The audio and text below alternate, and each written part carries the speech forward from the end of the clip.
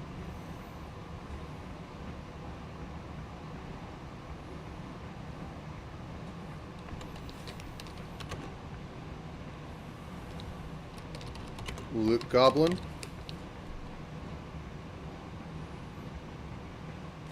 I was going to say have different, like, weapons or whatever, but that doesn't quite work.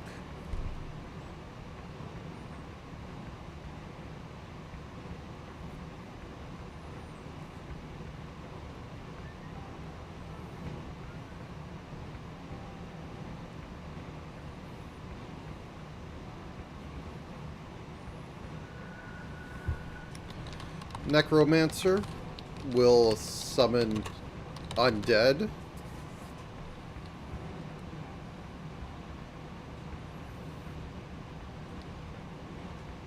Will summon undead and a teleport turn after attacked.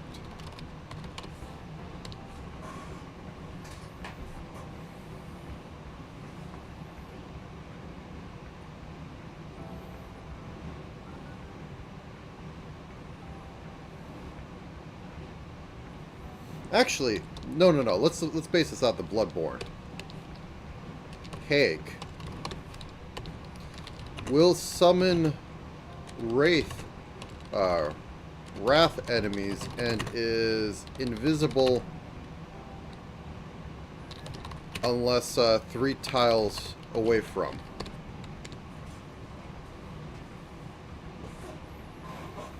So 1, 2, 3, 4, 5, 6, 7, 8, 9. I should also put a low-end one in there too.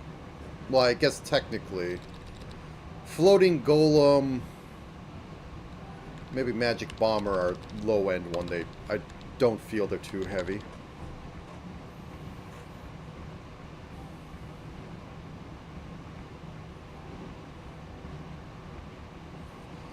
Anything else I can do?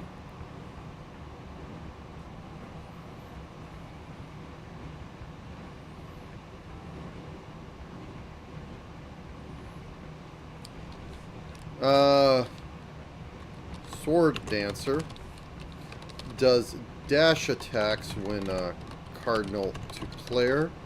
Will jump back when close.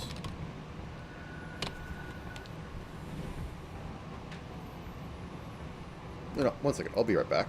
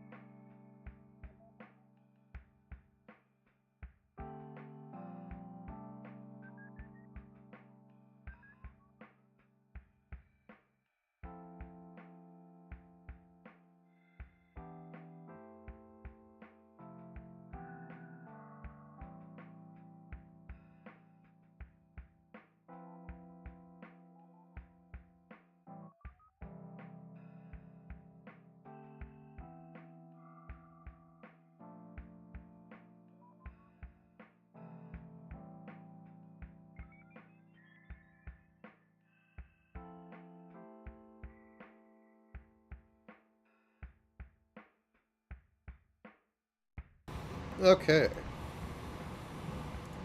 Now, what should the boss of such a game be?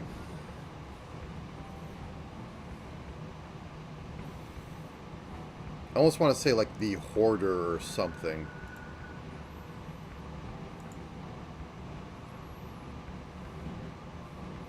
Like something at the bottom of this inverted tower.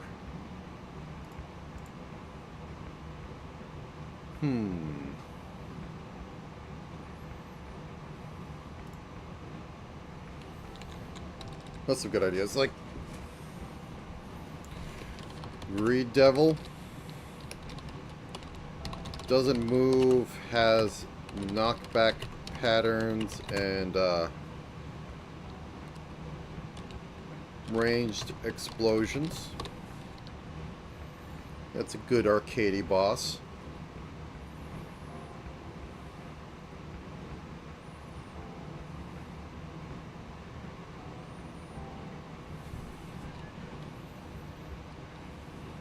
The Abyssal Lord leaves a damaging trail.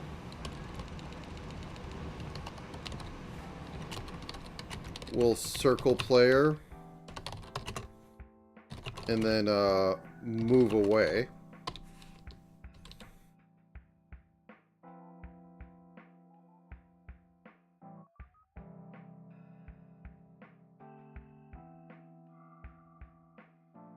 Probably needs a little more.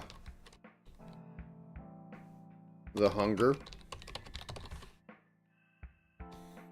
does damage and will occasionally move towards a flesh mass to eat it and regain.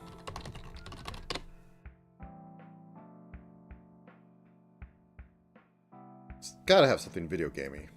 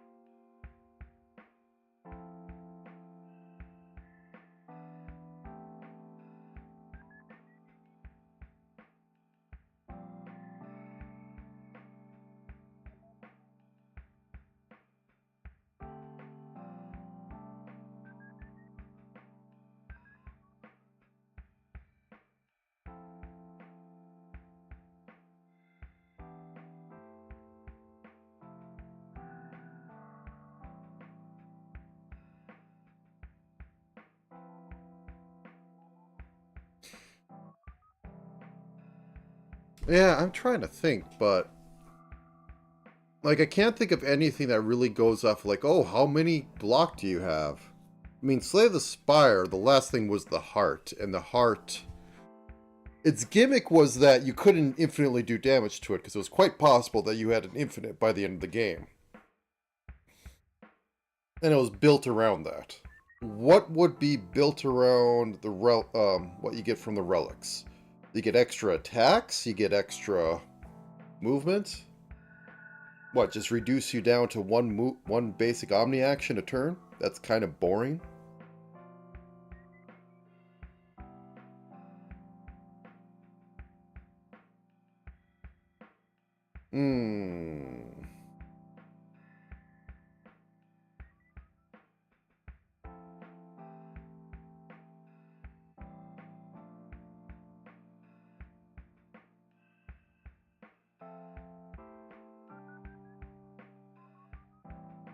And I don't think one that just summons a bunch of late game enemies to flood you with is really that fun. Well, you might be able to do it. The Abyssal Lord is like the weakest out of all these, because all he does is like moves around and be like, oh, you take damage when you step. How fun.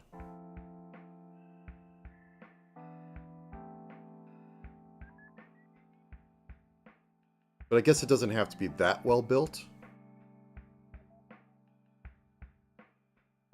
It has to seem grandiose. That's what I'm saying.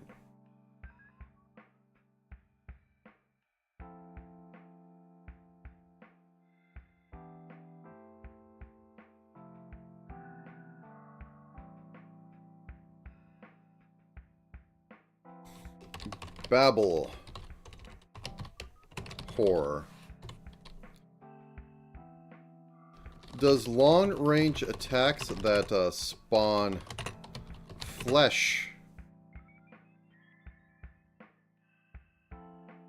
cubes that slowly wither, or flesh mass that slowly spawn over time or turn into some sort of rat enemy? So I think that could be interesting. So I kind of want so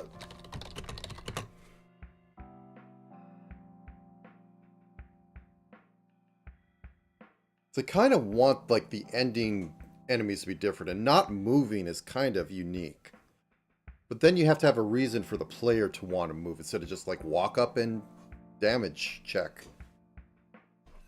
Because yeah, and like knockback or forcing movement because of like it moves away and leaves damaging tiles is kind of interesting, maybe.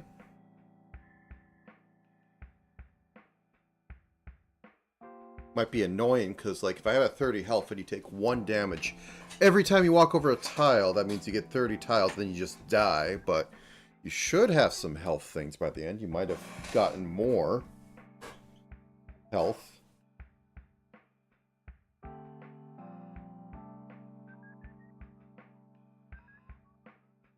Hama hama. Not quite sure. Still thinking.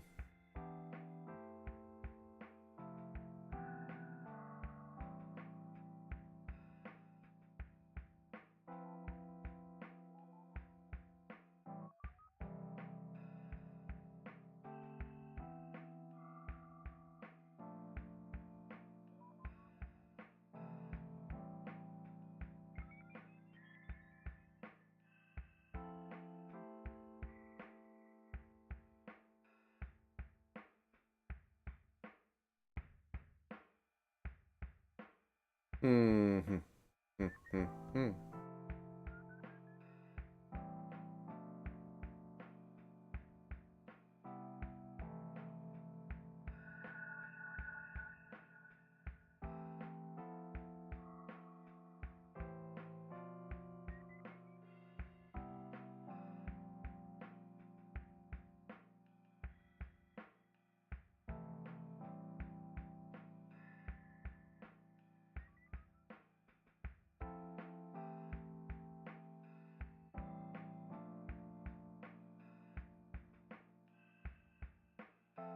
Yeah, well, I think these are the best to have. I like the Babel Horror. I like the Greed Demon.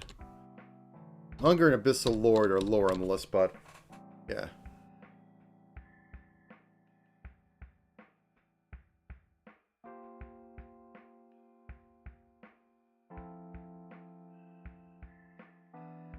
Yeah, unlike like Arknights, I don't have multiple things to work with.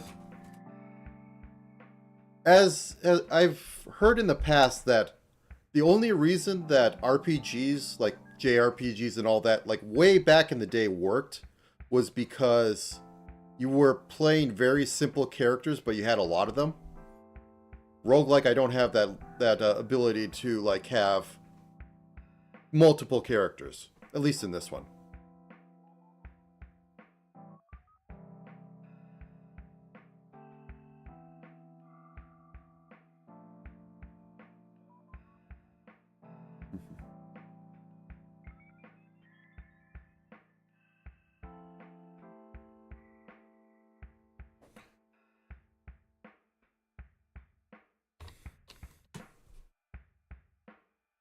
So I can't exactly like, oh, this zones out these type of characters, so you have to use these other ones to do something. Because I can't do that. Also, Slay the Spire was relatively simple as well. Just, it's going to be a lot of like, how to display information.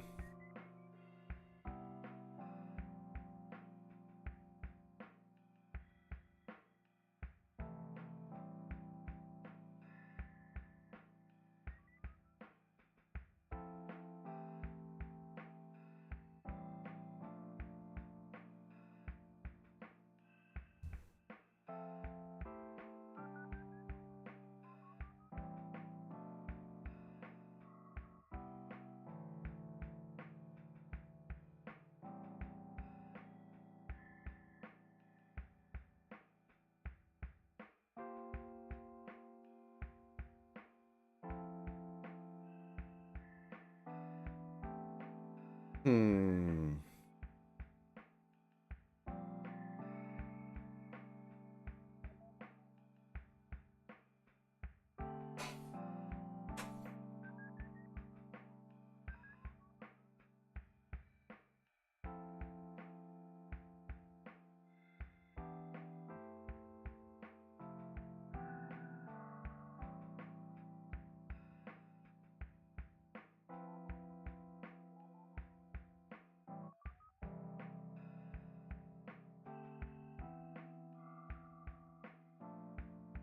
I think this is a good enough list, because I possibly might not even be able to implement most of this. I'm thinking, like, these two, maybe three, are the best on there, for as, like, a final boss at the bottom of this. We'll see.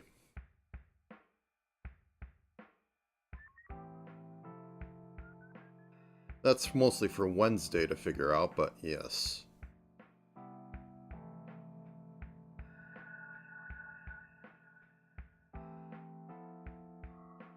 Oh yeah, I also didn't have stuff that... Okay, 27.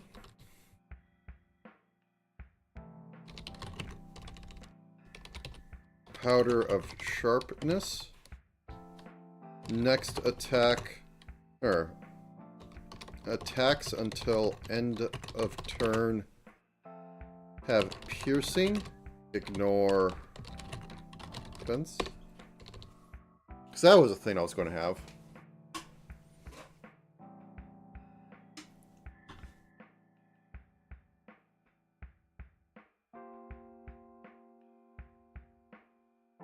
I also got to think about how big the inventory should be. I'm thinking like 5 is kind of a good thing. Should always be either like 3, 5, 10. But I don't think 10 is the most useful size. So I could just link that to, like, you know, the keypad, or the basic numbers, and I think everything would be fine. I don't know.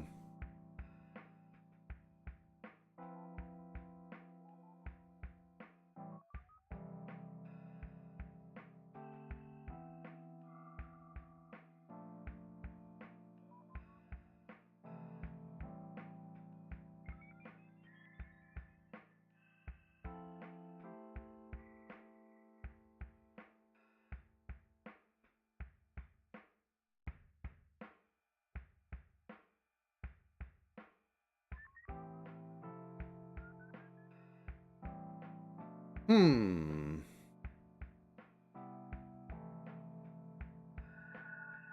Huma, huma, huma.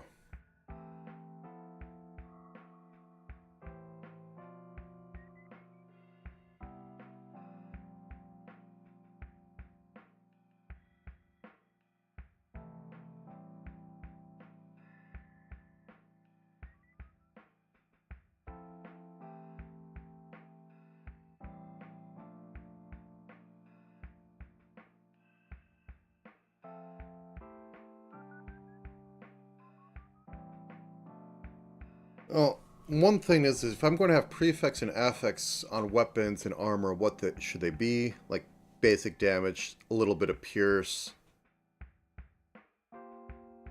percentage of...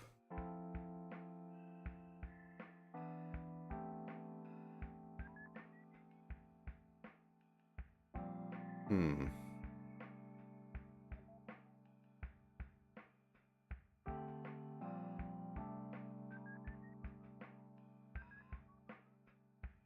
Hmm.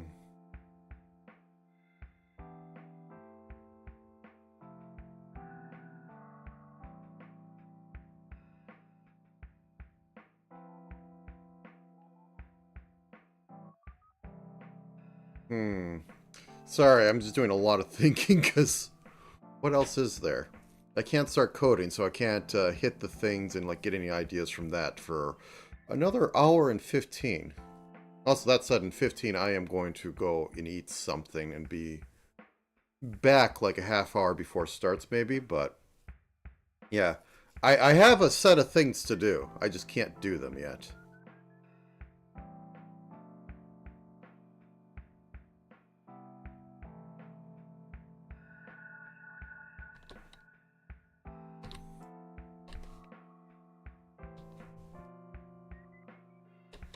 need to track time per item or just global? Global would be, I cannot spell. Global would be easier. And I could just do things off of modulos, but it's a little, eh. I don't think anything would care too much. It'd be very much you always know what's going on, except if I do like every 3 turns or every whatever turns. Anything that isn't possibly, how to put it?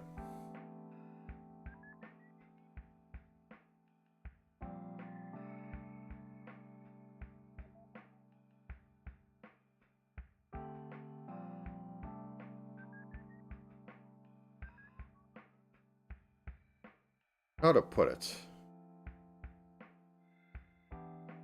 I'm braining.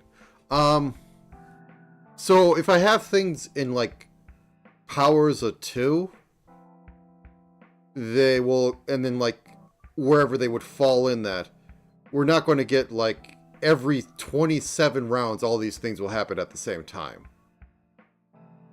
It'll be consistent, like whatever the highest is, you will always know when things are happening. Like every 8 rounds, you will know the pattern for every 8 rounds.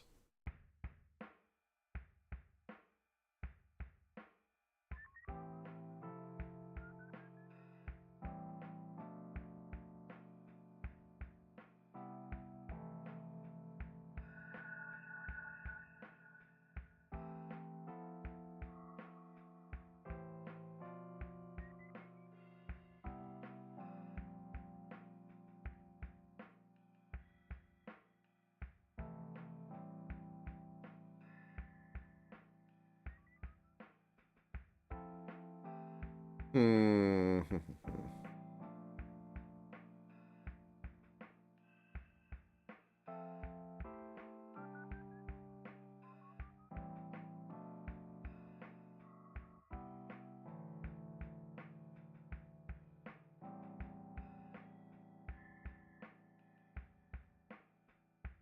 Do.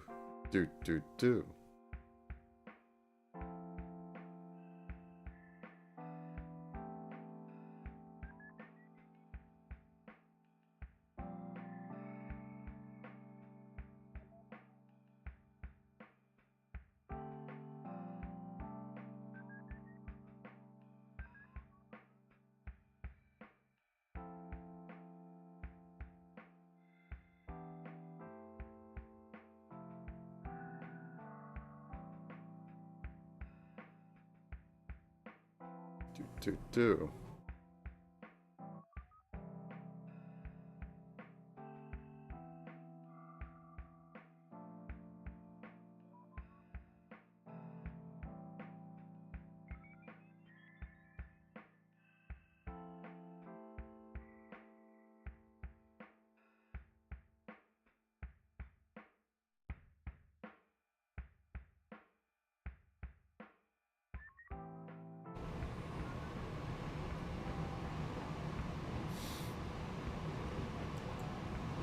Oh, boy. Okay, let's just look at what we're going to do today at the very least. So get the basic display, you know, your standard roguelike thing. Going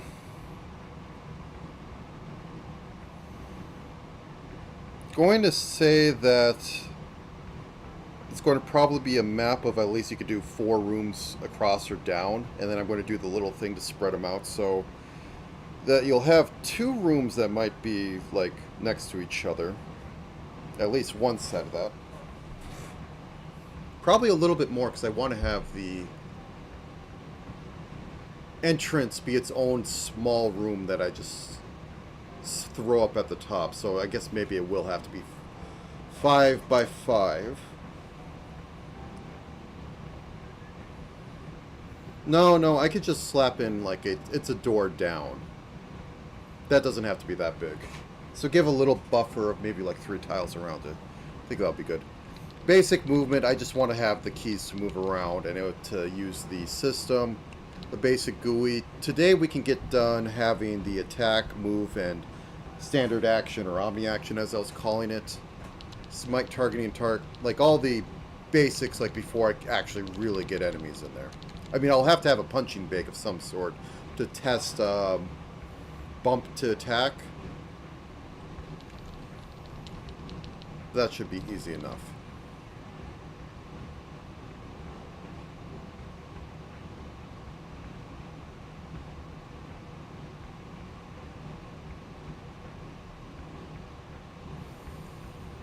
Okay.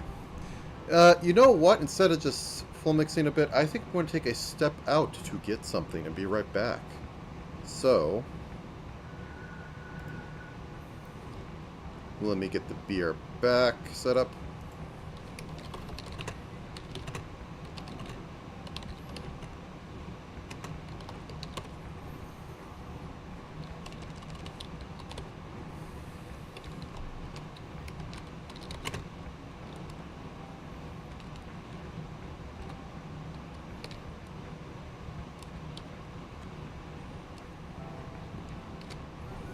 Alright, let me push the button.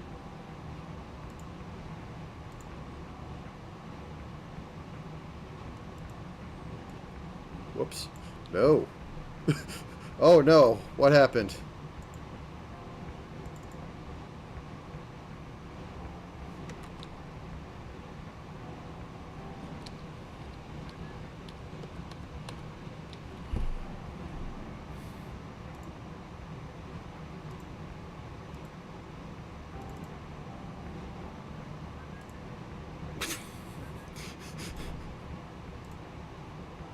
Let me just refix this. Of course everything explodes. I kind of hate how OBS works. Oh, I was muted. Everything exploded, but, yeah, here, have this. I'll be right back.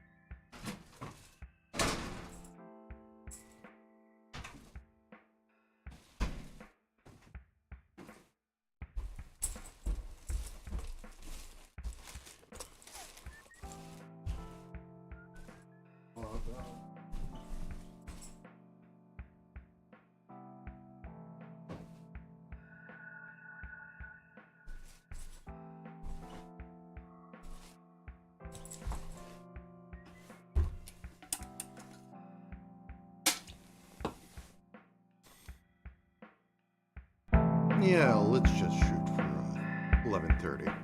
Half-hour buffer before noon.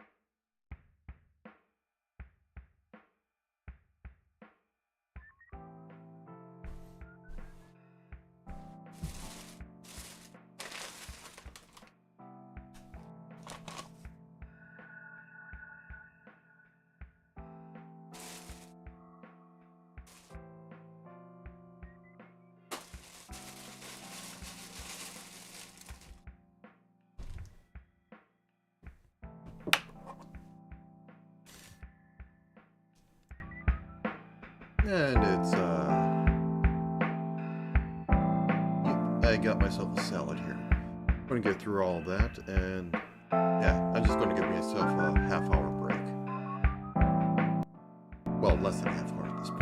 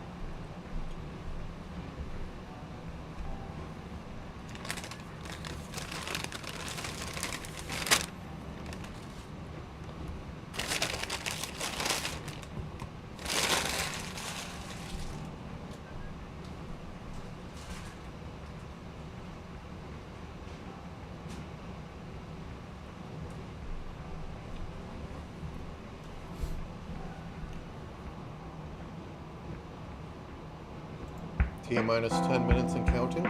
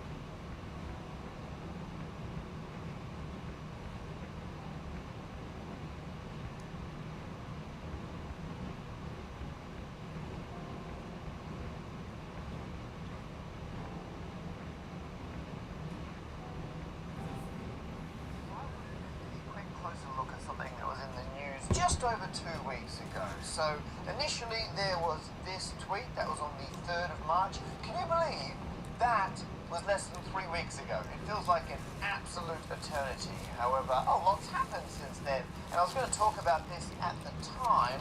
However, I was a bit busy rescheduling and cancelling all of my live work. If you were going to come to my UK tour in April, it's all been rescheduled for after the summer. I'll talk about that more at the end of the video, links below. However, this came out on the 3rd of March, and then a few days later, I believe the 6th of March, it was discussed on MSNBC News. We'll get to that in a moment. Let's have a closer look at the tweet first. And if we zoom in on this, right, there you go.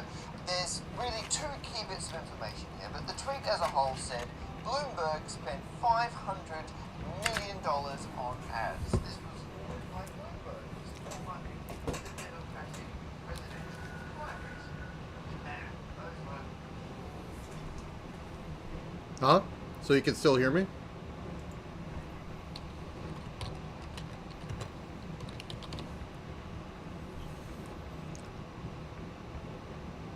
Oh.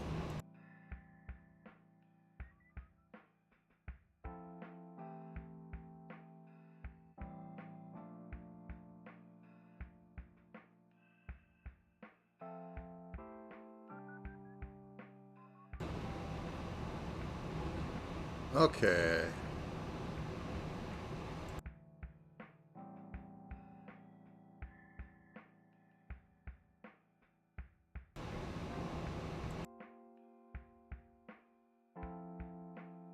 No, it shifted around my thing so I could hit the, like, so I couldn't turn off mic, but yeah.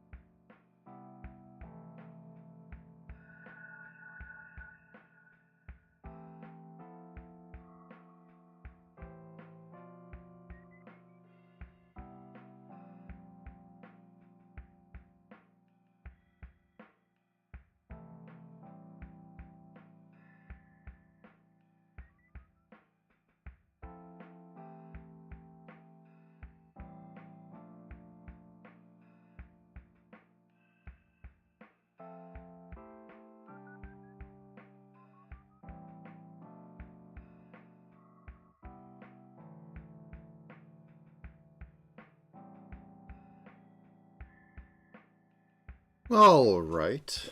I guess I'll be back on shortly. Yeah, something decided to move around all my mixers, and I always hit the second one to mute. Not like I did anything besides the daily grind and try to watch some Matt Parker stand-up things while eating. Anyways, let me come back. Hello. I'm here for my first week of work. Going to be doing a lot of working this week. My mood isn't going to change at all. Not at all.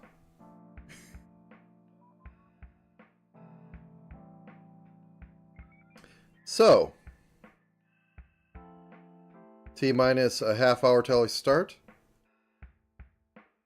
And pretty much what I assume I'm going to be going. That on top of everything? That is not.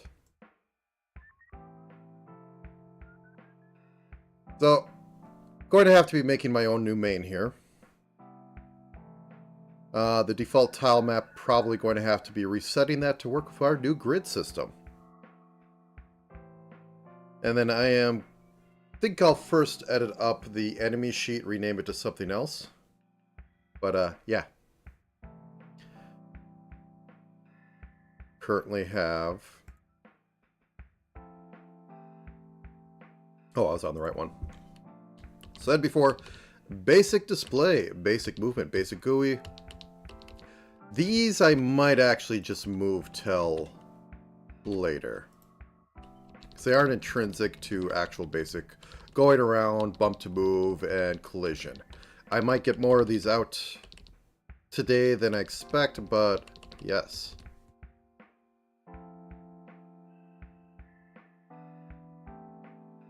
This is going to be a terrible 30 minutes. Well, less than that now. But finally, going to get to coding. Going to... Though this will probably be tomorrow, get this little thing actually implemented for merge sort. So that I can get distances from enemies. And I think that when I tried it again, the grid kind of broke on things. So I'll have to get the proper size set up. Yeah, going to have to change this as well. The upscaling is going to be fine.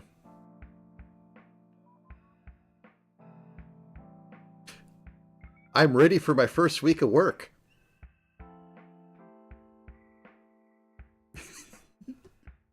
So, yep. That's what I'm ready for. This totally isn't going to be a death march.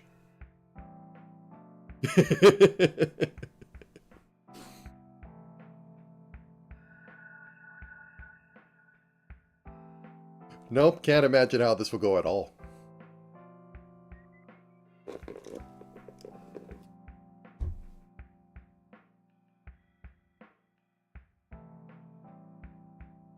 I may have went a little too much on the physics, but it seemed good at the time.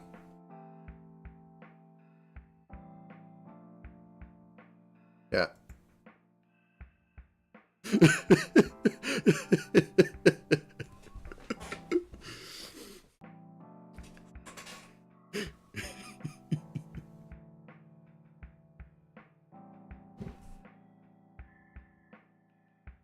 Oh, as for tomorrow's stream, I think I will be breaking it up across the across 2 streams tomorrow. I'll be posting them up as per usual.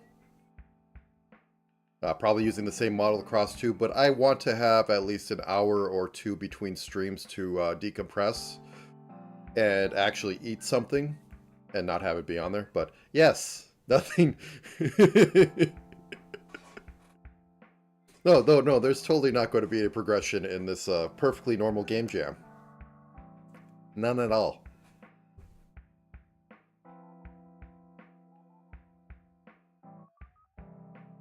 Did I get the squish in there right? A little bit. Could be better.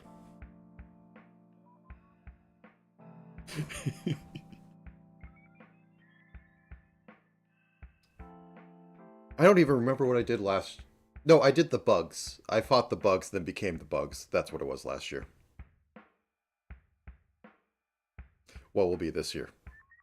Who knows? Who can guess? This is just a normal week of work, right?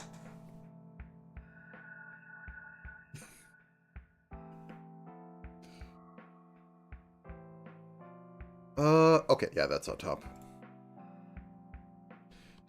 I mean, these two should be relatively simple. The basic GUI is going to rely upon the movement stuff, which is probably going to have to be divorced from the player character to be its own thing, because the enemies don't really care. Yeah.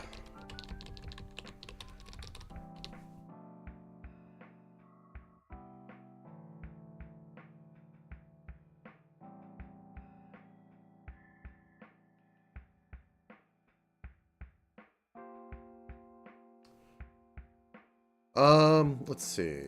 Just what else I have in here. Heartbeat controller should work as the same. This is where I'm going to be putting in my loops.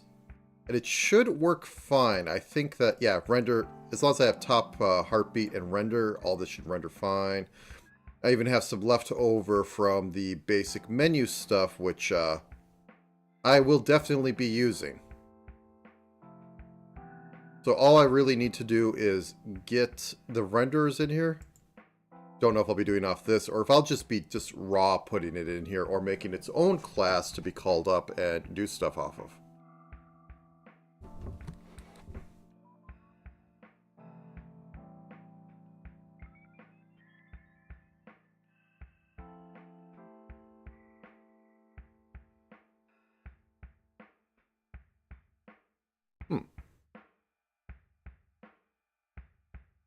I have to remember how all this worked, but yes.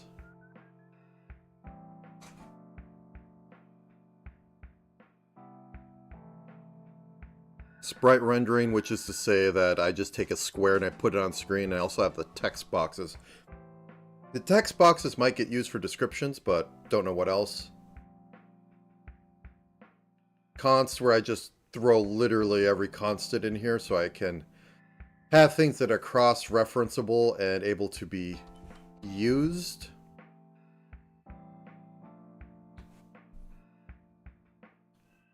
Mostly stuff like visible.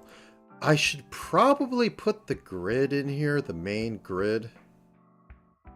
That does kind of live in the actual grid H, which is my own little thing I've been working on for a while on how to properly do this. Though I need to make that bigger. I definitely need to make that bigger.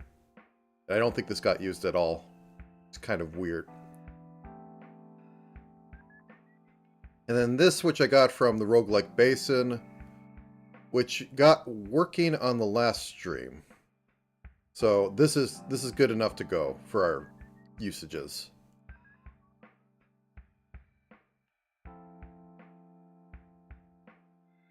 Push that down. Oh, of course. Of course. Okay. So just looking through my toolbox that I've updated. This is something I've been working on for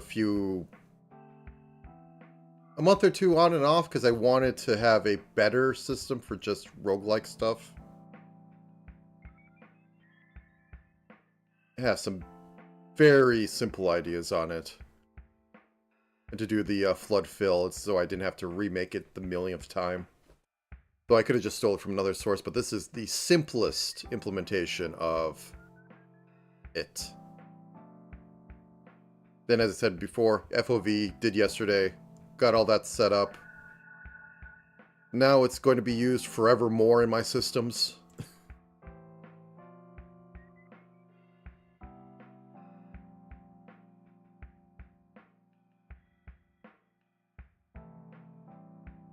$10 minutes. 10 minutes left. I will be starting on trying to get a basic display. As I've shown before, currently, we have this little in the corner. Because I... Oop. One second. Let me make that a bit smaller. There we go. So we have this little bit right down here. Which is just a leftover from the sprite, and I just put it at a random place to show that it still worked. So that's all I wanted from yesterday, was to make sure everything worked with all my old code, but then it decided not to. Not sure why, but it decided not to.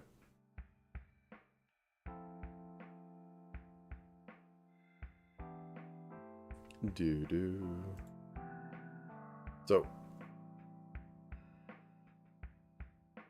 if I had anything I really wanted to go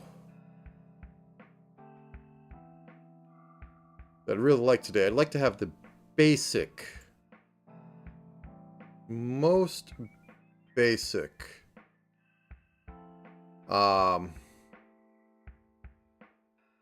enemy display and all that, but I kind of doubt it. I think that's going to take a few hours. I mean, we are going to get a few hours, but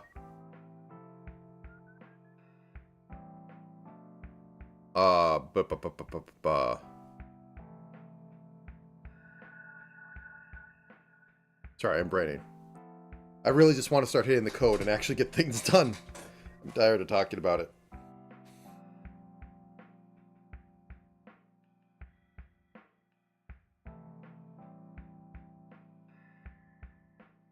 Just watching that scroll by.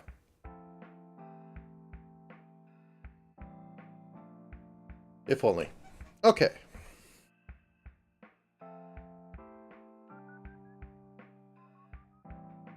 Okay, I think the mute still works on here. As I said, when I had the bubbler set up and everything decided to freak out, it did weird stuff with my audio mixer.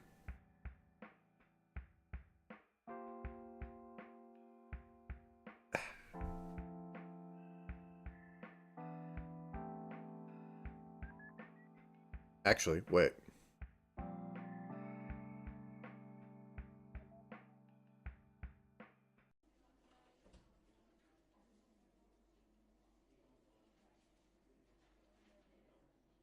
Immersion.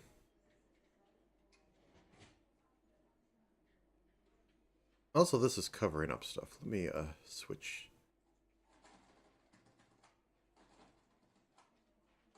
Something like that.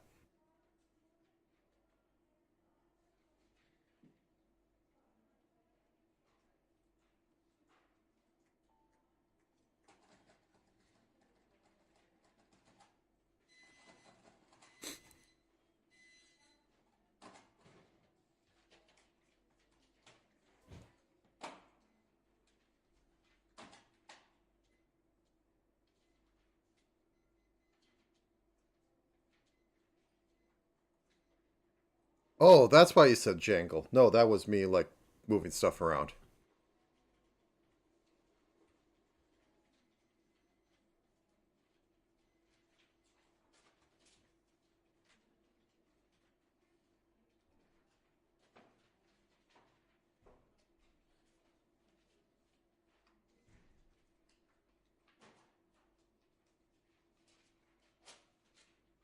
But background music is working. Well, not music at this point. Ambiance.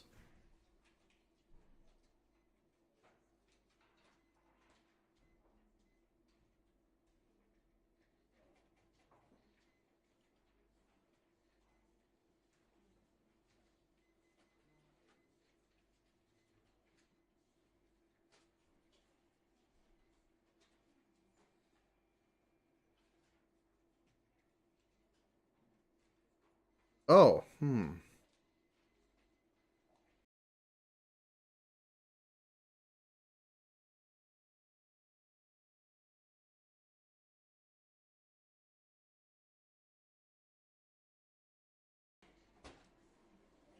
How's that?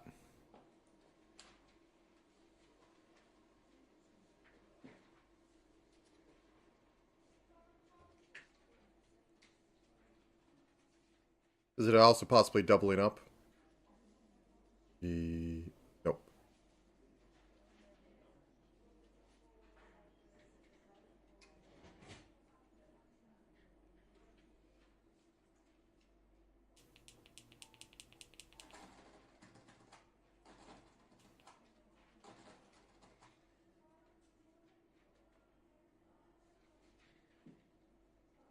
It's mostly just, you know, like office noises and stuff.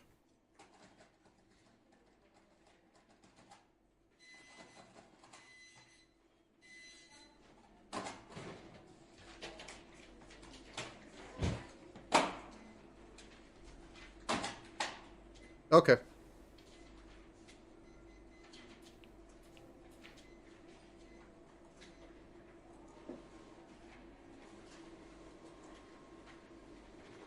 Yeah, I had to push that up a lot. Okay, I'm not sure if you actually heard the music then for past however. Whoops.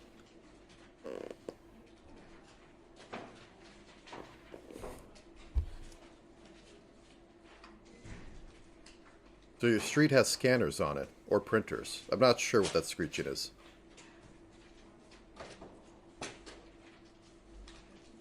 Anyways. I'll probably switch back to music at some other point, but this seemed appropriate. Got to reuse it after all. I think I used this for Corpborg. I actually don't have that down here anymore. Did that migrate upstairs? Yes, it did.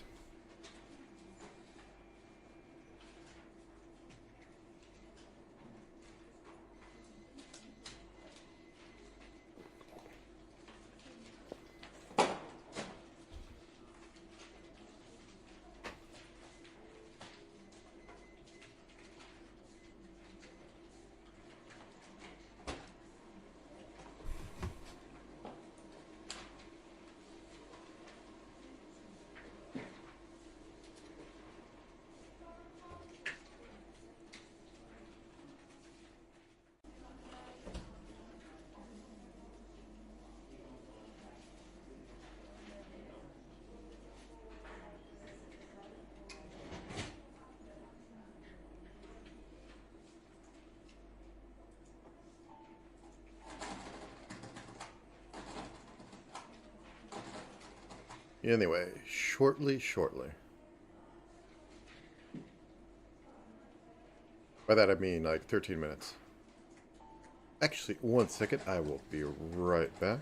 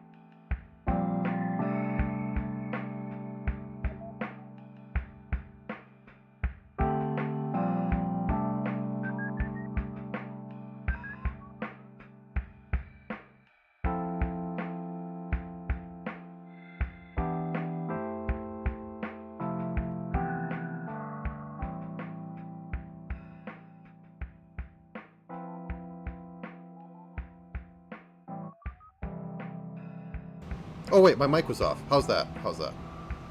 Yeah. Oh, I'm going to get annoyed by having this set up. And it's going to change when I go back to the other scenes. Oh well.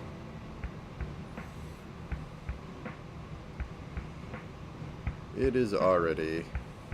Yep.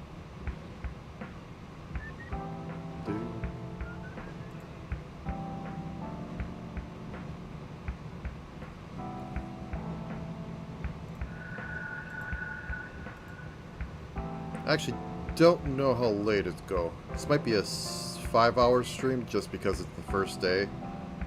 I do have things later tonight.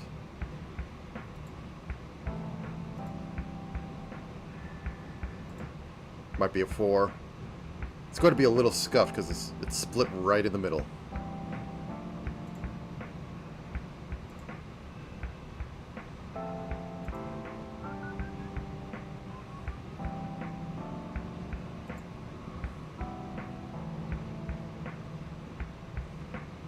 Boop, boop, boop.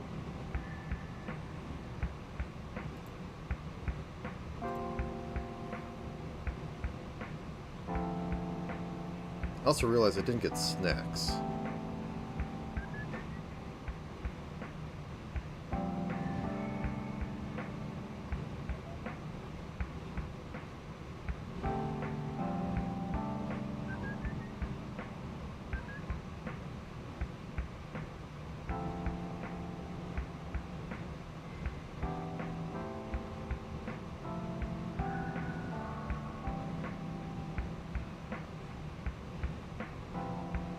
Ooh. Yeah.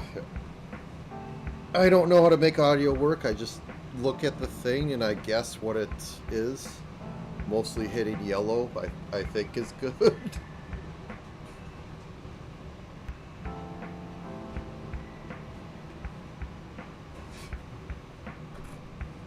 Okay. Let's try to get a bit comfortable. Alright. Let me just, yeah, I already showed that this runs, so I'm not going to run into issues like I did the other day. I might want to turn off all the spam, though. Yeah, I'll do that once it starts.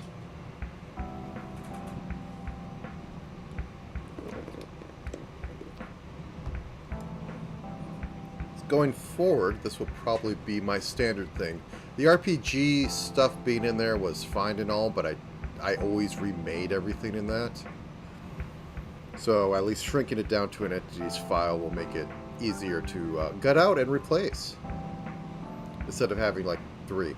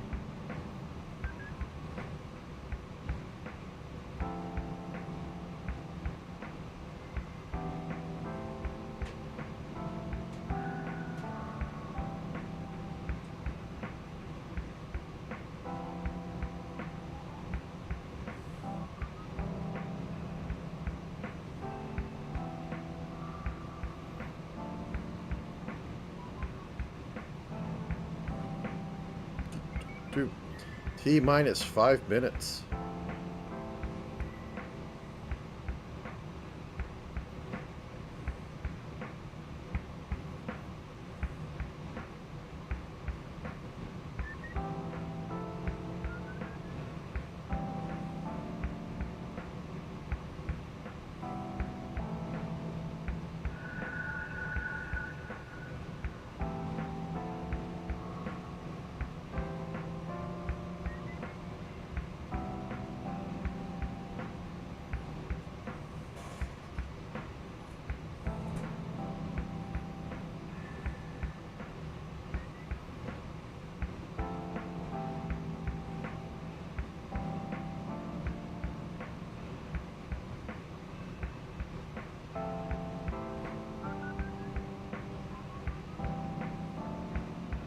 T minus 4 minutes. Not much else to say. Okay. Actually, we can open up the file here. At the very least.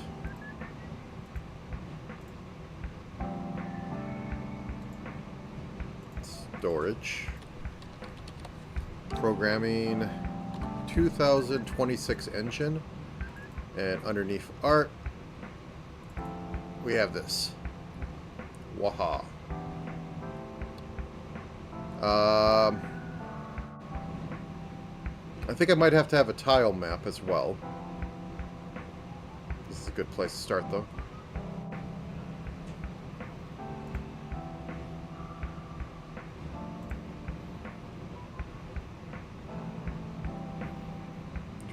Dude.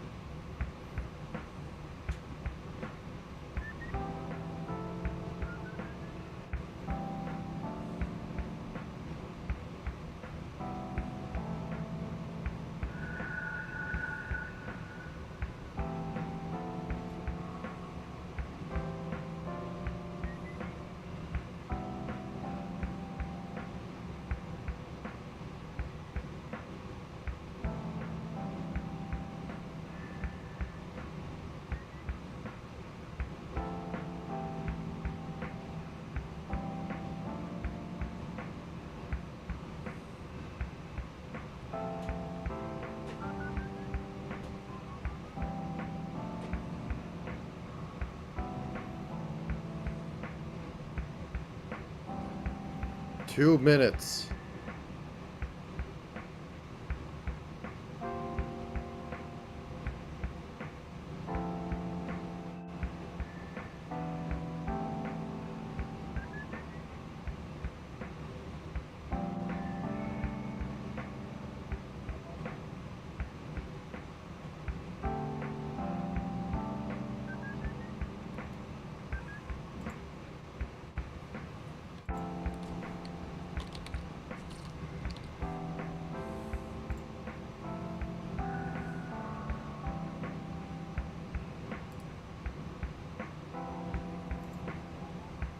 If I was smart, I would have set a timer and had it set up.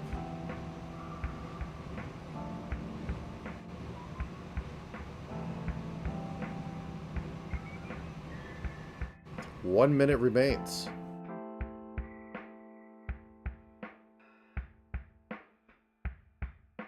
Then I could actually work.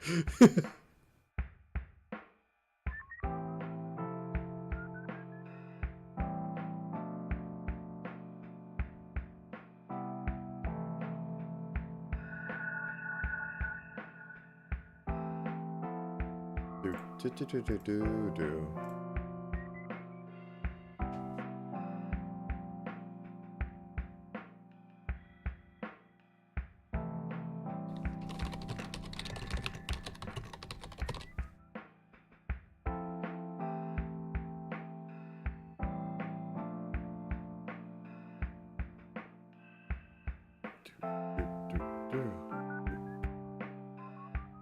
2. Okay, it is time to go.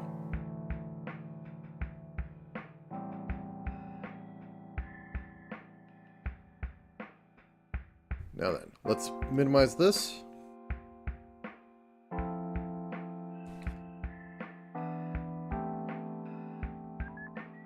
Okay, actually, no. Let's get this up.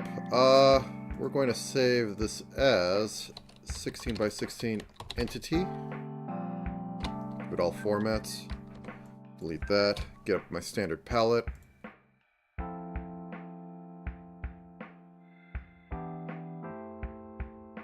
Let's just make a little guy here. Center this screen. Boop, boop, boop.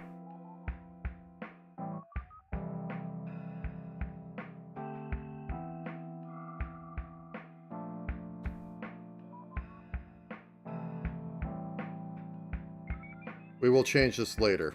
This is true, utter programmer art. In all senses of the word.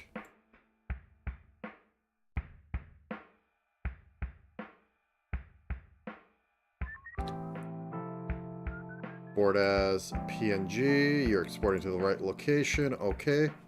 And then I will update you over in Heartbeat. Heartbeat sets it up because that has the SDL.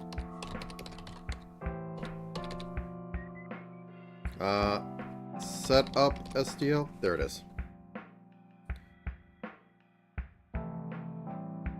Let me go back into that folder. Actually, I don't have it opened up.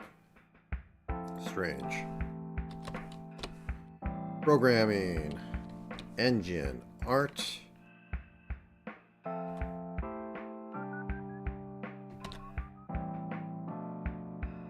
Room. And I'm going to make another one. 256 by 256. That's 16 by 16. Yeah, I think so. I am just going to make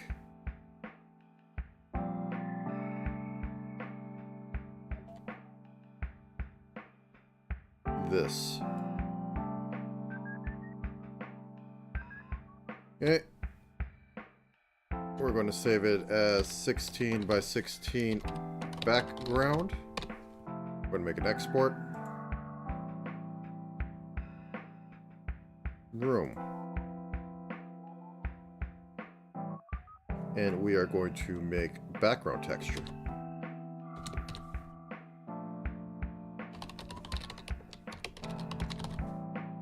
Feels good to actually be doing something.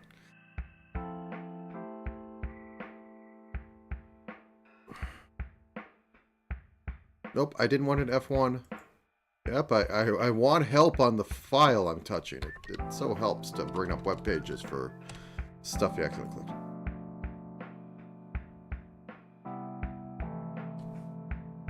Okay, where's the font? Where's background? Did this export wrong? You know what? Honestly, save as.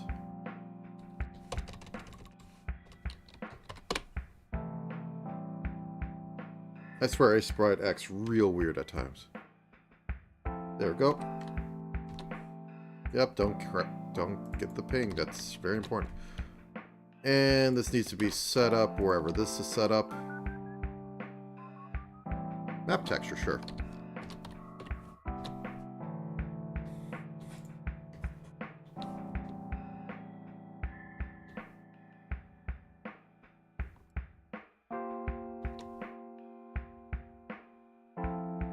Yep, okay, it's only used in that spots.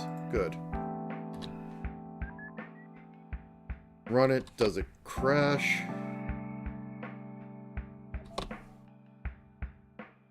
Not displaying anything right now. Let's go over here, and as I said, I'm going to comment that out for a bit, because we're going to possibly need it later.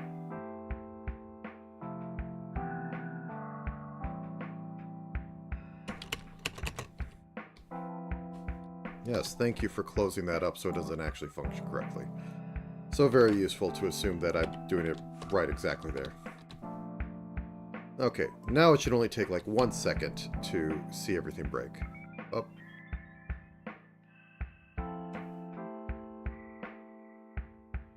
Could you... There we go.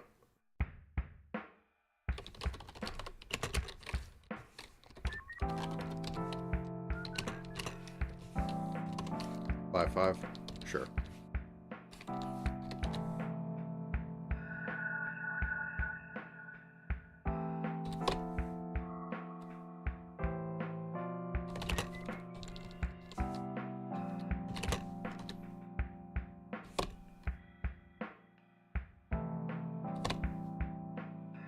Okay, and the render engine is also going a bit nuts because I had put some stuff in there to try and get output.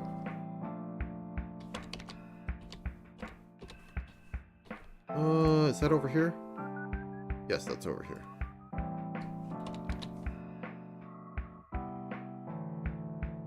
So we have this set up as 1, 0.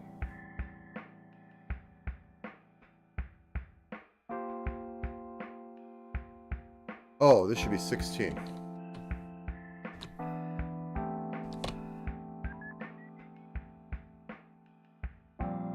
Okay. So now we should see something? There we go.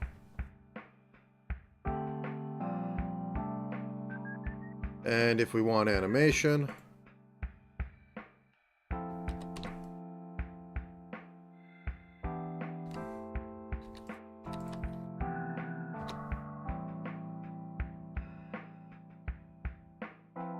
Okay, go back into here, and this should be taking in a float animation.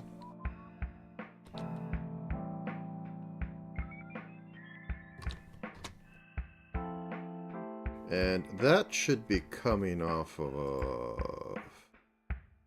Let's see where you're being used.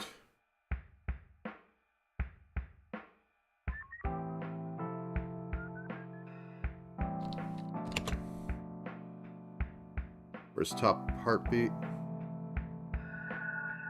Just to get the S-strand set up in there. Where's the top heartbeat?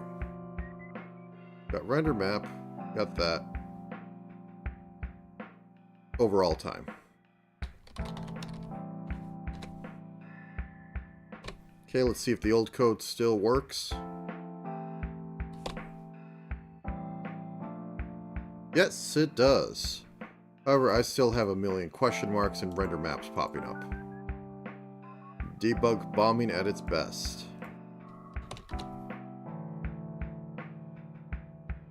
There we go. It literally slows it down, so I have to take it out.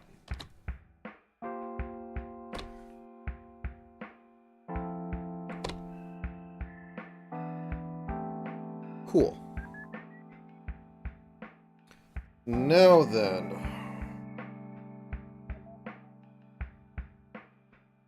We have the entity, we have the texture square. Yeah, that's all coming in through there.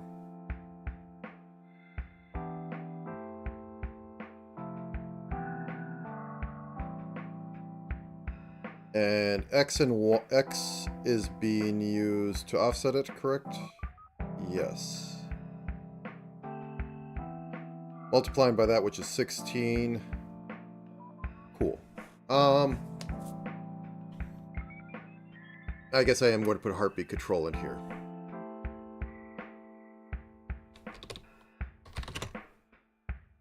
Void main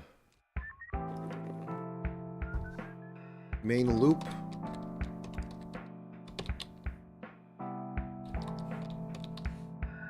Void player map loop. Void enemy movement loop. So it's going to go in here and it's going to go while true forever.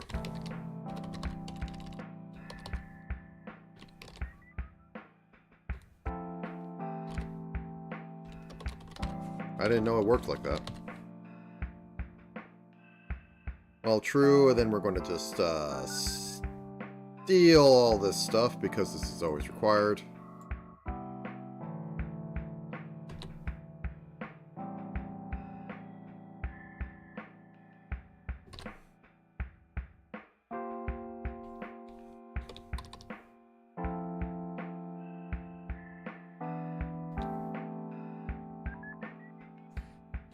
Okay,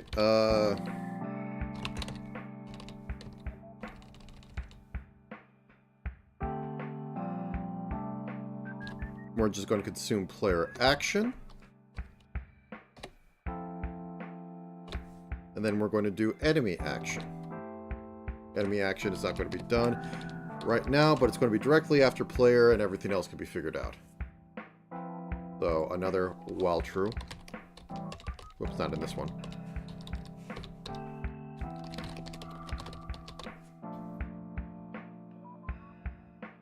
I should make this its own thing. Let's do that.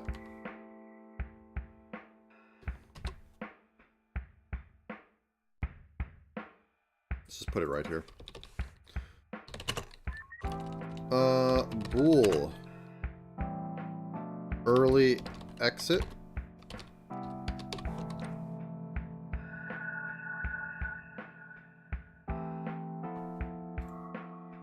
Return true.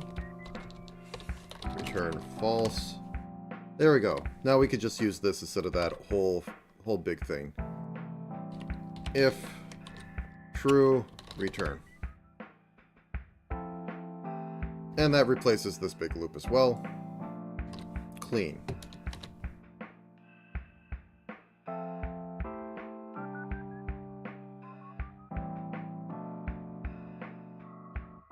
And at the end of every one of these, it's going to be its own specific thing.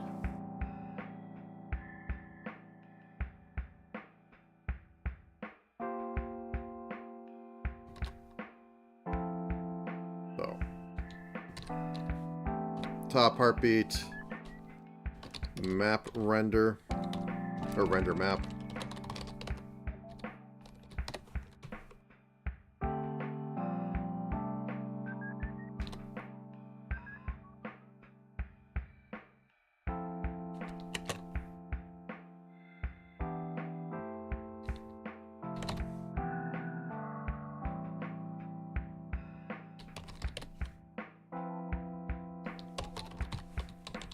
Yeah, I have to have it,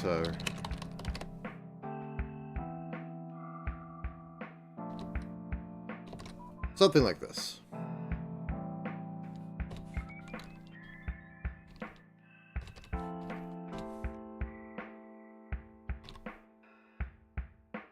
If that returns true, also return out of this. Okay, so we should basically have the same thing. Instead of using test map group, this should be fine.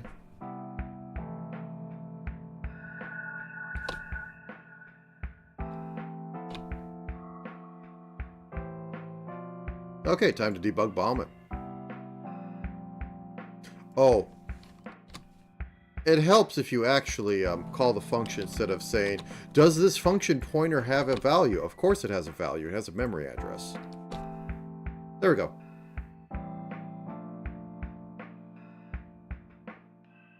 And it exits properly, so we're good there. So now we just have to work on this.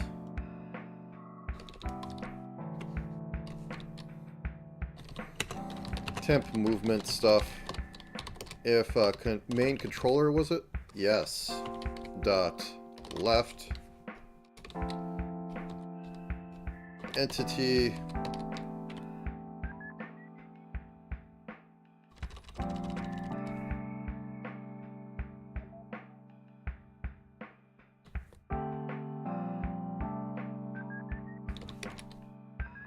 Define player as entity list 0. Can I do this this other terrible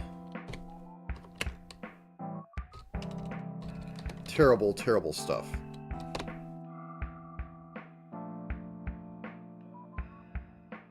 I'm using what is called a macro. Woo!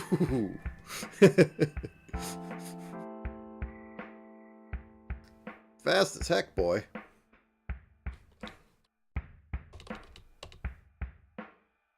The answer is yes.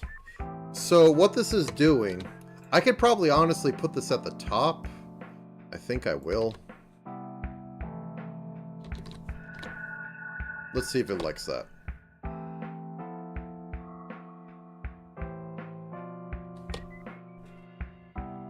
Yep, it's fine with that. So what this does is that every time player is found, it will replace it with this in the code. And it's terrible, terrible macro shorthand. I usually don't like macros. But in this case, it'll make everything easier and consistent, and I don't have to make a player thing that does all this other stuff. It's fine. It's fine.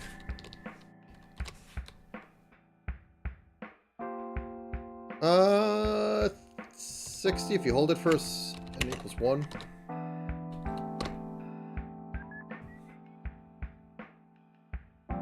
You could do real terrible stuff. There we go. That's same.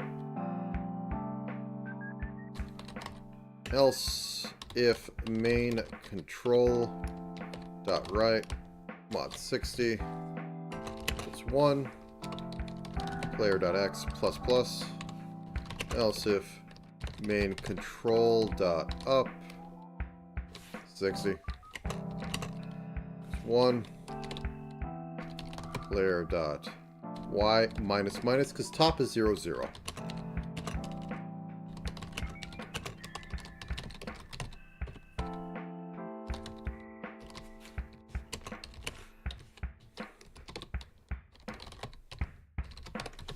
Okay, so that's a full directional movement.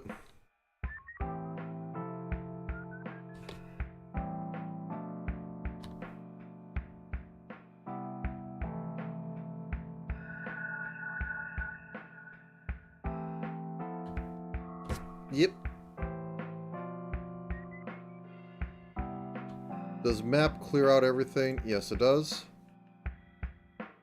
We should probably have a phase. Just because it'll make rendering stuff in here cleaner, so I'm going to make a phase. Oh yeah, you can't just do that.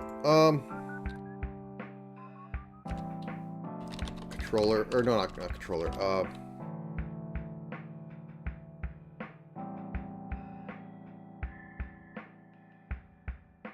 Top level dot h.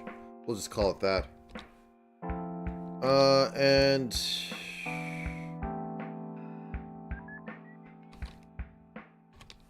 bound include top level dot h.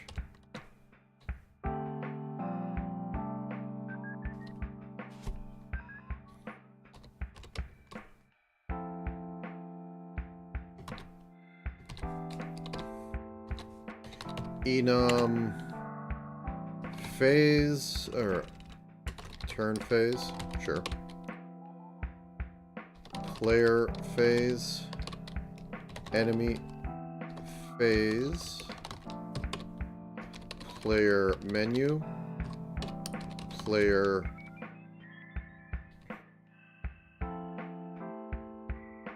smite target, player cardinal target,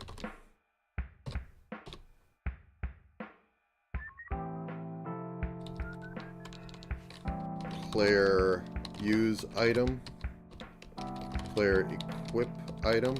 I don't know if I'll get there, but we'll see. Int current phase equals player phase.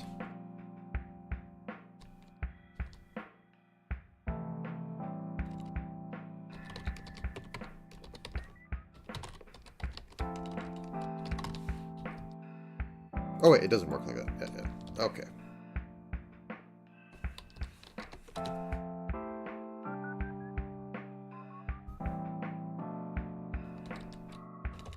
And I think we're going to prefix these so they'll be easier to work with. Actually, no. Control-Alt, I think it is? Yes, Control-Alt it is.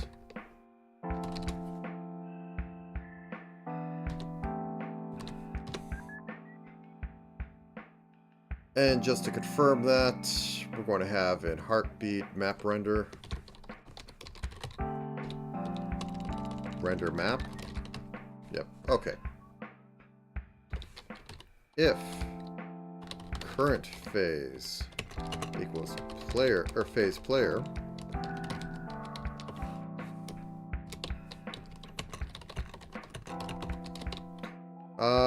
text box,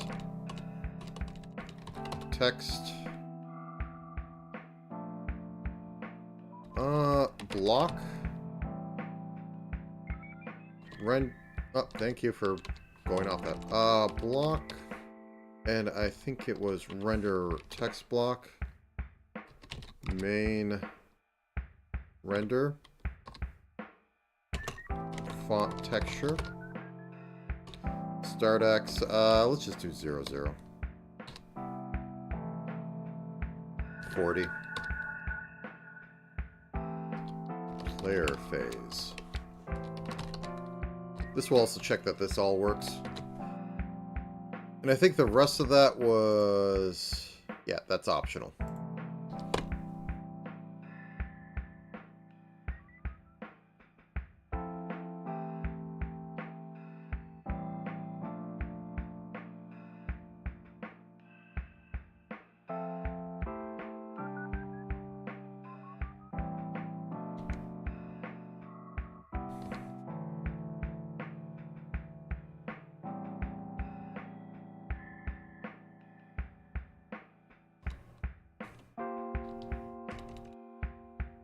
What?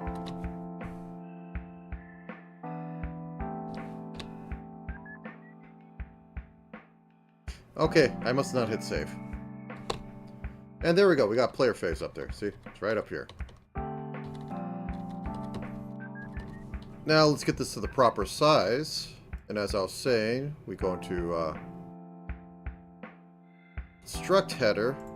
Yeah, everything's still viewable. Okay, good. Go to construct viewer.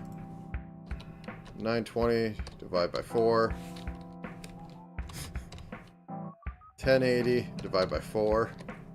I don't know how this is going to look on my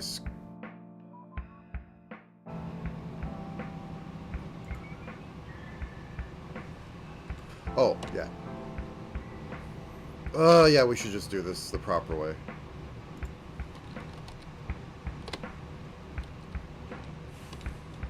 $920 divided by 4, 480.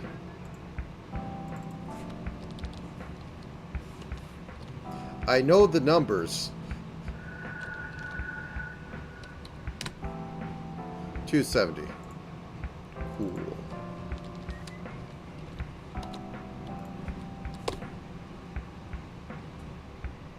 So you see I'm using define here. This is so I could like stick these as constants everywhere.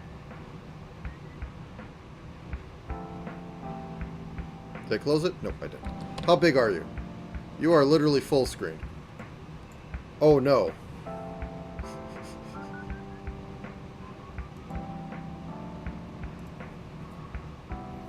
Let's just double this for now.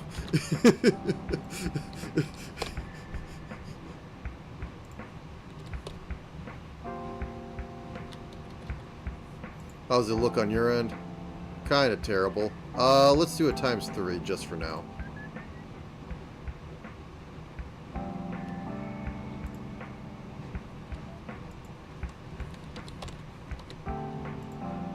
I can't do the full screen because it literally takes up my entire screen. Okay, this should be survivable for most people. Okay, cool.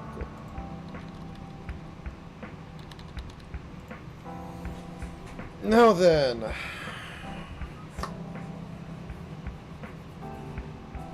let's do a little bit of math, and since we have a calculator open, let's put that here. Oh, it's like I need to bring up the constants. 480 and 270.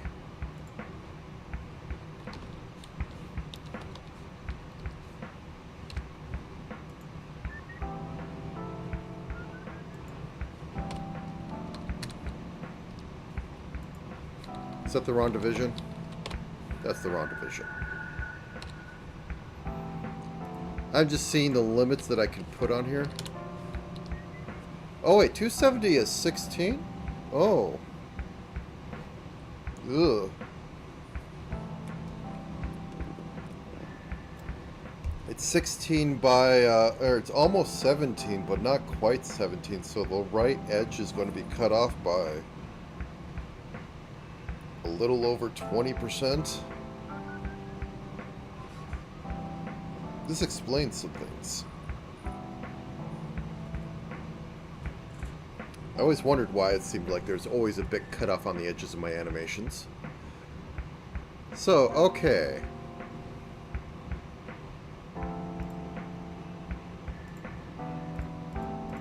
Whatever, we'll work with it. So that means we can only show 30 across.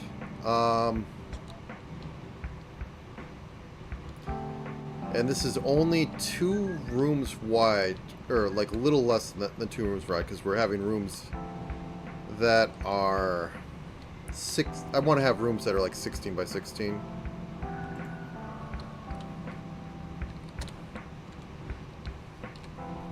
So 1 and change. And this is going to be about 1. I mean, we could change this up a little bit by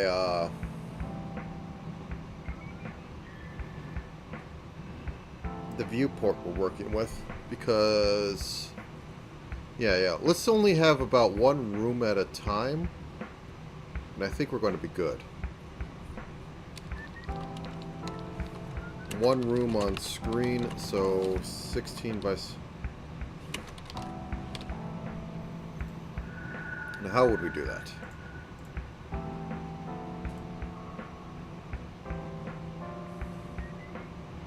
Also, let's close this down. That's just taking up real estate.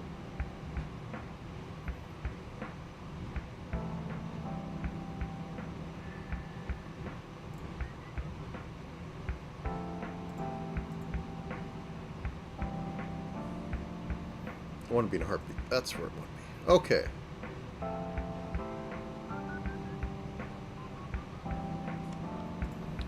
So render tile map. Viewport width.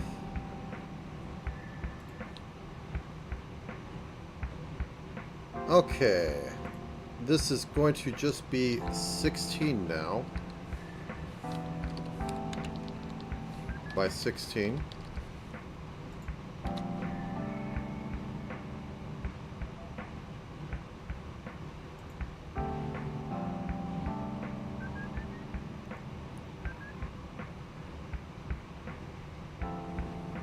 Okay. Sorry, I'm thinking a little bit.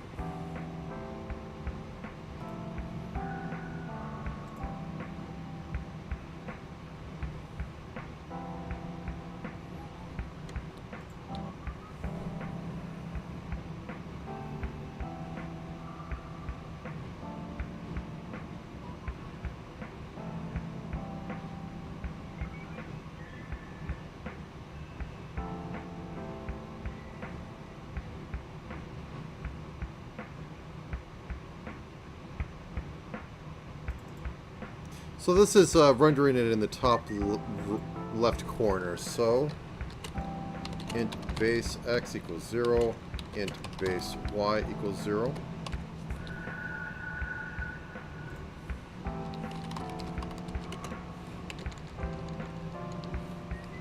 Base y plus. Okay. Now the entity render is going to be a little interesting.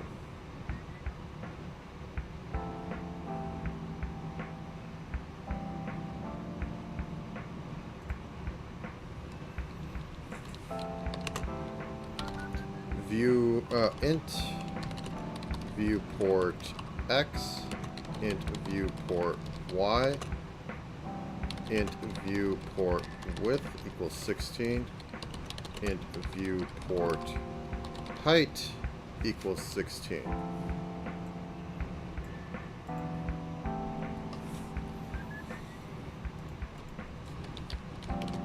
If entity... Oh my god, I can't spell.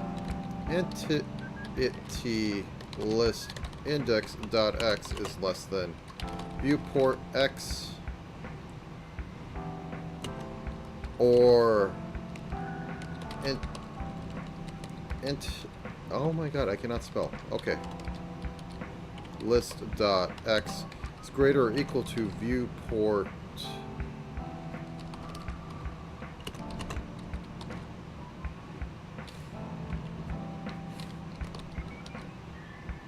and then we could just do this. Since I already have constants for viewport x, which I should probably just keep using instead of putting more, giving myself more rope to mess up later.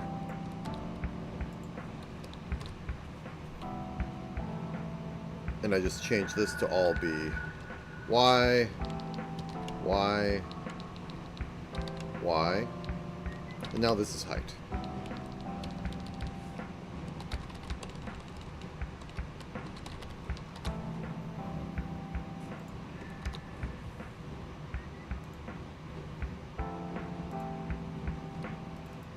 Oh, I forgot the index.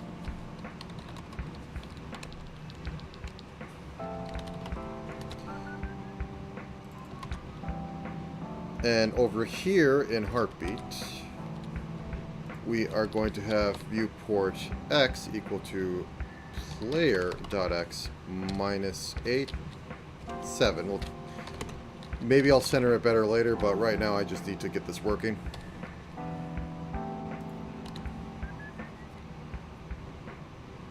Okay.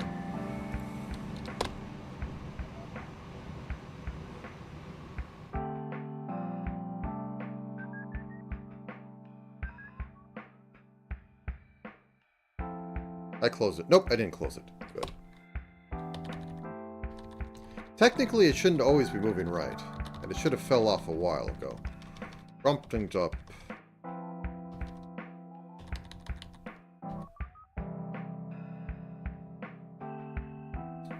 Okay. So over here in Entity, we have our base X, which is at 0, 0. We have our viewport, which is at wherever.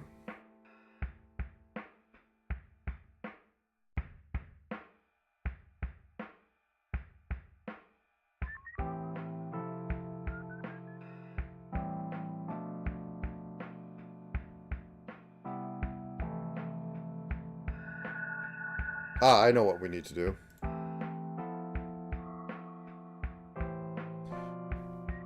Let's see, is there an offset in here? Nope, it's using the 2 rect, which we are using from... Yeah, this is what we do. Minus viewport x times glyph width, or no, glyph width.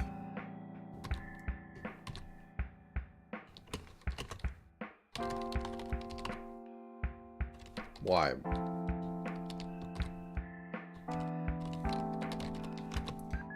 I doubt I'm going to be doing any interesting things, but I did have the thought of it. Okay, now effectively the character should be in the same spot, which is what we want for a roguelike. But in order to test stuff, we need to have something else in here. So we're going to make a second one at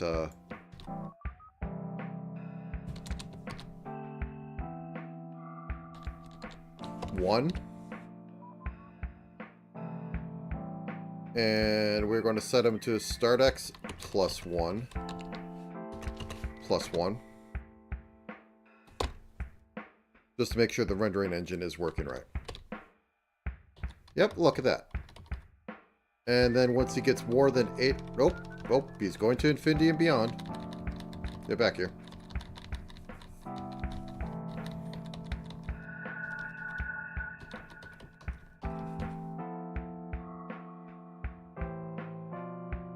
Okay, let's look at this.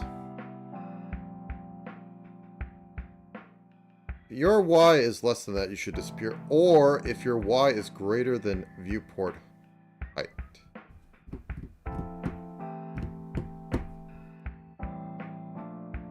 Oh, I didn't actually have the continuous, did I? What a blunder. I literally added no ops. Okay, there we go.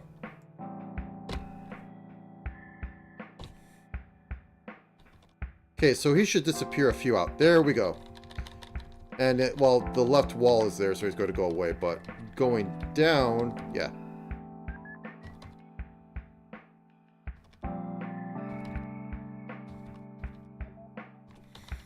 And now we should be able to offset this. What did we say? This is 30 across, and we're taking 16 away from that. So 30 minus 16 equals 30 minus 16. So we got 14, so we should have a buffer of 7 on each side. So when we get back to Heartbeat Controller, the base X is going to be 7 times...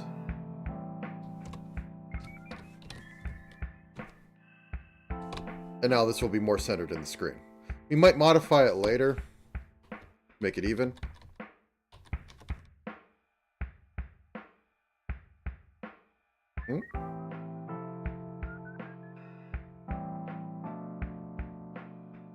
Base X.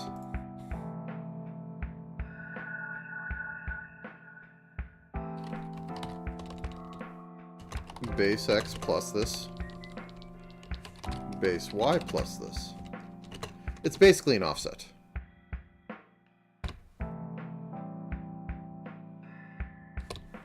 There we go. Now we can see this disappear off the left side. It disappear off the right side. Everything is hunky-dory.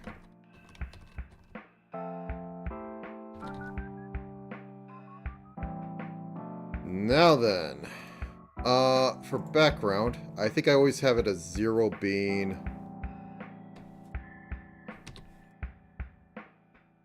the unwalkable spot. So let's just do a very simple block.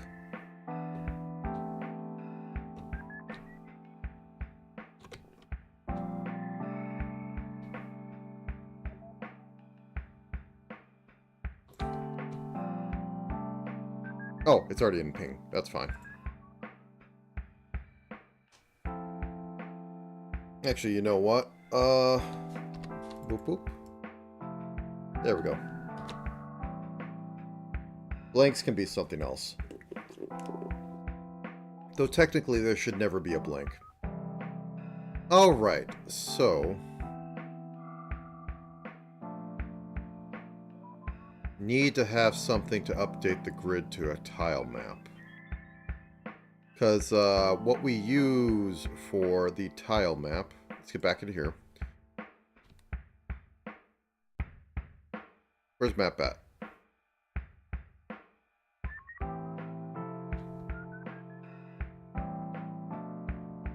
We could just use player. Let me see. This is X.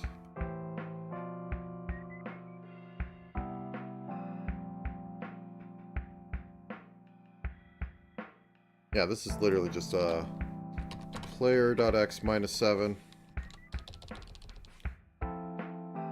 Player.y minus 7.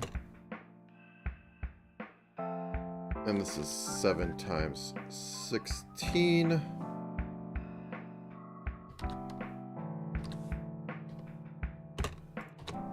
Okay. But we need to have something that actually updates the map off the current grid.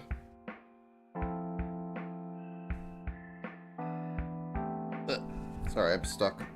There we go. Oh, where do we want to write that? Tile map render. Okay, you are importing grids. That should be fine.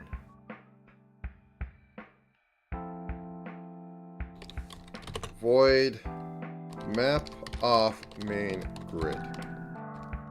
Because we do have something called main grid where we're storing everything. So that's where we should be able to do everything.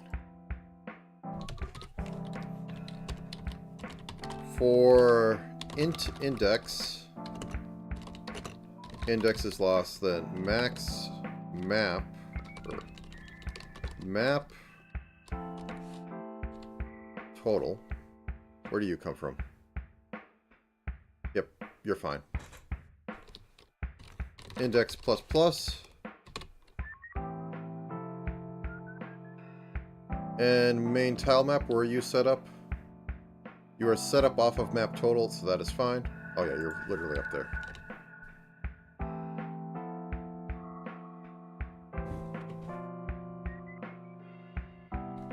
Okay. So main tile map index.texture x is equal to main grid index modify by 16 modules by 16. Yes. Oh wait, it's texture. There we go.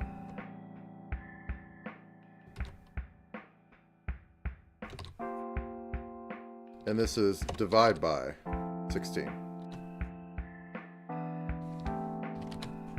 And we just have to run that occasionally. So for right now, we're just going to put this in the main, right before it enters the main loop.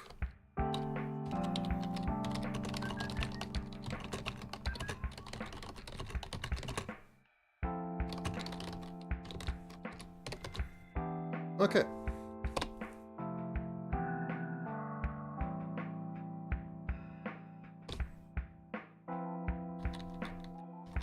Don't see anything. Let's see.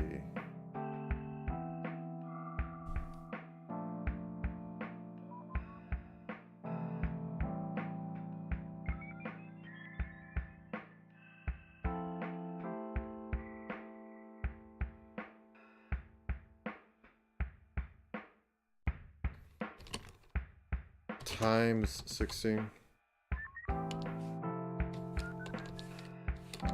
This may seem silly.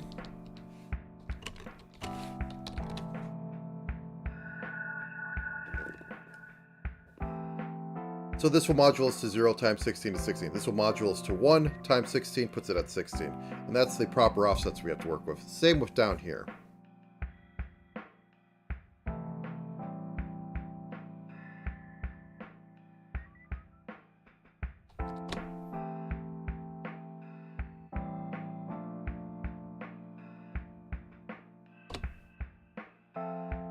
Everything should be that white square under there. Is this just not rendering? Oh, wait. I don't have the proper. This is, this should be map texture now.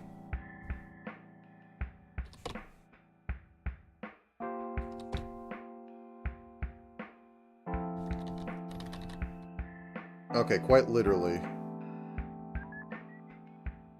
Let's take this. Let's go over here.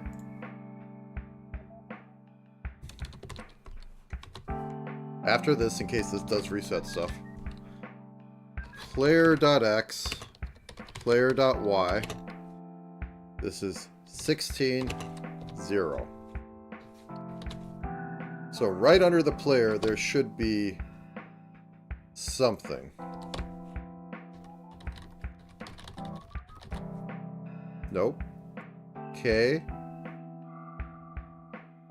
So we got to see if, oh,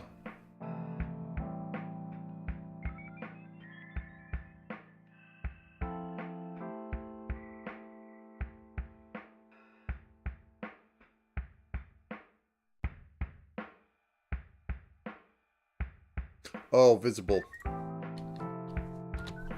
Let's get to that later. There we go.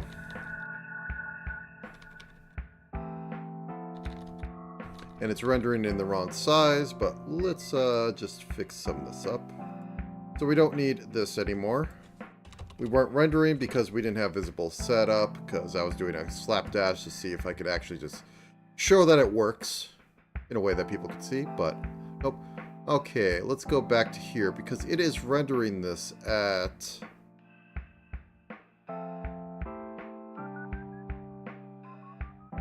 text sizes.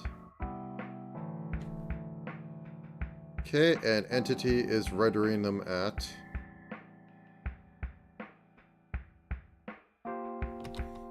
honestly,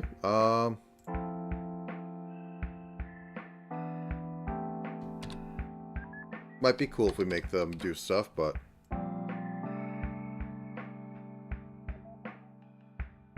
oh, it's expecting a rect.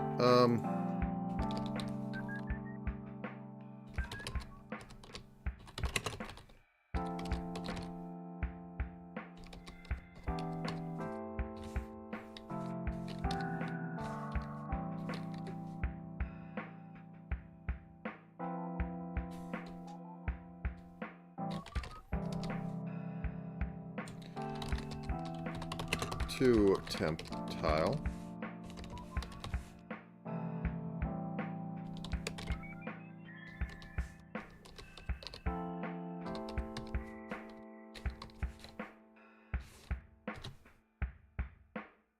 And then we just set up stuff in here. So from temp tile dot x equals this.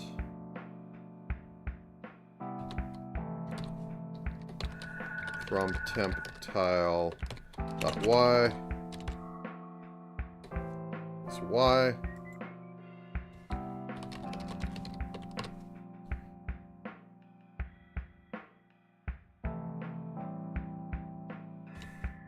Why are you yelling?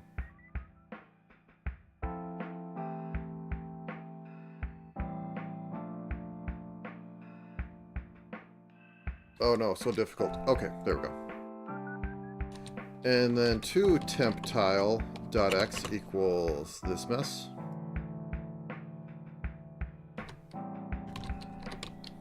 To temp tile dot y equals this mess.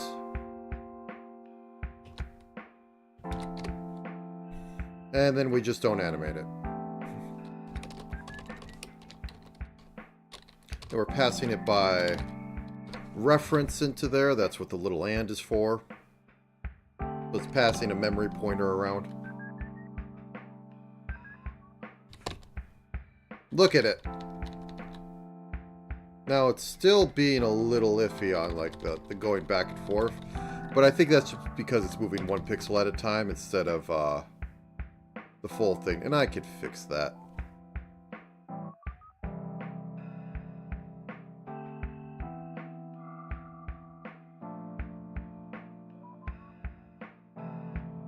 So heartbeat.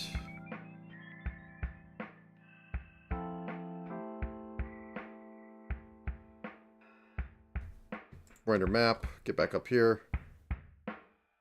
Yeah, it's player times x times 16. I'm putting a lot of 16s in here, but I'm not changing that. I was thinking about doing like 24 by 24 and doing some stuff, but if I need to, I will swallow my pride and go back through glyph width, glyph height.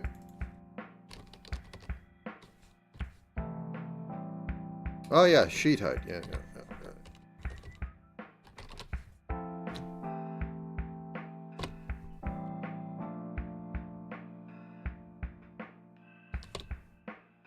There we go. Look at that. Look at that.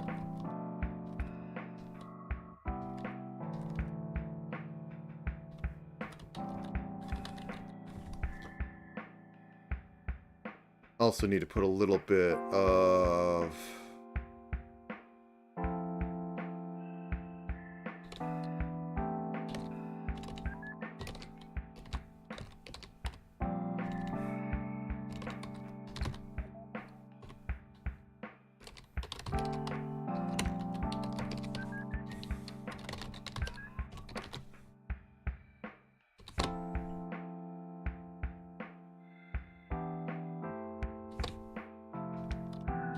look at that. Now we just need to change the right side that it's doing because I had a little something.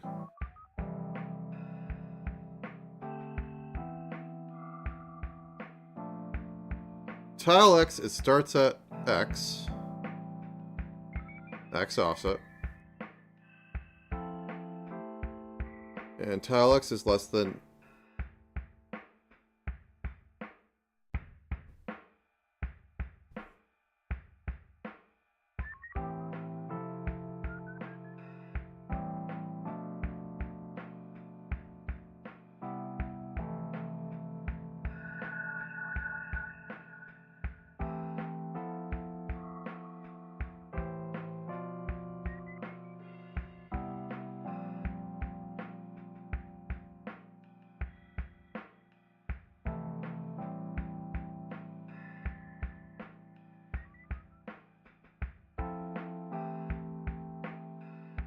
I'd be thinking here.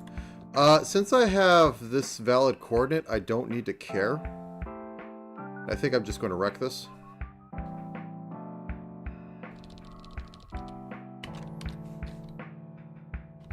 Well, tile X is less than...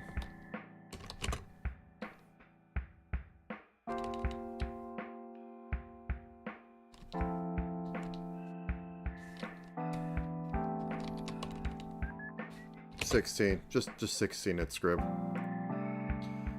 It'll work better than you trying to be smart.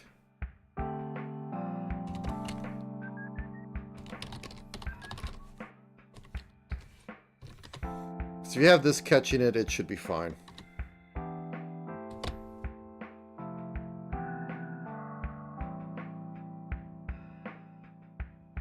Oh, that's why.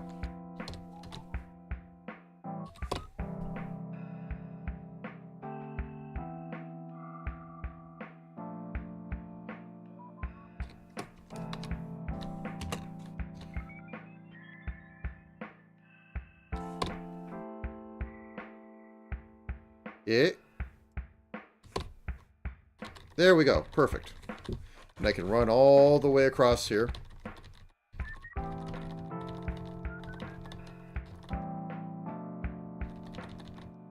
There. And there should be a bottom down here somewhere.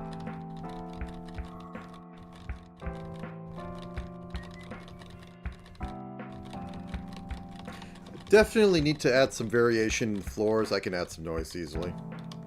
Yeah. And we'll fix up the size.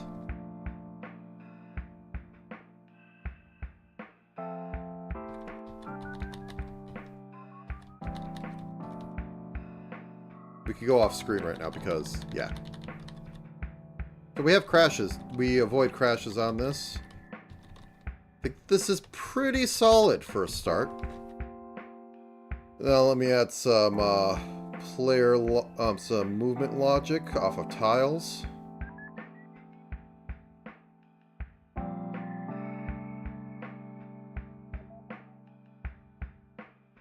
Here's where the fun happens, because I have set this all up to have some logic in, or some inline macro bull crap in it, which I'm going to find very useful.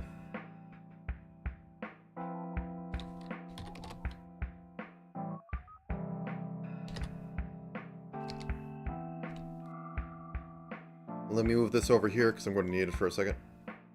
There we go. If is wall index to index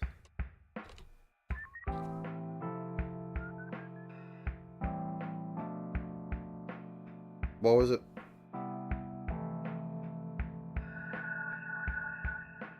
Oh. Is open space index. Just copy it. Open space. If it is open space, and then I have the move over one. Thank you. Get index. Index left. And then we get index player.x player. And this does a bunch of stupid transformations. There we go.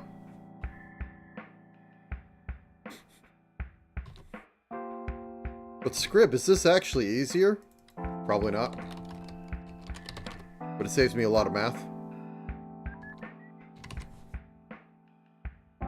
Index up. And then index down.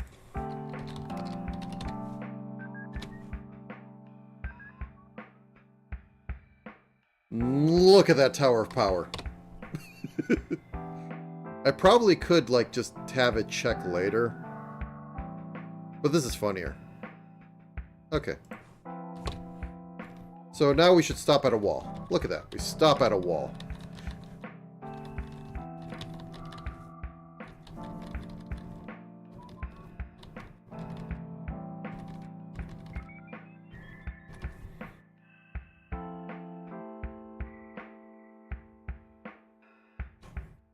int offset x equals -1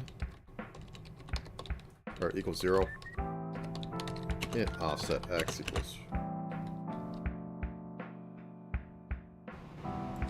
Nah. Just keep it like this.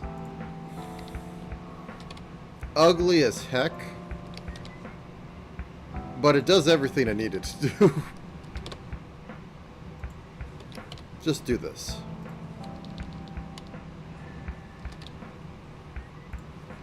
Because I'll need to have it check to see if it hits, if you bump into an enemy.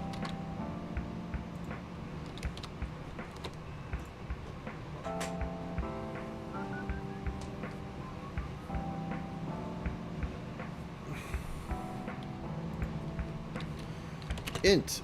Actually, no, let's do that. Check index equals -1. And we won't bother doing anything if it's -1. So check index is now equal to index left. And then we do all this crap over here.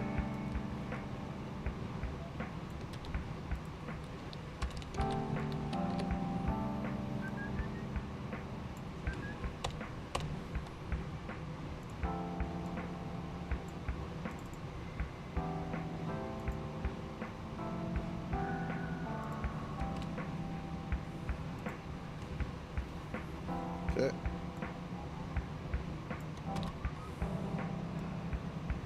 And this is index right.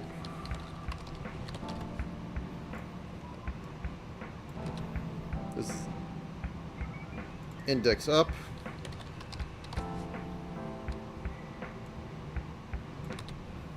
This is index down. If check index does not equal -1, if is open, check index.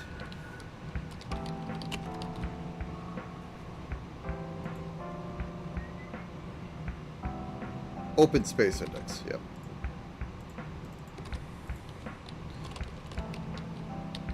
To do, check if bump, but for now,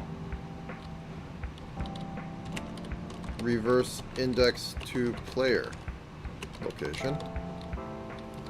Player.x equals check index modified modulos map width.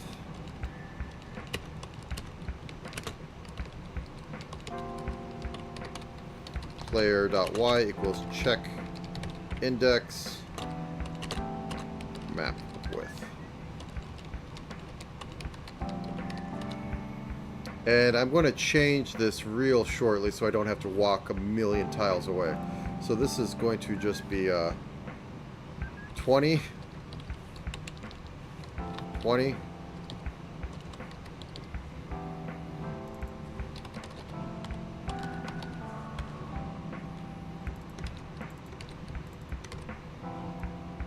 I think I can now do this. Map width times map height. Yeah, because it would yell at you for a const because it's not evaluate, because it's not done before. I don't know how to put it properly. It just would have yelled at you. Yeah, so this is now very much shorter. Can't go past that. Can't go past that. Can't go past that. Same there. Same there.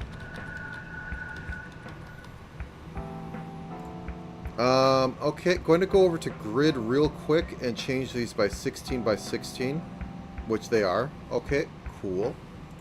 Go back into, nope, I want to go back into main.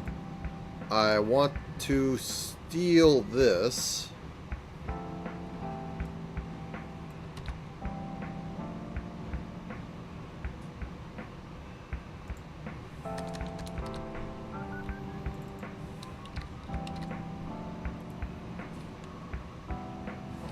And I could just fill this out.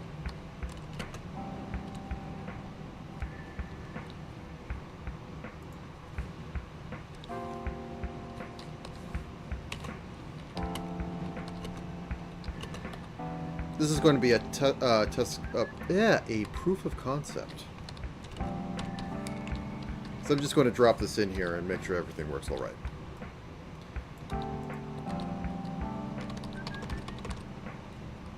So 1, 2, 3, 4, 5, 6, 7, 8, 9, 10, 11, 12, 13, 14, 15, 16. 1, 2, 3, 4, 5, 6, 7, 8, 9, 10, 11, 12, 13, 14, 15, 16. Cool.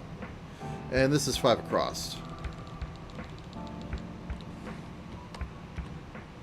6, 7, 8, 9, 10, 11, 12, 13, 14, 15, 16. And then we take off this last one down here because it might... No, it's not yelling. That'll be fine. Okay, and then we plit this into the grid at some point.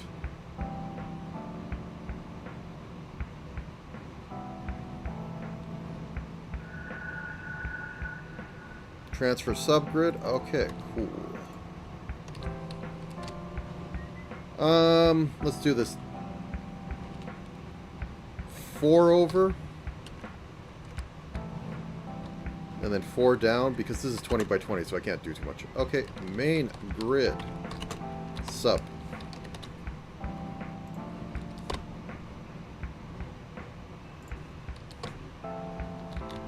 Nah, that's a little broken.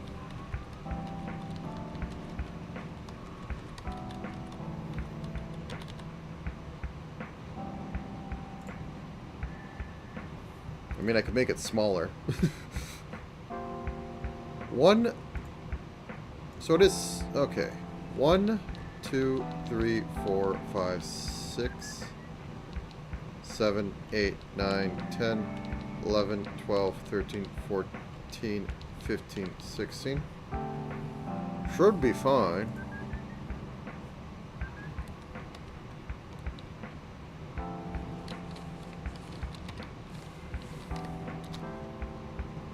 Let's just make this at 5 for a second.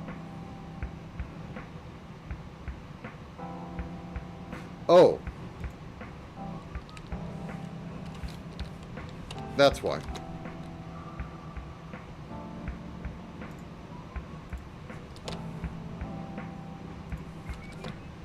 There we go. Look at this.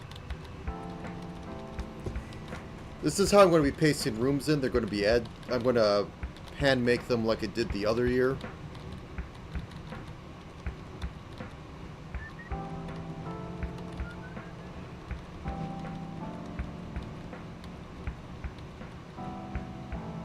Oh yeah, this is big enough it overwrites all that. That's fine. Let me just make this 32 by 32 and everything will be fine. And we won't have to worry about it. Then I start worrying about it.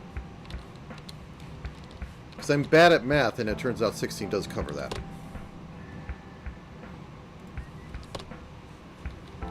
Okay, so this comes in. Look, perfectly fine.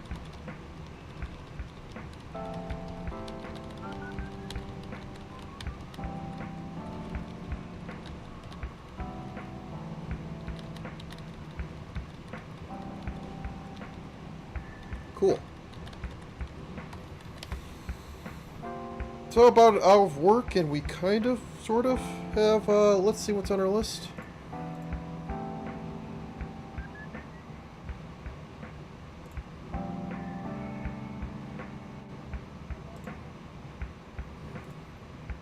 I say we have basic movement. Let's get that a nice green. GUI we don't have, display we don't quite have. I'm going to take a minor break, stand up for a minute. I will be right back.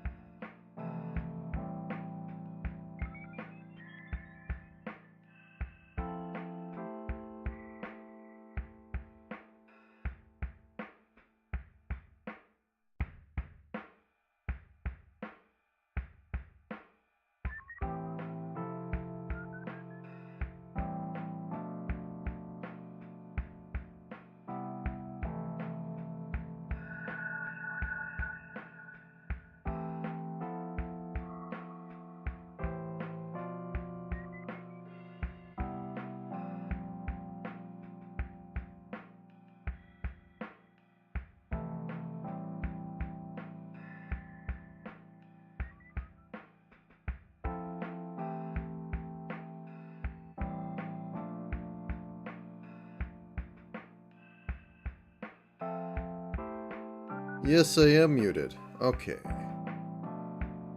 So I want to start on having the action stuff in here. So in standard action max. That could be 1. Int standard action. That could be 1.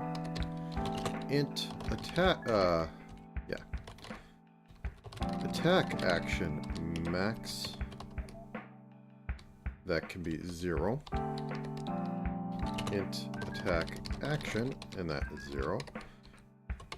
Int move action max, and that could be 0. Int move action, and that could be 0. Stupid C trick.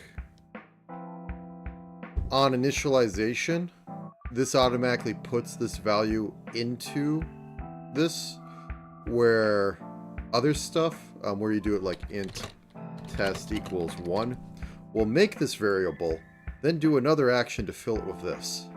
Technically faster, and technically it will fill it out completely. So if you put in like a 0 into some sort of struct or whatever, if you just make it blank, it'll just completely wipe it out to zeros, which is quite useful for a lot of things. And we're going to have a void refresh action, which is simply going to be standard action equals standard max action, standard attack action equals attack action max, move action equals move action max, and let's get some information on there. In all honesty, let's start out with like 1s and everything, so that do that. Actually, let me take care of something real quick. 1 second.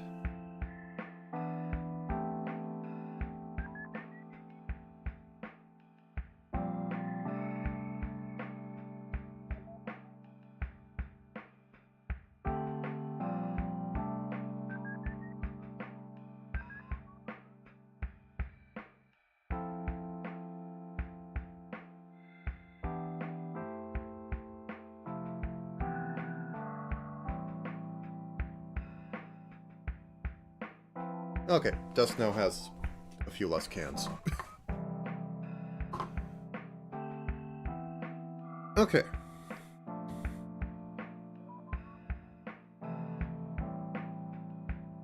So let's have a little, we can get rid of this.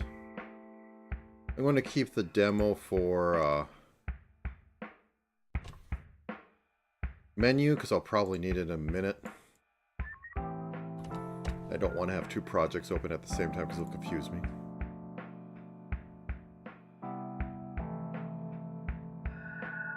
Right. Okay.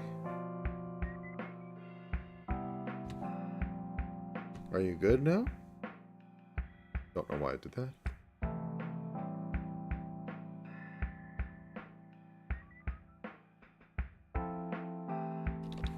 Void render player stat.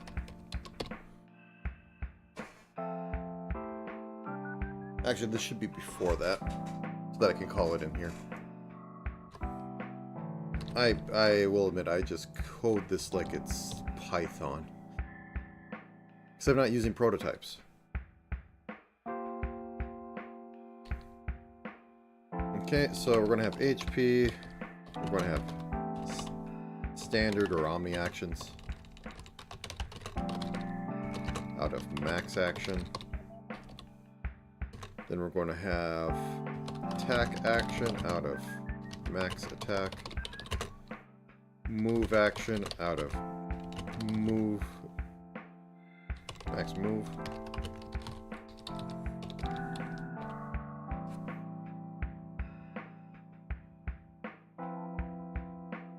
How did I format C++ strings again? Oh, anyways.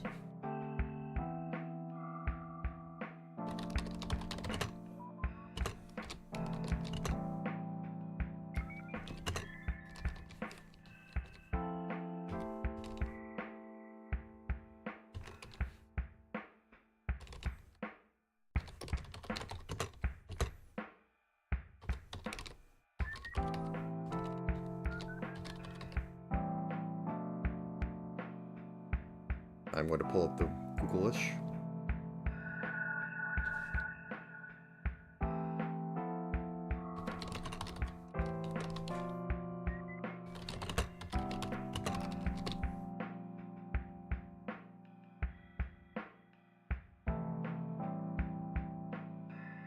Okay, it's ST format. That's weird, but okay.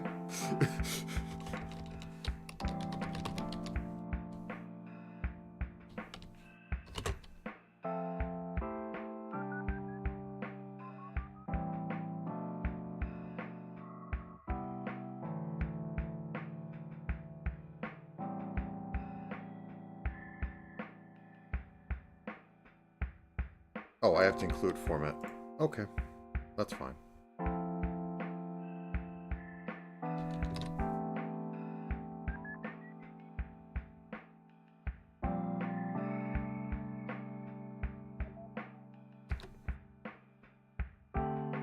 Probably bury you down here.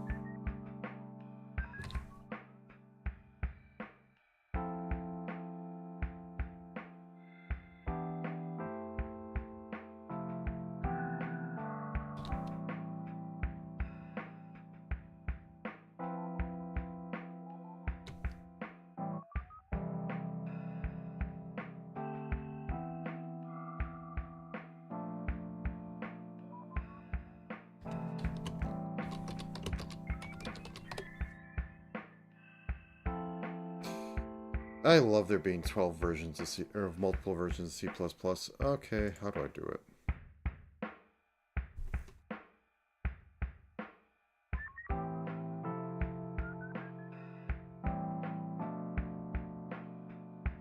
Like, it makes everything else so simple, and it's like, oh no, it's your simple string format is now this weird, bizarre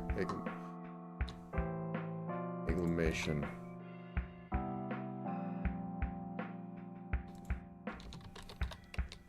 Well, no, you're going to yell at me for not having that. Okay.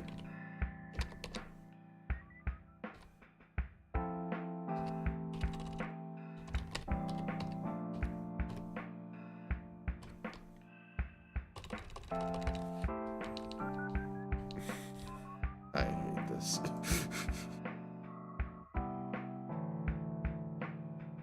It's not yelling at me for including it, but it's yelling at me for something. I don't know.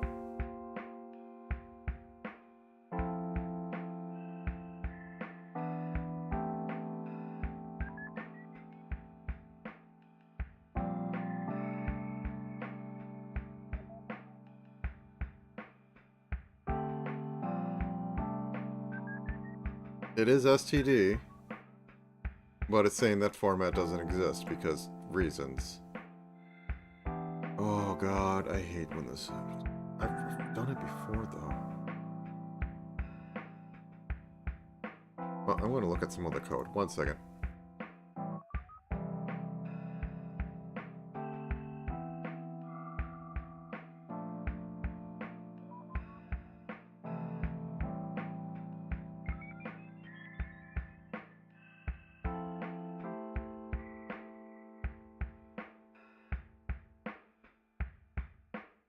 Dialog template, I had to do something in there. Let's see.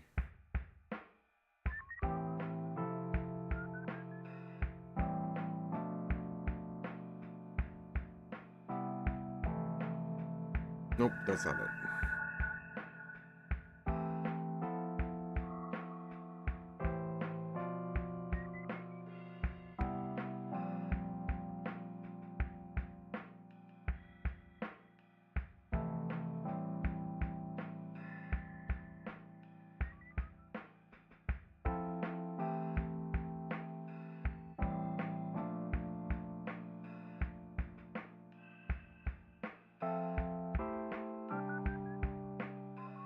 I think I can just do pluses in this. If I cast it to string, assuming that doesn't bug out on me. Plus, okay. Player.hp. I don't have HP yet. Might as well add that.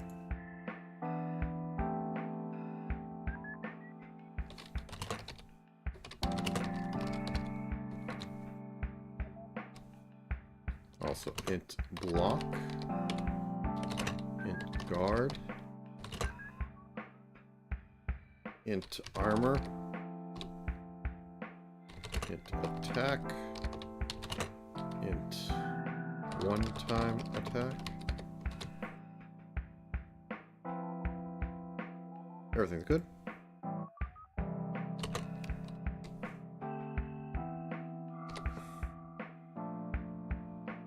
Plus this standard 2-string player.max HP. Cool. Standard.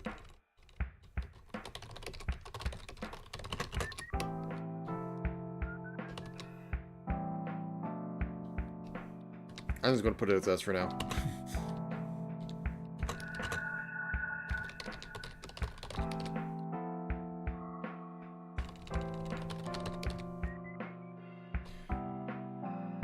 Standard action. What just happened? Why did you do that? Okay. I wanted to chuck it up to the IDE deciding that, you know, I need to bounce that to the next line instead of actually just not ruining what I typed, as usual.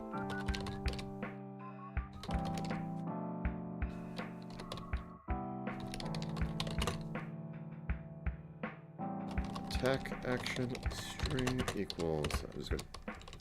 I'll have actual symbology for this later.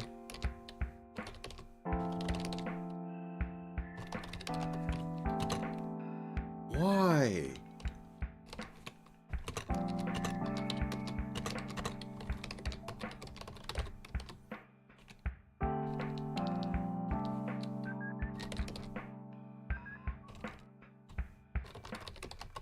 I was going on about this yesterday and earlier, like or last week too. It's like I despise when these tools decide to just, because of whatever mode they're in, whatever thing they're in, just do new unexpected things that like change your current environment, or in this case, just delete stuff because you know that's this. That's the standard.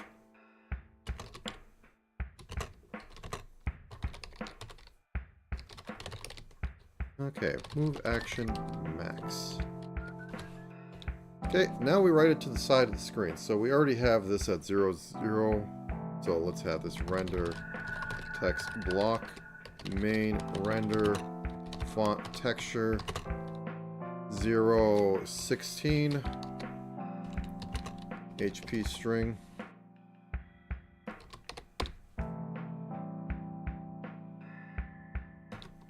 Did I typo it?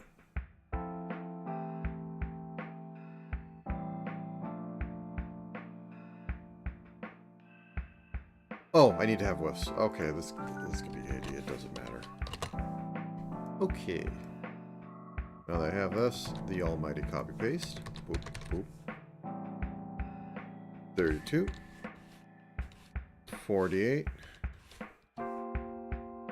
One more. 64. We have HP, standard action. Nope. Copy paste.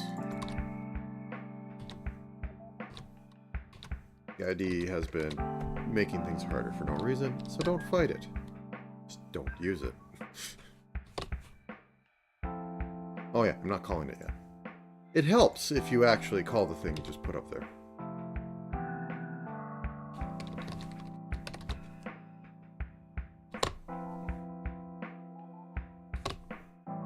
Boom. Okay, there we go.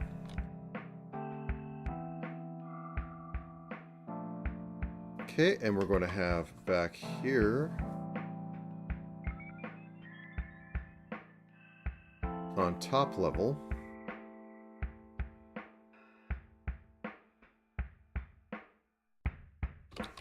void or bool do move action, or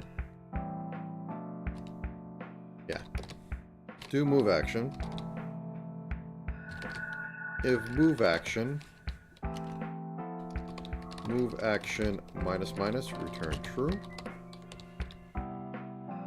If standard action minus minus, return true, return false. We'll do attack action, which is the same logic but using attack.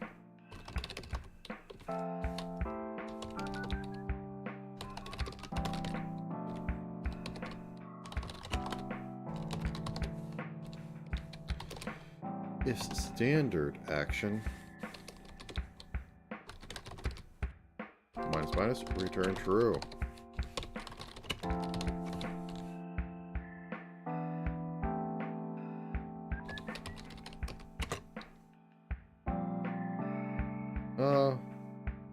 And turn.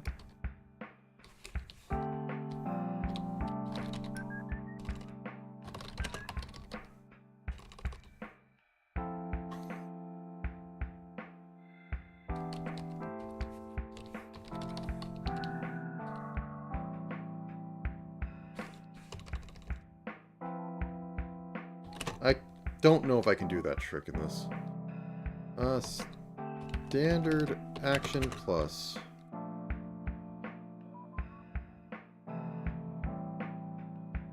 attack action plus move action, return true, return. No, this is true.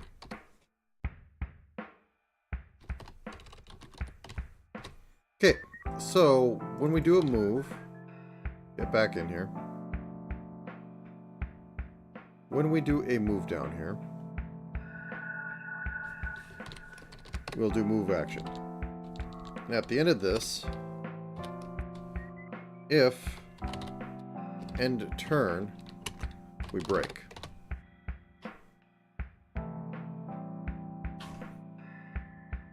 And then when we get back into here,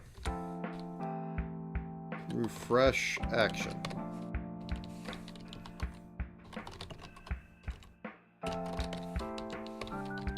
Do on start relics.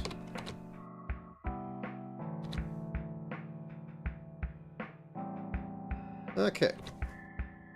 So now what should happen is that we'll move like, we'll... Actually, one second.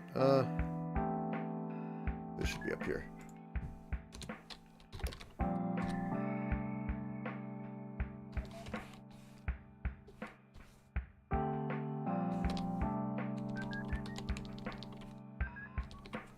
There we go. Now we should be able to not be able to move on the end of the turn. So we move once. Okay. Oh, do I have to refresh at the wrong spot? I think I do.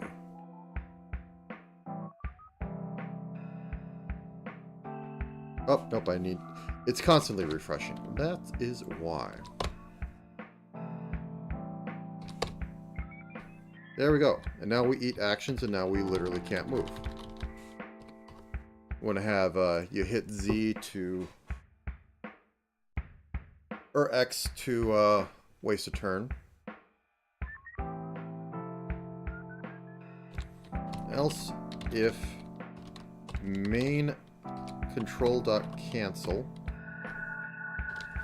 mod 60 equals 1. Actually, this is going to be like mod 240.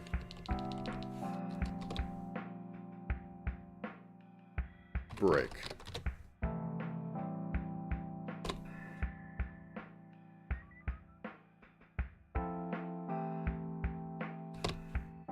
So, boop, boop.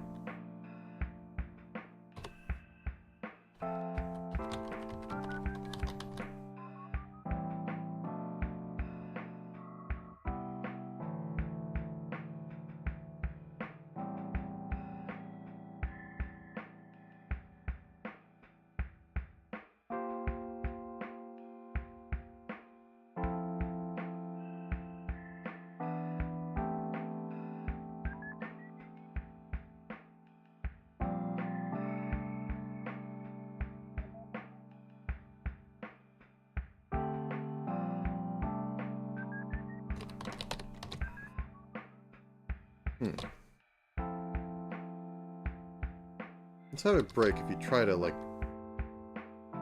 Whoa.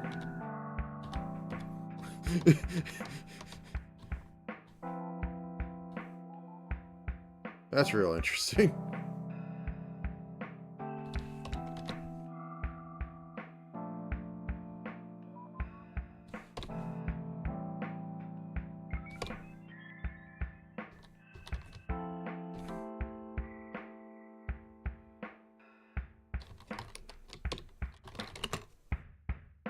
Return false.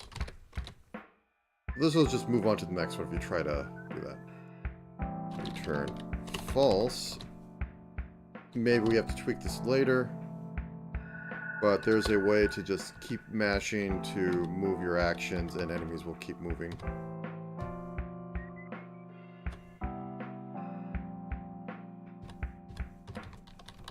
Move action isn't refreshing.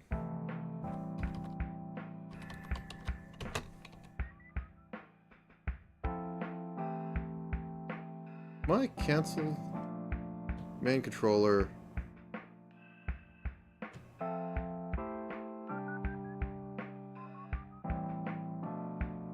Cancel not set up. Cancel key is set up. Oh, you're not implemented.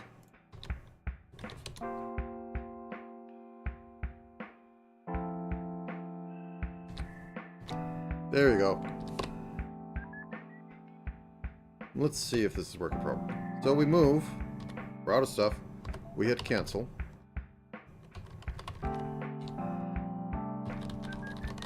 And it's stuck in an infinite loop. Okay.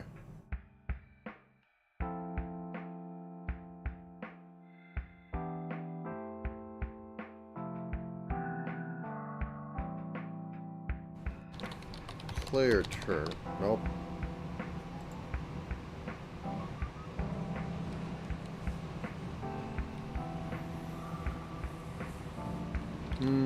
Player loop.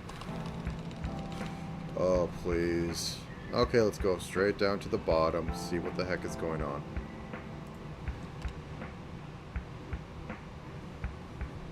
Player map loop. Okay. Oh.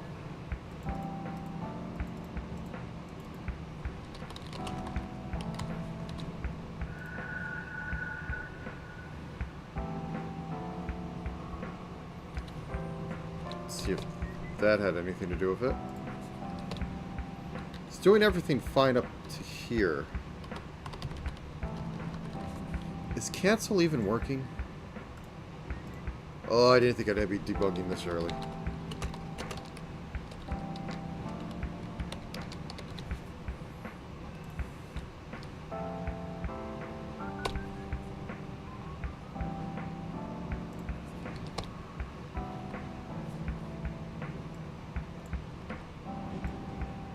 Is cancel always going off? It looks like it. Ah, this is a 7-day roguelike. Every year, they for 7 days, people make a roguelike. And I'm just getting most of the stuff started. But I think this is always hitting this right now. You can't see the debug output, but it's just spamming through there, which is not good. I'm kind of making... Oh, I closed the window. I'm making basically something somewhat based off Slay the Spire, but more roguelike. Storage, CD 2026. No, programming. CD 2026. Engine. Yeah, once I hit cancel, it just locks up.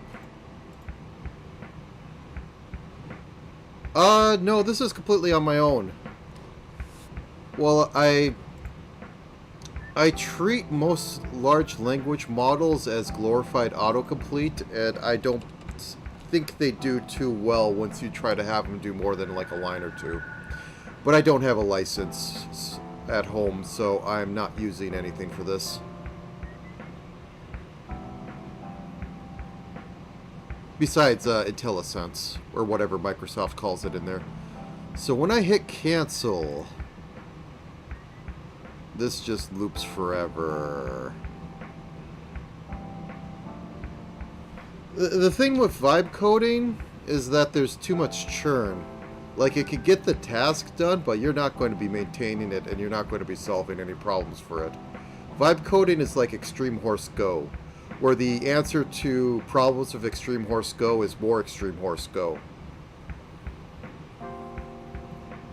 Which is to say, you just do whatever hack you feel like, and you don't try to put any order in it. Like, yeah, I can go on about large language models because they're just... The way ChatGPT and the rest of them are not really intelligent thinkers, though they have put some effort to allow them to communicate to itself and reprompt itself like it's intelligent. But it's still just Markov chains at the end of the day. It's probabilistic token guessing. So my cancel is being set over and over. Let's actually do an output of what it says for that. Because this should only go off like once every dozen or so frames. Like, I mean, it's oppressive. I mean, it's a very useful Markov generation for like the next line or something. It will give you the best, most average loop possible. And sometimes it can get something informative in like a template. But yeah, that doesn't reset. Okay, I think I have something bugged in my controller code. What I mean by controller code is that I have all these set up and stuff should be resetting or not. So this does have plus plus and this have cancel. It's not hitting 0 when I release it.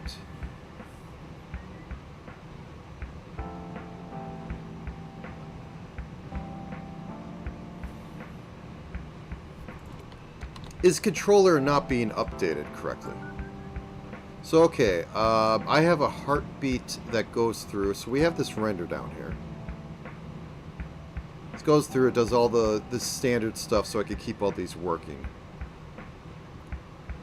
That's the menu I haven't worked on yet. Aha! Okay. So what's happening is it's exiting early, it's going through everything, then it's going back into this because it's still running cancel. So I usually want to keep these together, but I think in the instance of this, just due to how stuff works, I'm going to put that up here. And since it's going to be consistent for all the input going in, people aren't going to be too confused on it. Okay, let's run you again. So I move, I hit cancel, and you're still infinite looping.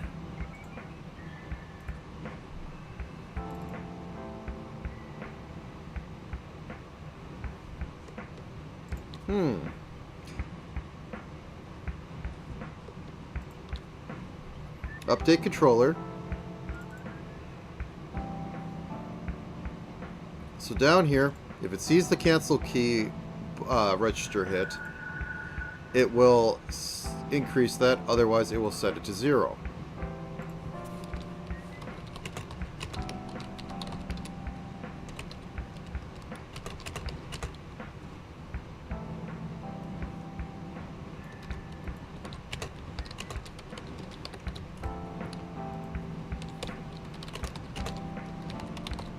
And I don't need to put anything on that. Of all the things to not be working in my standard code, the cancel key, I am confussed. So I hit cancel. Yeah, I'm not seeing an update. Okay, so let's think about this. So it raises once and I don't see anything happen after that. There's nothing that exits early in this. And the controller gets updated after all this, after all the delays, so it doesn't melt your CPU. Oops. So the player loop, hitting this. I mean, is this going to be a case where if I actually set this to like 2, it'll be fine? I've run into that before and it's stupid.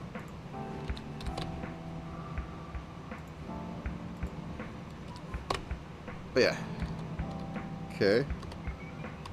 Yep, it's an issue for if I set it to 1, it mistimes something. Okay. No, I think... Okay, it's also possible that this is going through.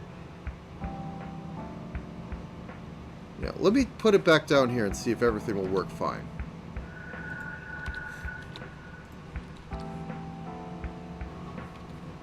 Helps if I compile it first. But yeah, this is just a somewhat simple roguelike. Yeah, it has to be above that, or else it never properly updates. Okay, cool. That's fine. And all I'm going to actually be streaming this every day, but my current goals for today is basic display, basic output, basic GUI. And then I have tomorrow where I actually do it, because I'm going to try to stream 10 hours tomorrow, which will be interesting. I'm going to split that up right in the middle, but yes. Anyways, let's run this again. Oops, I have the spreadsheet up. Go away. You can come back.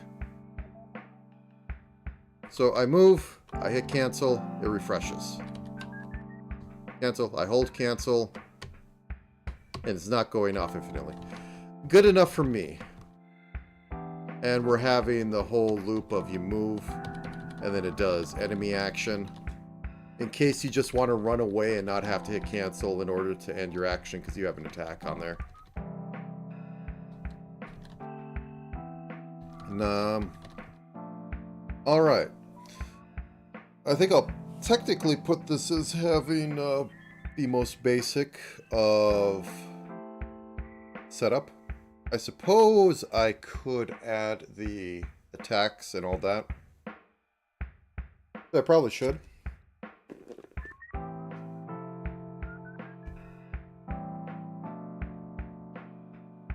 So let's close this down. And go back to the top level where I'm doing all the top level nonsense.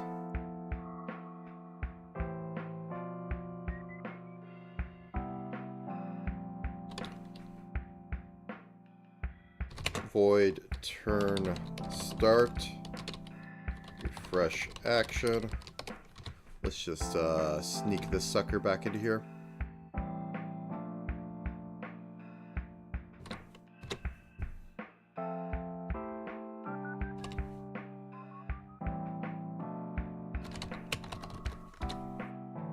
So over here,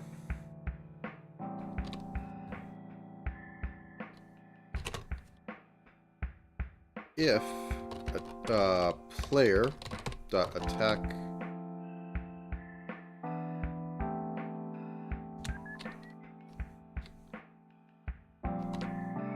include entity, then you'll be happy. You're happy. Player attack action, player dot attack minus minus. If player dot block, player dot block minus minus. Armor stuff goes here.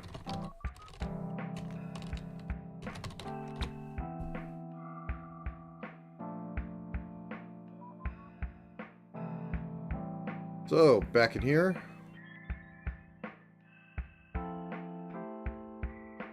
we have a render, and then we have a render of the player's stats.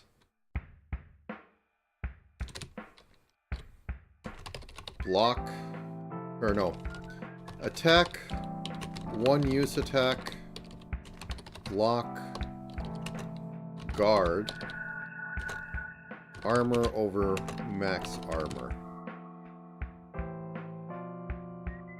We're going to have to make something to do that later, but we don't even have items yet, so that's not going to be an issue. Standard string. attack string.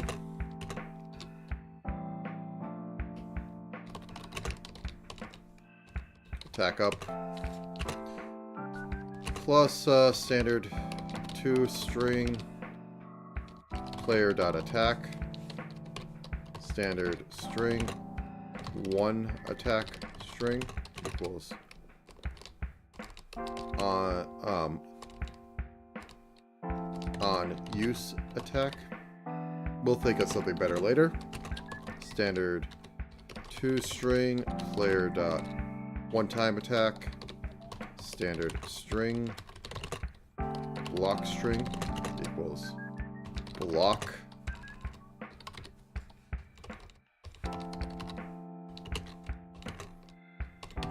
I was going to be using icons later, because it gets quite wordy, though I do have the room for it.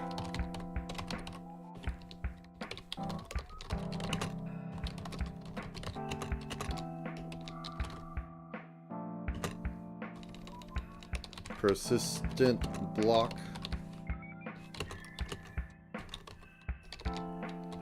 I think in Slay the Spire it was like barrier or shield or something like that.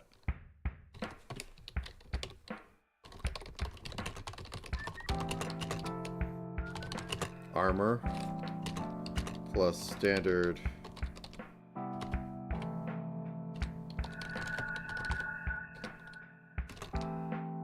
plus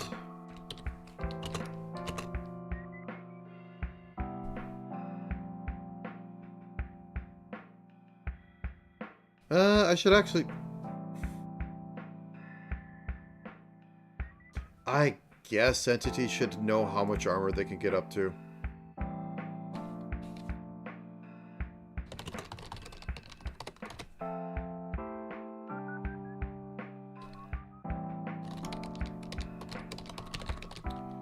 Player.armor max. It'll make it easier, but it's going to make it a pain when I, like, switch equipment. Like, good old glitches in JRPGs happen because they don't always recalculate from all points. They just keep in the statistics, like, your attack is this, and they just have it so you remove the item, it removes the same thing from the attack that it adds to it.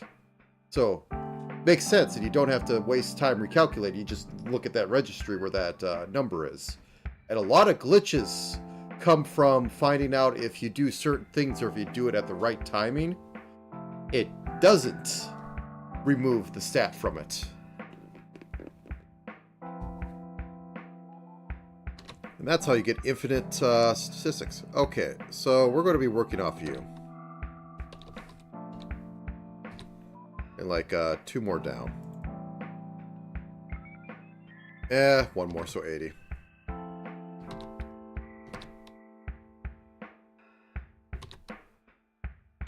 It's funny, but it's a little...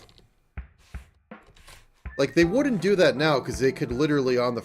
Actually, I'm going to get into this, because I found it interesting. Some guy posted the question of, they could make Thief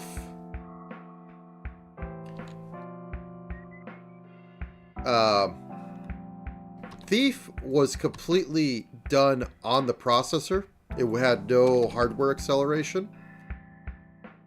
So what's stopping people today from like just making something like Thief but better, because we now have beefy machines even if they are potatoes compared to other beefy machines. And it turns out if you do C++ right, you can... Yeah, that's the proper one.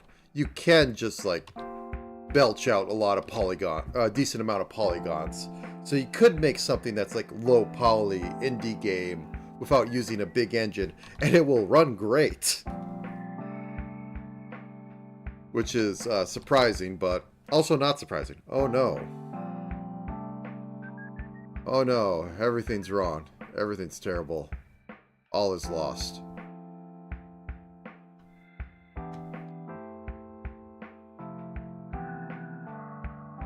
Oh, it's not supposed to be like that. That's why. False alarm.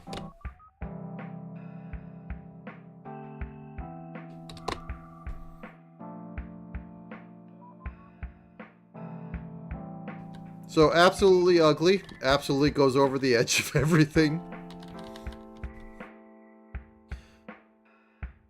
I'm going to...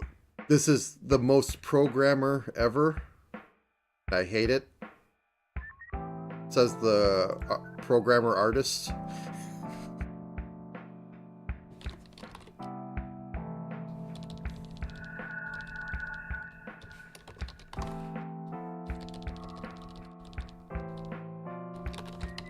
I'm just going to call it that.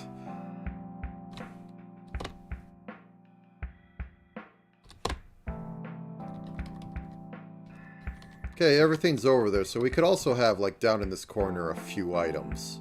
I mean, I could squish this together a lot more. I probably will.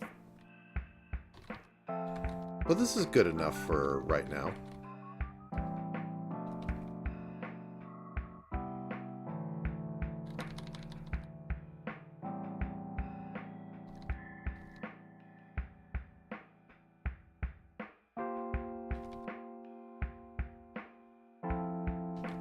Everything moves alright. I can hit B to my heart's content. Which is the strangest thing. It's a timing issue, and I don't want to deal with it. So I'm not going to deal with it. It's magical when you don't have to. So, what would be next on this? Let's bring this up.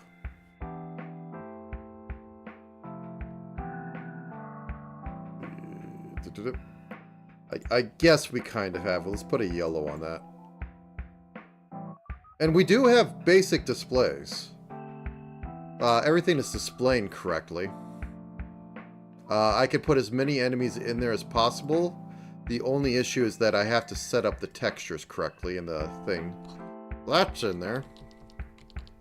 But I want to go at least 2 more hours. 3 if I'm lucky.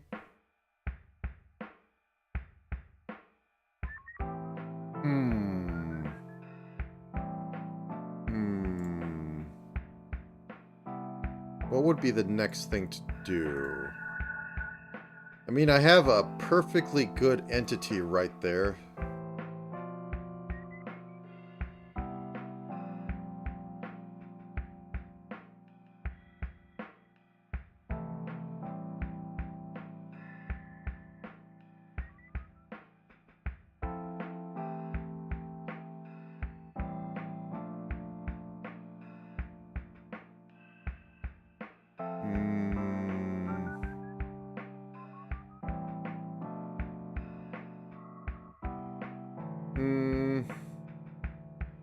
Yeah, okay. I think I'm going to do the basic bump stuff, which means I'm going to go into here and waste a bunch of CPU time by checking. I'll get to you. So this is going to return a positional int to the array. Player entity is in the array at index 0.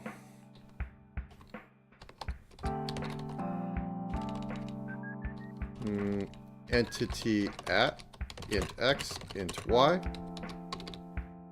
And the default is return -1 for int index set to 0. Index is less than max entity index plus. If entity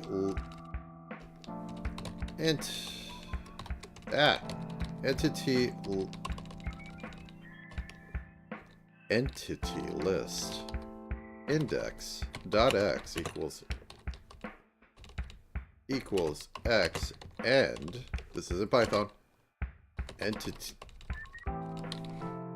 position yourself correctly. There we go. Now I can type. Don't slouch, don't lean. Equals y, return index. Hello! I am doing my 7-day roguelike. Do I still have it? I think I made the schedule and threw it away. Let me just copy it from here.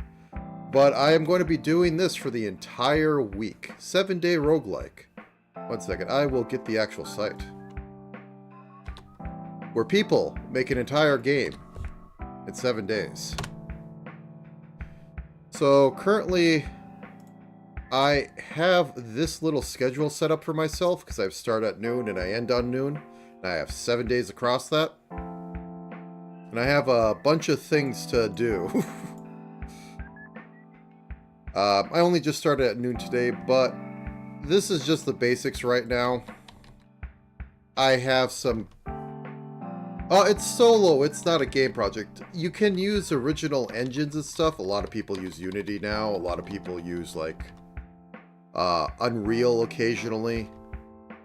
I have my homebrewed C++ system that I use. And some people use libtcod, which is a pretty standard roguelike tool, but I can't stand working within it. And sometimes I want to do silly things, like have the tiles be slightly apart or be a different size so I can have taller things. But this is off the engine that I've slowly made over the years, but it is a solo project for a game jam. Usually they go like, you know, a month. This goes 7 days. I've been doing it for a while. I am well seasoned. I haven't failed yet, technically. Yeah, I don't think I've technically failed for a while. But I don't shoot too insanely up. I just reinvent a few wheels and not all of them. So anyways, we go through that. We return -1 if we don't find anything. So...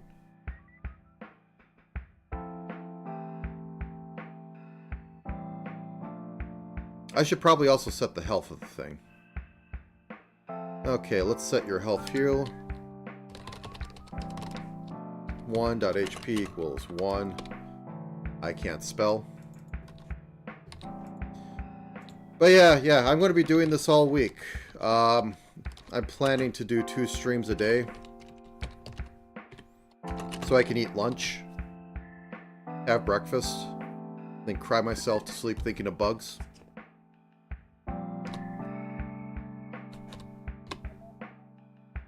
That's about it. Okay, let's see. This compiles. Everything works fine. Now let's do the stuff. So. Oh, helps if I save. So in here, in the player movement code down here, where I'm actually controlling the player. Not you. There we go. Player loop. If space is open. Okay, I'm going to put X and Y converted from index form. So just copy you. Copy you.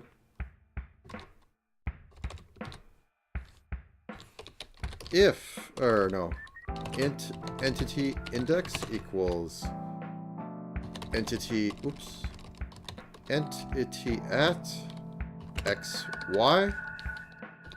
If entity index does not equal -1, we're going to bump into it and deal damage. And then this is going to be an else.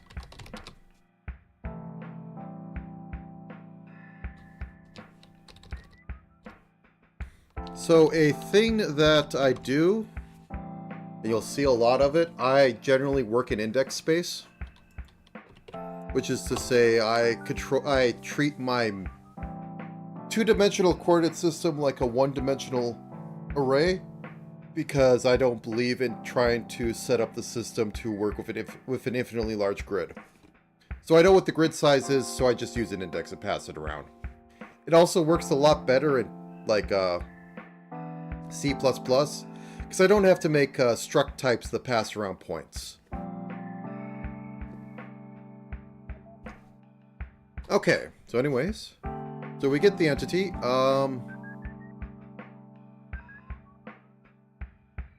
I guess we put stuff in here for that. So let's go up here, right after here. Void damage entity int index int amount. Now I'm going to have to add something to have floaty damage over it because I don't want to have a text log for this one, or a text scroll. So anyways, first reduce damage by block, guard, then armor. If damage, actually just call it damage, yep, is less than, yeah, let's do it this way. No, does it copyright? It should copyright. Let's do it. So, entity, entity current entity equals entity list index. If I could spell. It's not happening today. It's not happening anytime soon. Okay. Current entity. Where did event come from? Okay. Dot block.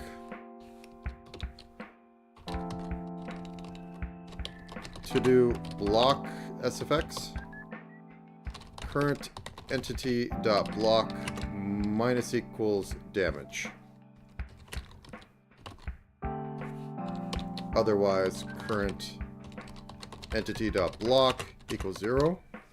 And then we move on to guard. Why are you being like this?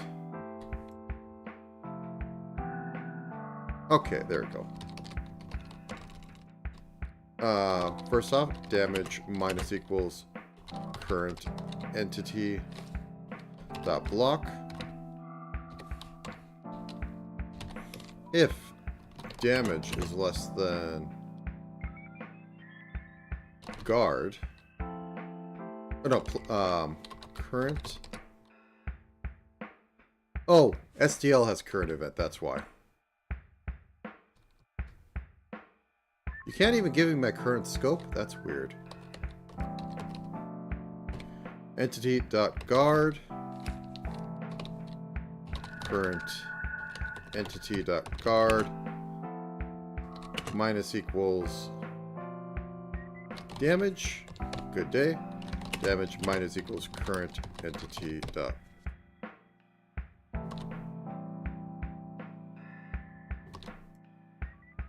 Just copy paste script. Okay, there we go. And then this is equal to 0 because it was greater. Now we're on to armor. It's less than current. Armor. Armor. Else damage minus equals armor. Current. Nope. Armor. Equals 0. And then current entity dot HP minus equals damage. Alright. If current entity dot HP is less than 0, is it less than 1? Handle death index. And we'll have a void. Handle def index. If index equals 0, do something with player loop. But for now, to do entity list index dot visible equals false, and we're going to move it to 0, 0 so that nothing can interact with it, because 0, 0 should be on a block that nothing can actually move into. So we have that. Let's go back here.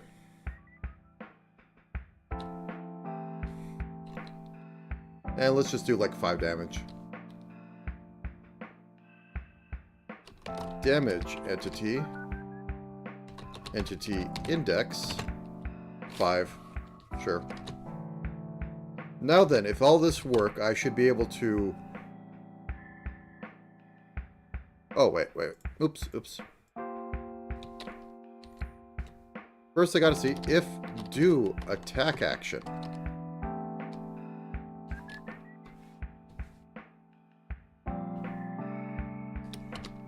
There we go. Now we're good. So this will use up my standard action or my attack action. Attack action preferable. So anyway, we walk up to him, we go, boop. There you go. You're dead. And it didn't decrease my attack action.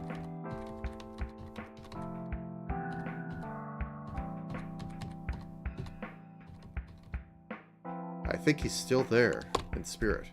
Okay. There we go. Boop. Attack action went down. So that was proper. Move on to it.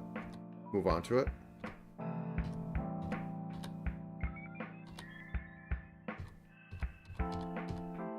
Oh, no, that's just because every 3 moves it ends the turn. I should possibly think of how to buffer that across there. Like a buffered move. I could make a global variable that sticks around, and then when it gets back into that, it'll just try and consume it immediately. I could do it. But anyways, we're able to defeat our enemies now. Yeah, it's every 3. That annoys me. Let me fix that.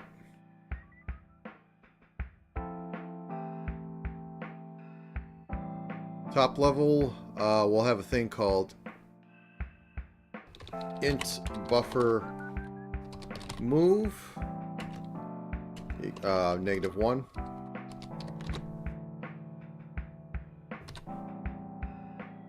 Get back here.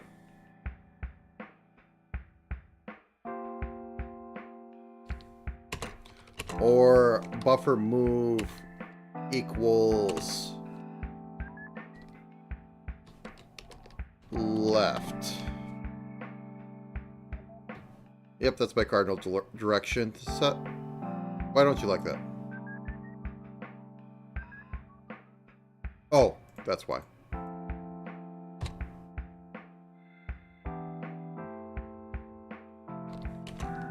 Or buffer move equals right.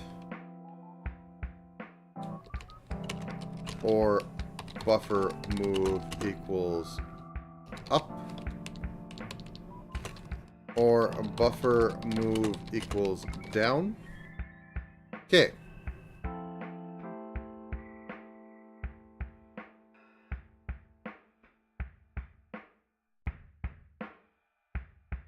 So we get in here. First thing we're going to do.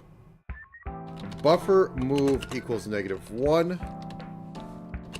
Don't infinite loop on a buffer.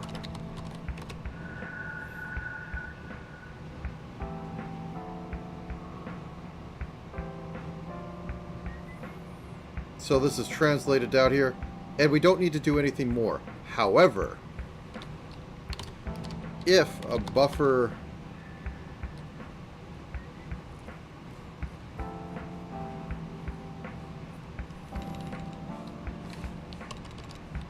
int player index equals chord to index. What the heck did I call it?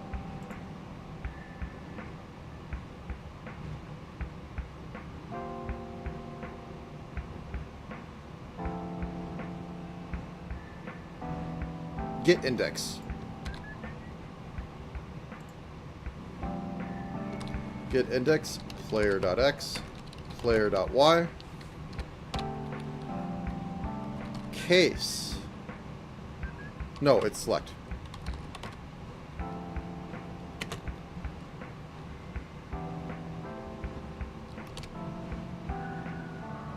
Is this going to work? Let's find out. Select check index case index left player index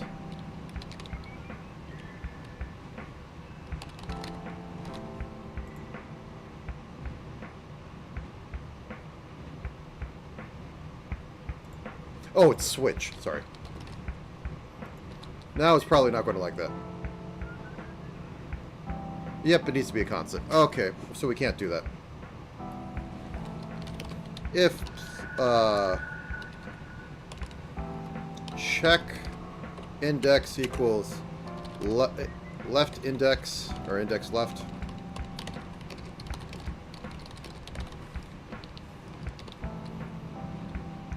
Buffer move equals left. Else if check index equals index right. Player index. Buffer move equals right. Else if check index equals index up. Buffer move equals up. Else if check index equals index down.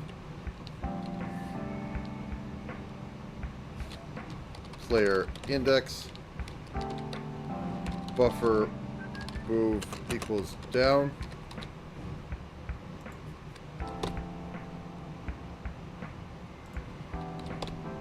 Okay. Yep, I can hammer this all day. And now the buffered index makes it a smooth experience. Or the buffer move. Because before it was stopping like every 3 because it had to eat an input. Now it doesn't.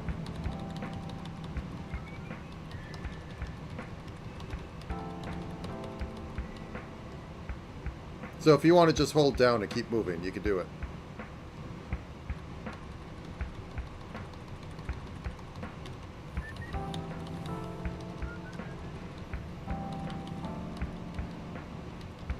Don't know if it's good or bad, but I like it not eating a turn.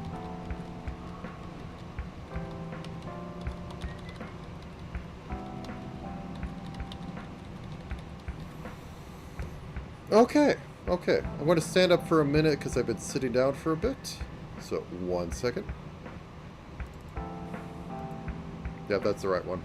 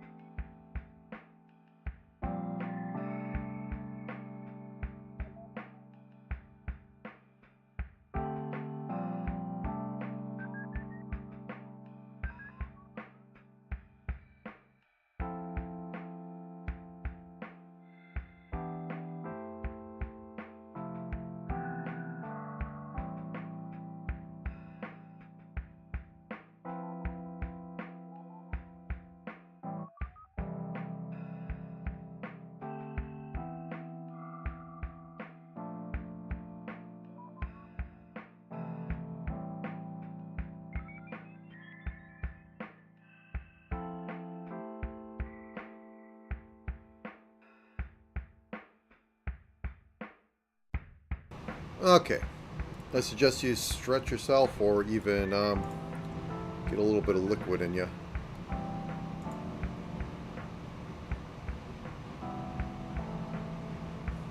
Dude. That's right. The house is a little cold, so I am sitting on a blanket.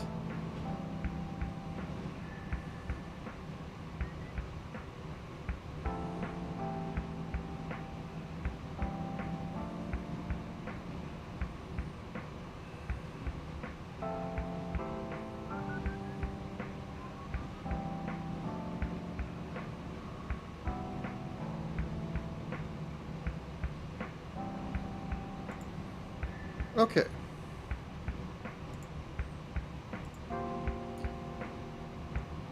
So.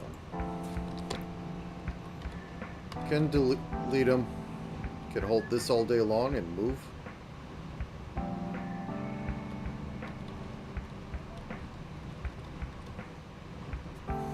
Let's see what happens when I reduce this to be only one movement action like it will be at the start of the game.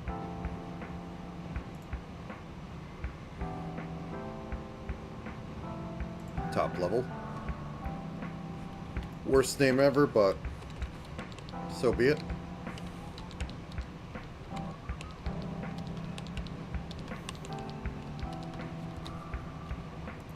So does this break the move? Wow. Nope, it doesn't.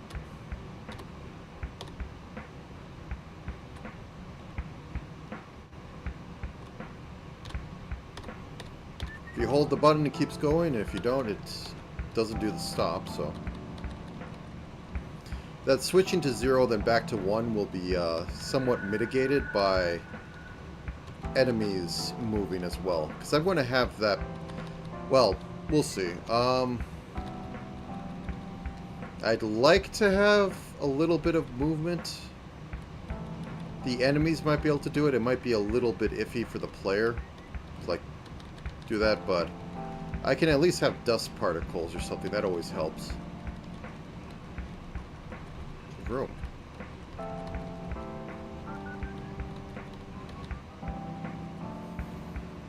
Do I want to work on art or anything like that? This isn't the final thing. This is just the cheapest thing I made real quick.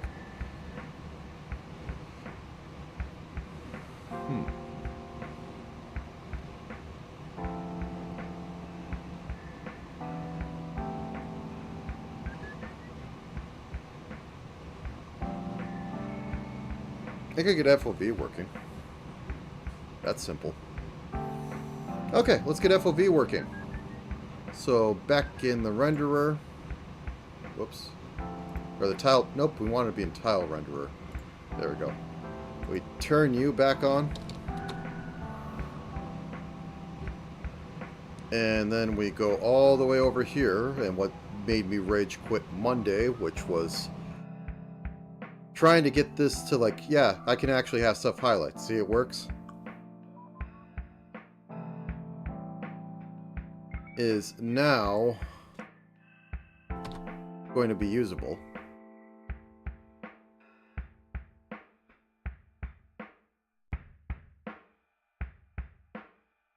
Yep, I could just slap this down, right at a player movement, do FOV, do player X to player Y.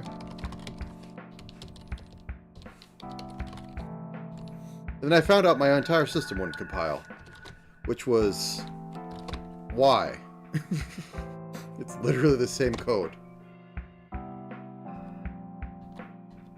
Oh yeah, you have to do it on spawn or else it doesn't work right. Okay, let's get back down here. Before we hop in. Now then, I'm going to probably have to modify something in a bit to have the scene stuff put on here. Oh, I don't wipe it. I'm currently not blanketed out. So it's not going back into darkness. Okay. Let's go in here. Void update FOV.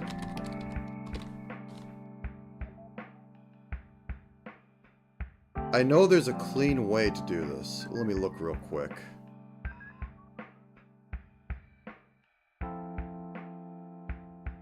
C++ set array to all 0. There's a Stack Overflow. There's a Geek for Geeks. Okay, I'll go with that one.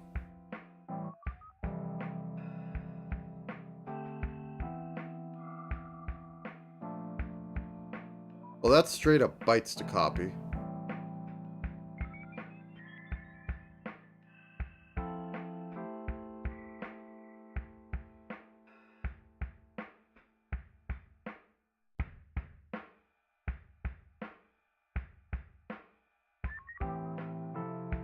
Standard fill array.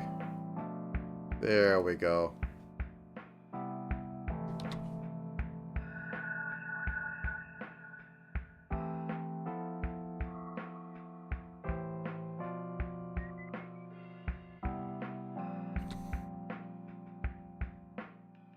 Begin visible.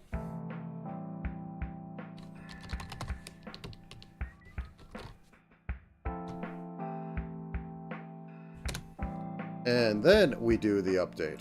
So we go over here, we copy you.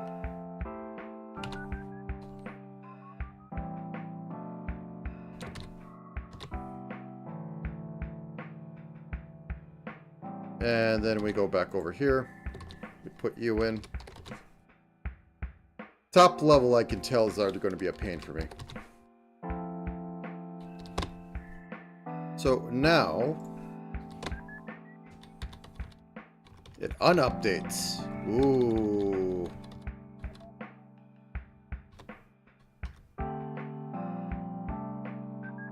Oh, it also doesn't update the one that you're standing on, so you don't see the tile.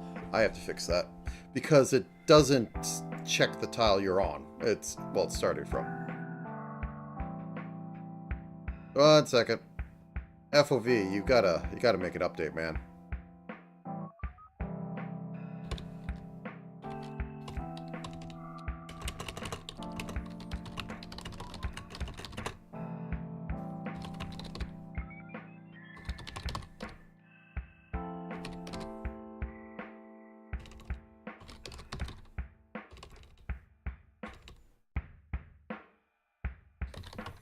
Index. Why can I not remember all my stuff? I need a cheat sheet. It's get index, that's why.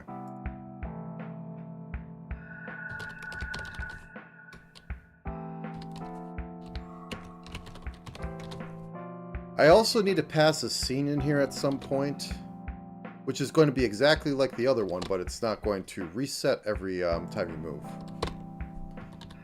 There we go. Now we can see the tile we're on. And in standard roguelike fashion... is this too big? If I decrease this by 1...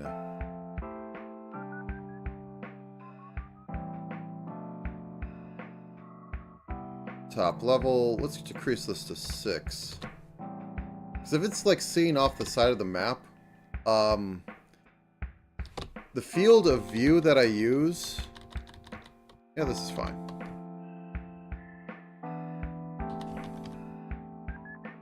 Okay, let's go into entity, because clearly we can't have that.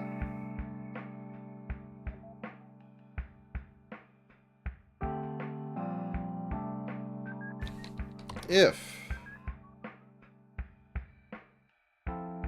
visible get index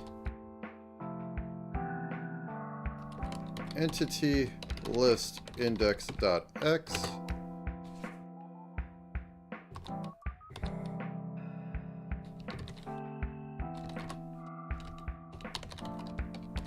.y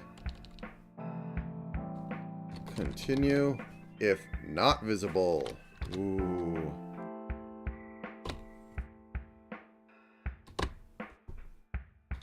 Okay, so if we go outside, yep, we can't see him anymore. You spin me right round, baby, right round, like a record, baby, right round, round, round. So, actually, which way does a record spin? Is it clockwise or counterclockwise? Who knows what clockwise is anymore?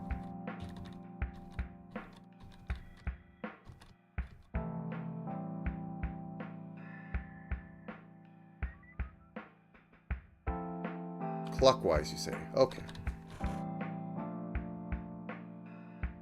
Let me get rid of you. You know, I never checked upper left corner. Yeah, he's invisible, so you don't see him. But you know he's there.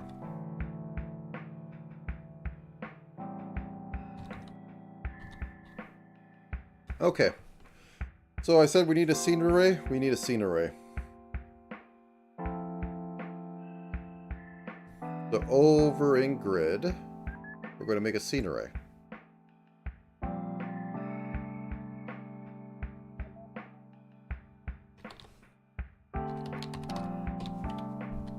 Oh, you don't live in grid. Oh, you probably live in the constant. At the bottom? Yeah, you live in here.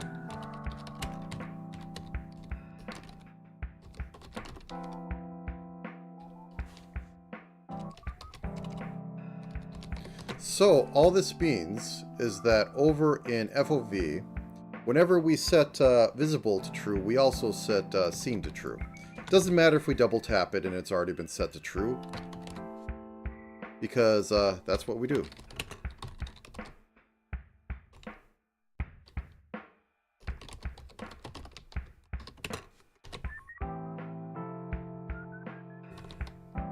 Yep, you're fine. Okay, let's look for the next one. AX, AY, because math. And then we pass scene into here. Everything's fine.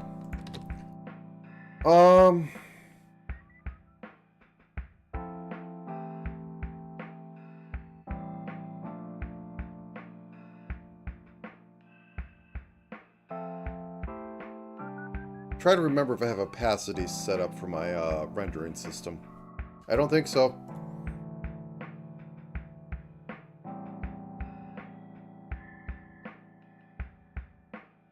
So we get into here. Let's look at tile map.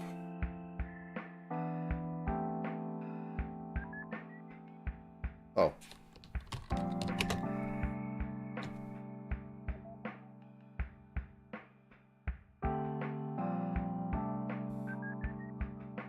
And then we have to also update top level so that we have scene in here.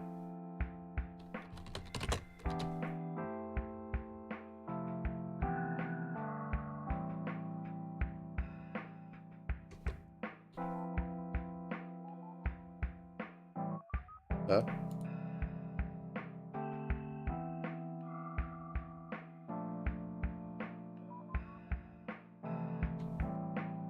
Oh.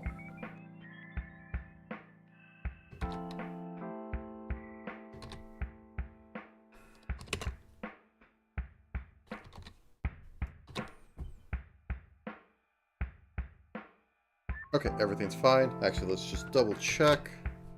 Then we could solve the whole transparency thing. By that I mean not solve it and just cry a little bit.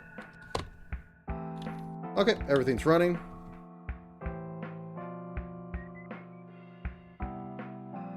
Now then, in tile map render, we are rendering the tile map.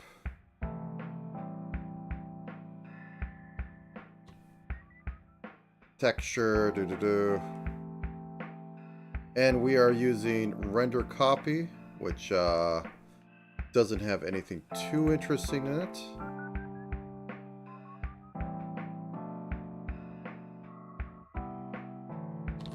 SDL to render copy EX.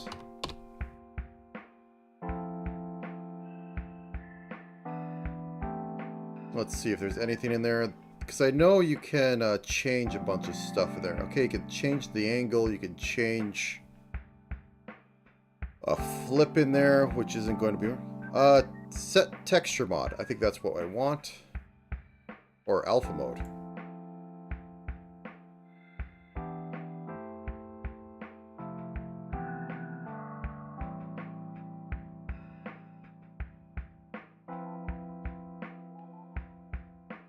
Okay, cool. I think this is what I want.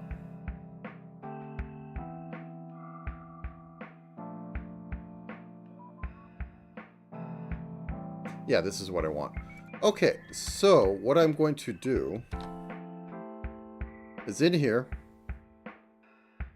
I'm going to add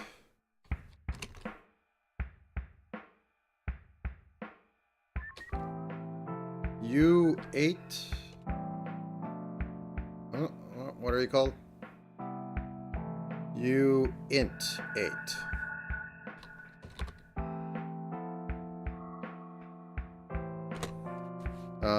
Alpha equals 255. It's 255, right? says down here you're divided by 255. Okay, cool.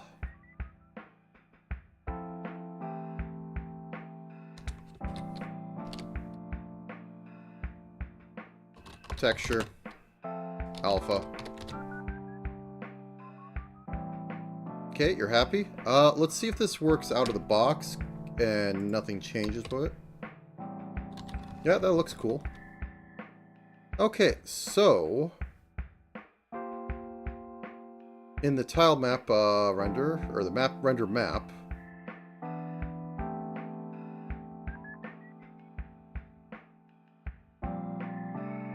not over here. Let's check, because I might not be even using that one.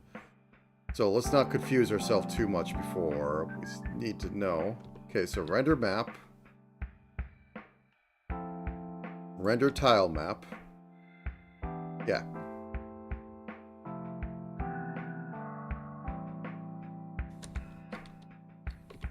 Int alpha equals 255. If visible. Not visible. Okay, okay. If scene index alpha equals 128. Else, you can do your continue. Okay, and now that we have this alpha, we can throw it right at the end of this. And now we should be getting a ghostly shadow. Once stuff we've seen, we go out of range. Yep, look at that. Oh. Oh god, what's going on?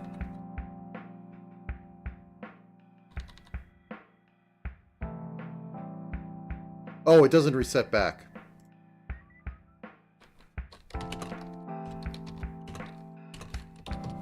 There we go.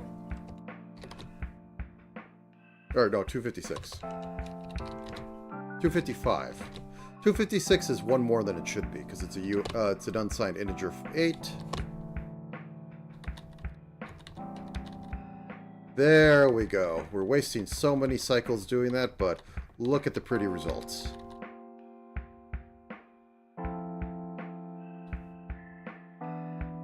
Maybe we should have it be darker? Yeah, let's have it be 64.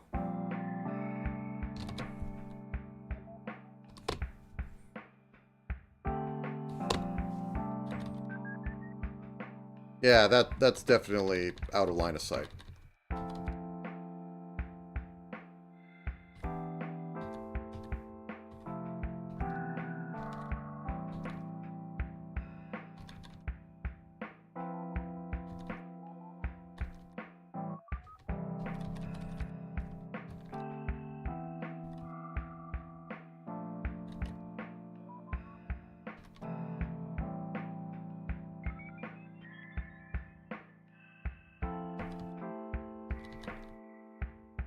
Now the one issue, if I ever mess around with the line of sight,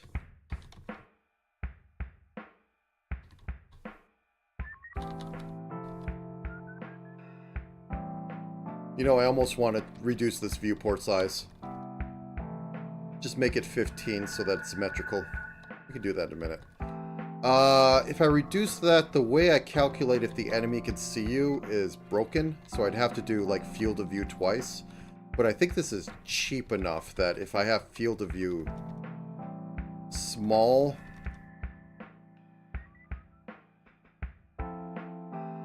enough, I can just like have a real field of view method. Or not small enough. If I reduce the size, I can just go back and rerun it. And I'll have something like enemy view, which will always be a like 8.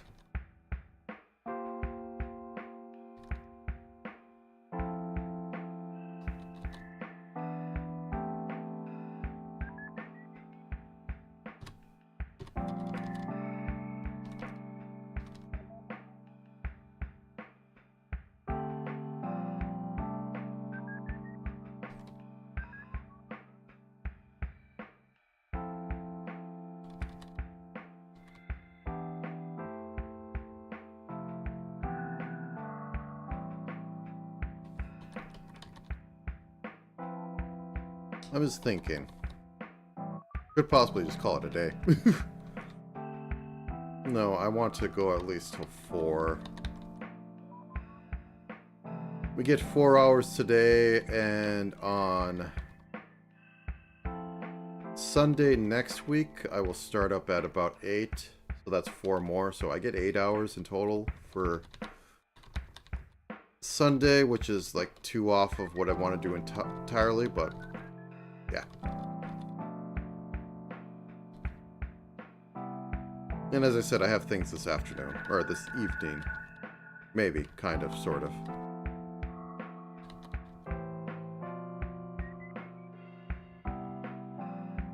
Sorry, I'm thinking about all the things that I want to put in here.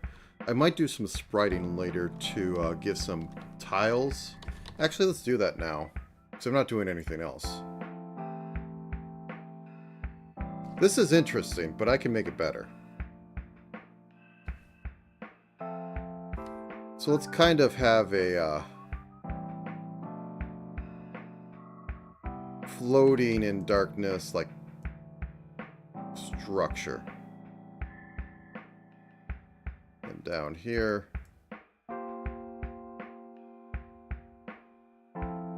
let's have this. And I can't have anything cross the edge because we can't guarantee there will be anything there.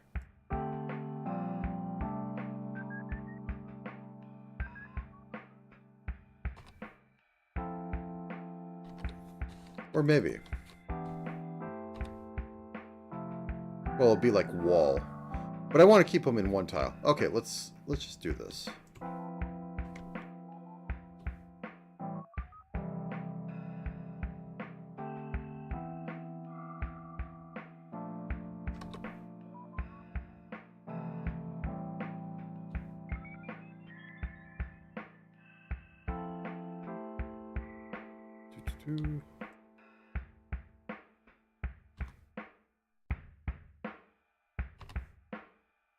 Just noodle this a little bit.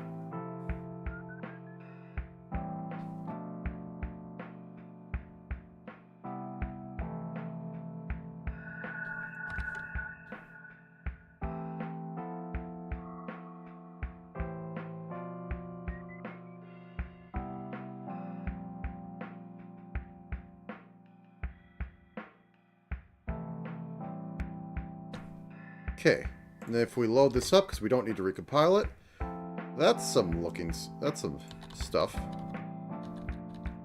Kind of bright. Maybe we should increase the edges of it. It has a feel. It definitely has a stone feel.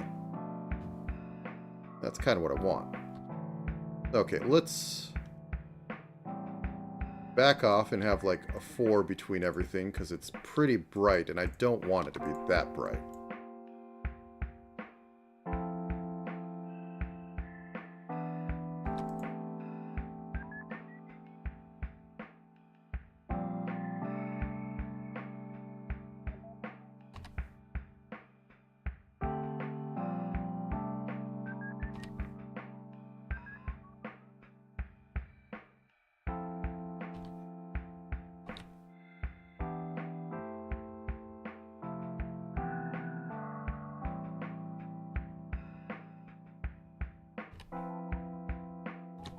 Okay, we have it like that. How does it look now?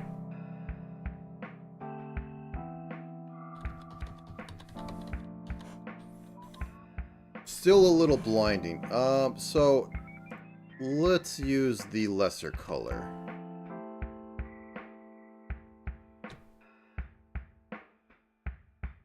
Whoops.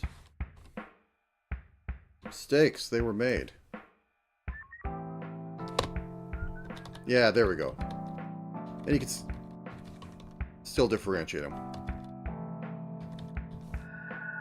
I say we go even lower. So how about you?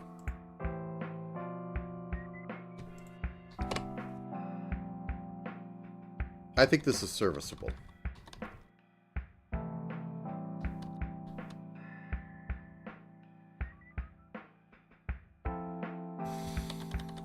So high value things will be things you can't move across, And like, you know, enemies and all that.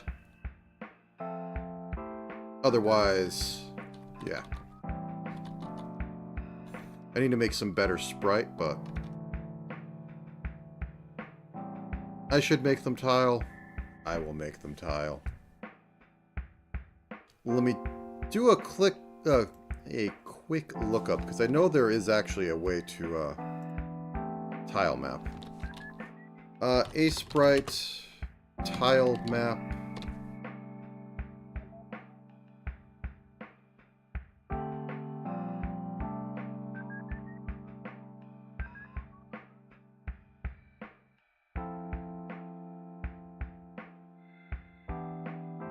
Repeat.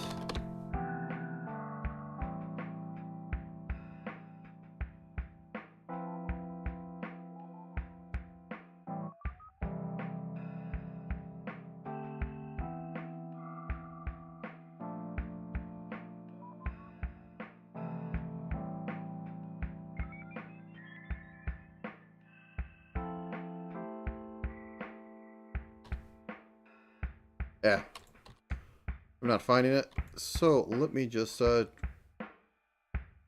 me take one more look.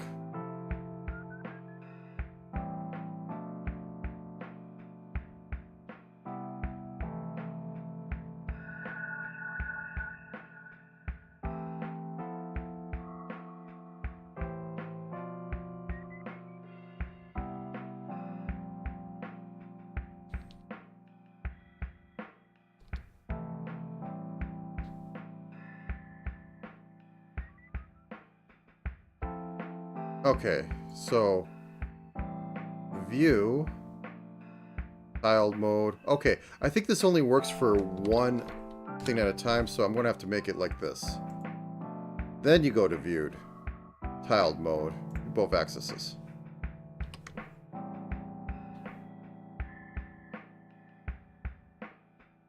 Okay, this is a little trippy to work with.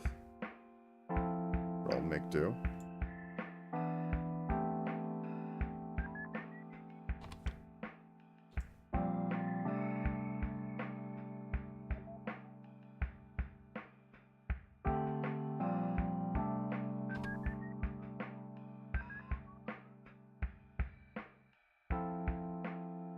We want to have at least 3 between these.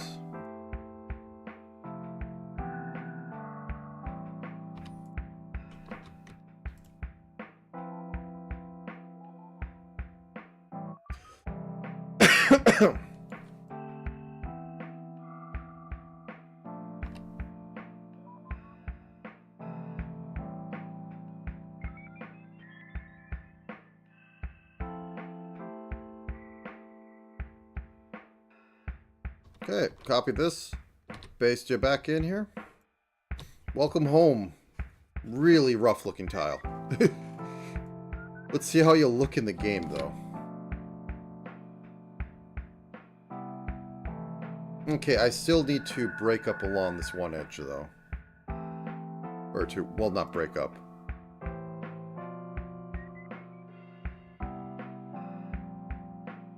Yeah, because this looks like it's not actually. Do this.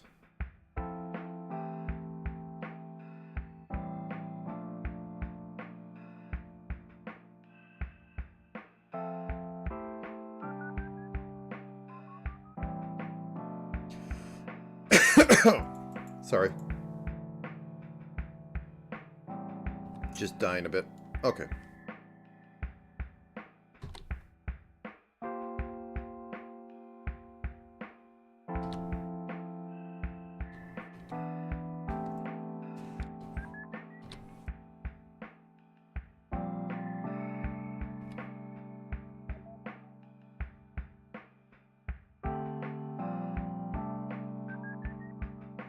Okay, so we save this out. Let's see how it looks. Yep, that is a repeating tiled floor.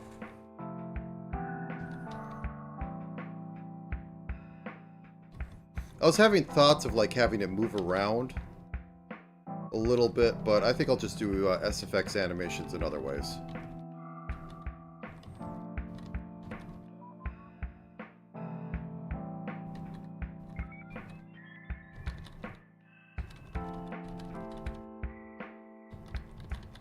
Nice.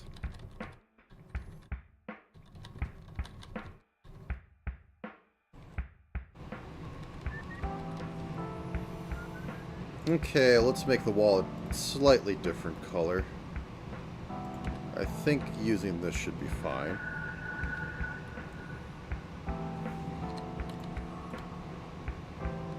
That could be like that, maybe. No, I want it to be monochrome. So that gets to be black.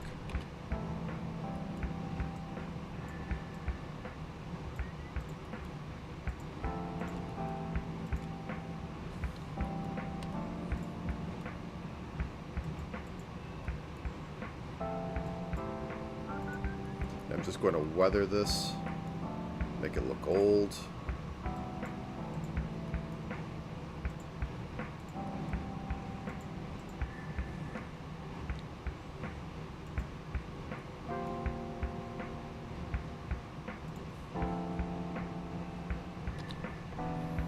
Okay, so we have it look like that.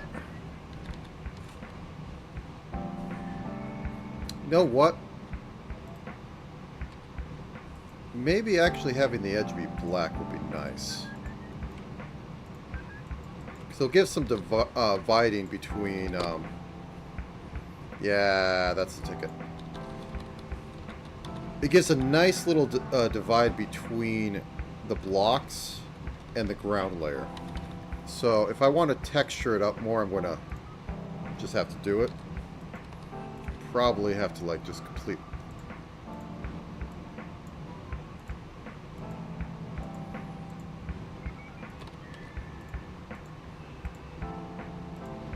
Just do it on the inside of this.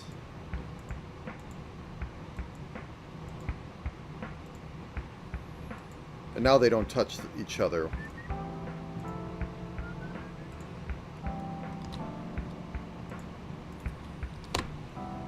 There we go.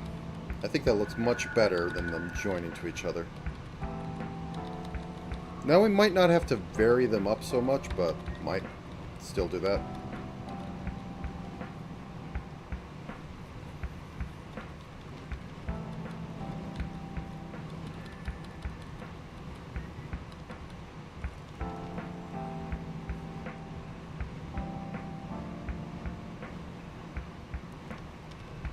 Also, technically, I could put light sources that light up visibility as well. Though that might do weird stuff to enemy targeting, but as I said before, if I'm going to do it based off that and ever adjust the size, I just have to write it line of sight or like enemy Boolean array to work off that.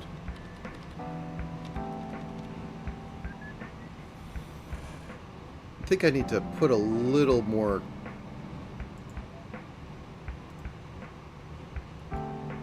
Yeah, on this section there's a little too much going across, so let's just fill it in.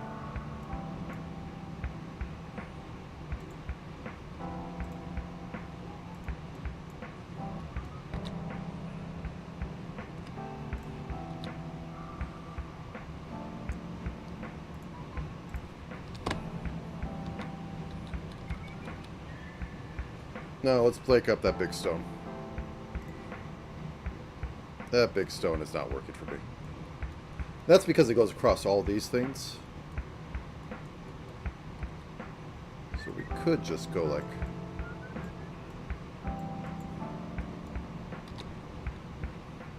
Let's see. No, that looks like that's not good at all. Okay, let's do it all in here.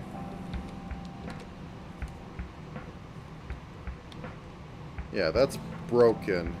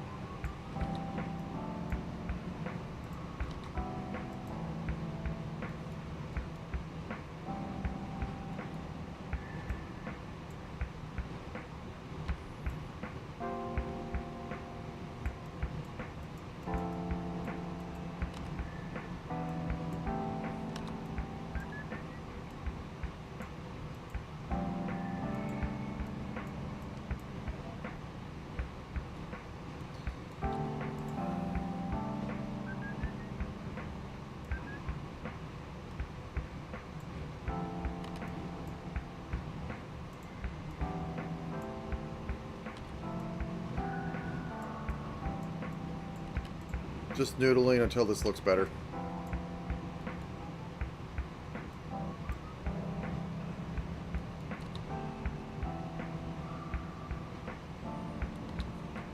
Whoops. Copy. Delete, paste, snap, save. See how it looks again. Okay, there's nothing that stands out, and it says stone floor.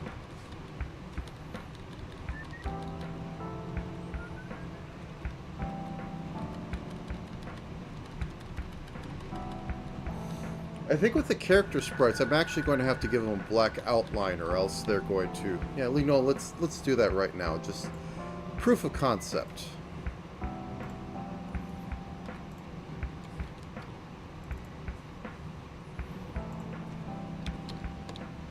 Nope, nope. Favorite tool. No, you can't do this to me. Okay. Actually using it for outline. Wild.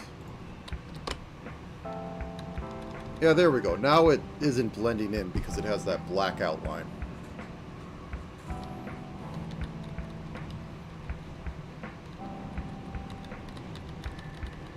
Running at 60 frames per second, possibly.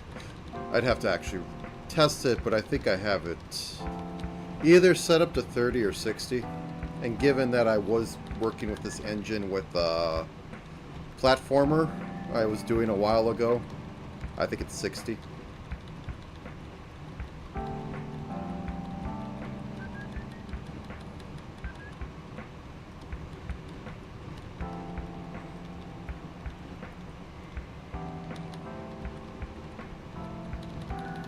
No.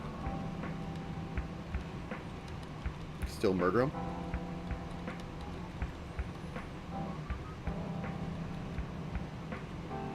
So things I could do on here is like add a little border to the screen, or to the...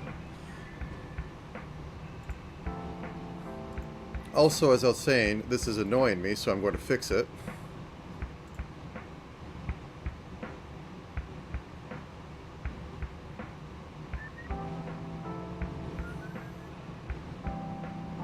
Viewport is 15 now. So it is symmetrical.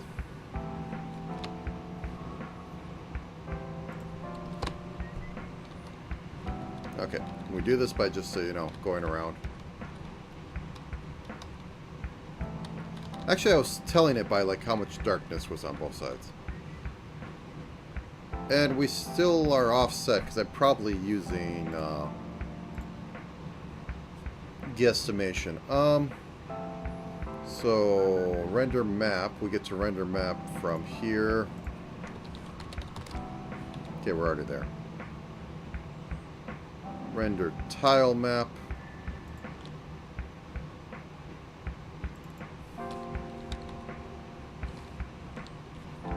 Told you this is going to come back to bite me, and I'd have to just grin and bear it.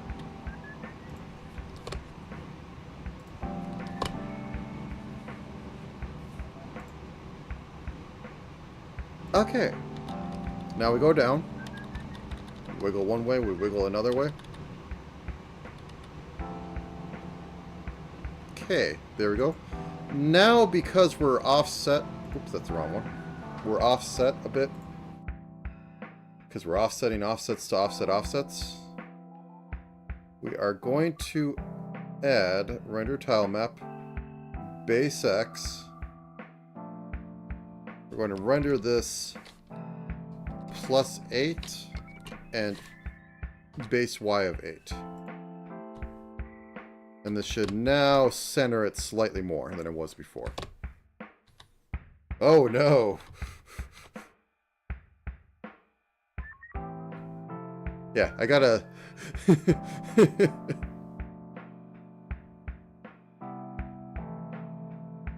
+8. 8. There we go.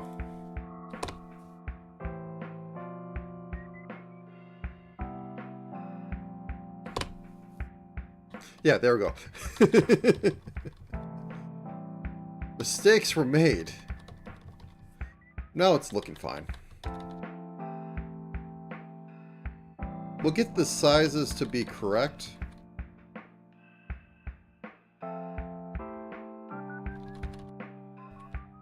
But I'm happy with how this looked. I wanted it to be very readable, which meant like 1 bit. Kind of, sort of.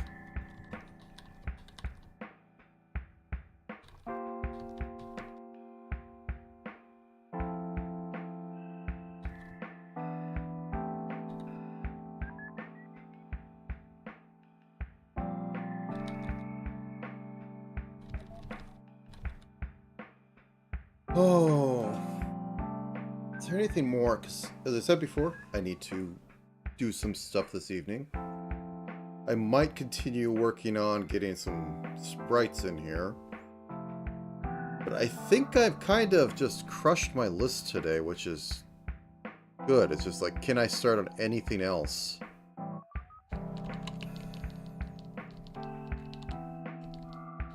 I think I want to save dungeon stuff for tomorrow, because that's going to be at least like 4 hours of just tinkering with that. So I don't think that's going to happen. Relic system, don't even have an inkling of that at the moment.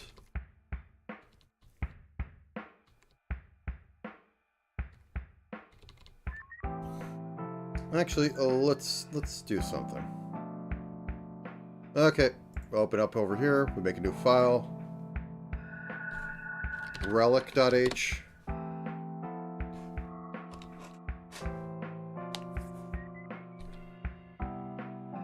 And struct relic int id int or bool active int timer, because a lot of these are going to go off every food moves or whatever, or are going to have to, yeah, let's just call it count. And the ID is going to keep track of everything. And const x per int max relic.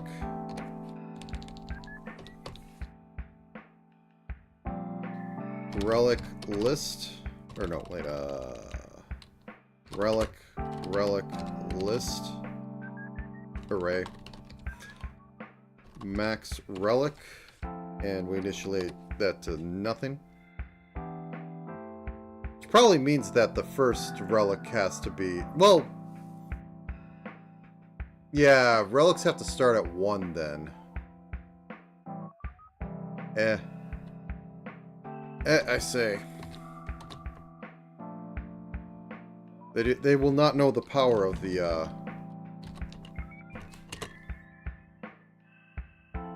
let's say 40. They will not truly know the power of the relic. Okay, and this is just going to be imported into, first off, pargram.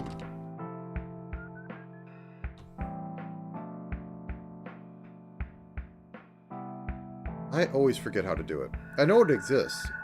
That's what it is. It's hash octothrop pargram once. Okay, and then we, into our constants, we throw this in.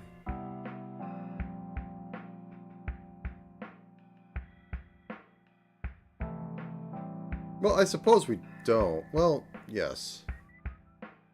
Yes, we do. So, found include constructor header, and then we're going to throw this over into here, because this is where all the constants go. And then top level is going to import it, because it's going to do the logic. I should probably also, make this smaller. Actually, can you... Yeah, this is fine. This is fine. Oop, that's the wrong thing. Boop, boop.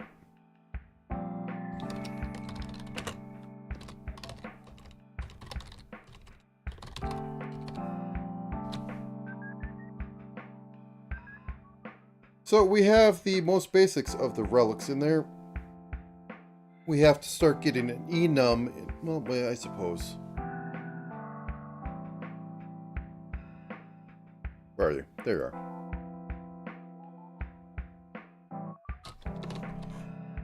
enum relic ID relic none, and then we put the rest in here. And that will line up with our list over here, though now I have to start at 1, which is horrifying. Also, I need to have rooms. I guess I can get that made.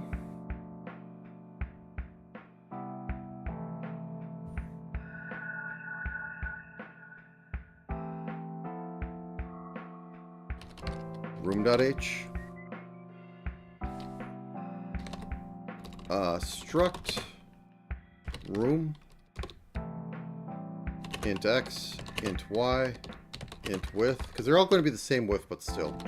Int height, bool entered, bool killed, enemy killed,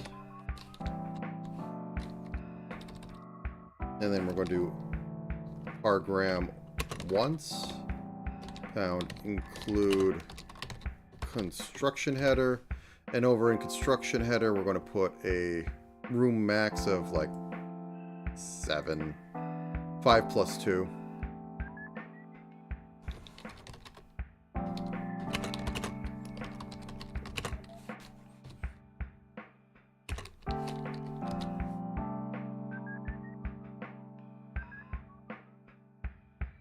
Okay, and I don't know where I'm going to use that yet. It's probably going to be in top level.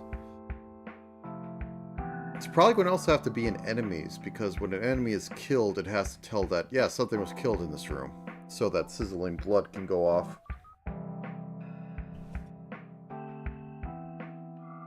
That also means I should probably, in entity, we have damage entity.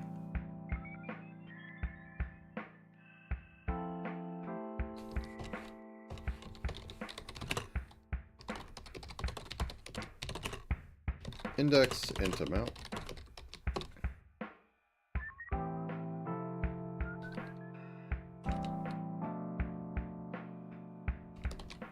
Entity list index.hp plus equals amount. Entity list index.hp equals standard min entity list index.maxhp. Let's do this in one command.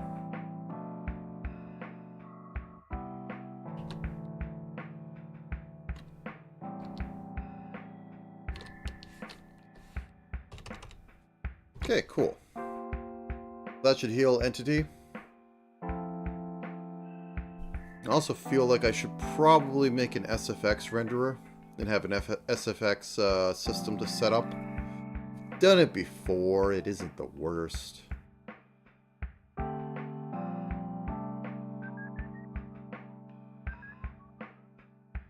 Not quite feeling it right now, though.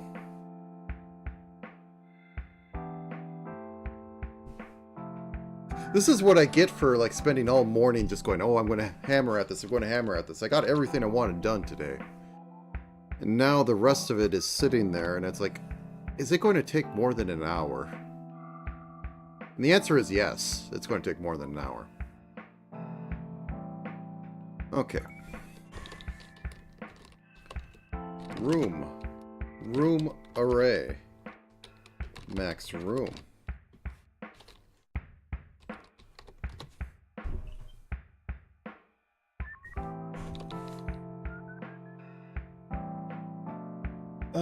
Let's just put in some boilerplate in here. Default room array for int index. This is just going to zero them out so that they're quote-unquote empty rooms, and so that I'll be able to like just add to the room array. Void. Index is less than max room. Index plus plus. room array index equals 0, 0, 0, 0, false, false. Because you can just do that with structs. It's magical. Add, or bool. Add room. Int x, int y, int width, int height. For int index. Index is less than max room. Not headroom, just room. If room array index dot width equals 0, bada bing. Room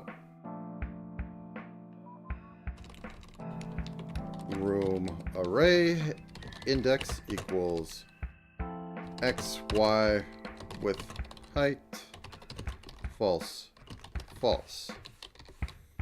Return true to say that we did it.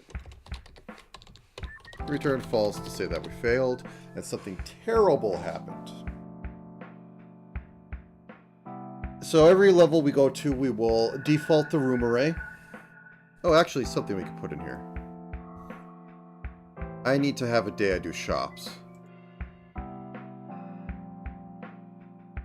And since this seems rather empty, shops, choice, map, or choice, screen.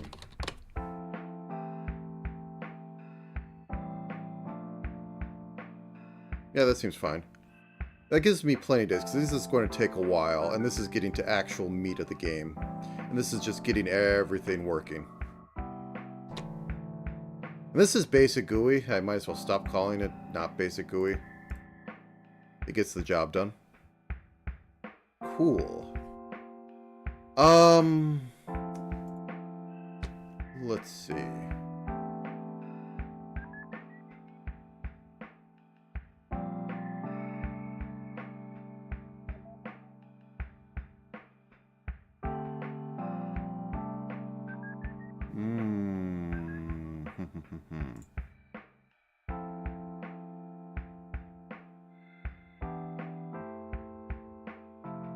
Not enough time to do what I want.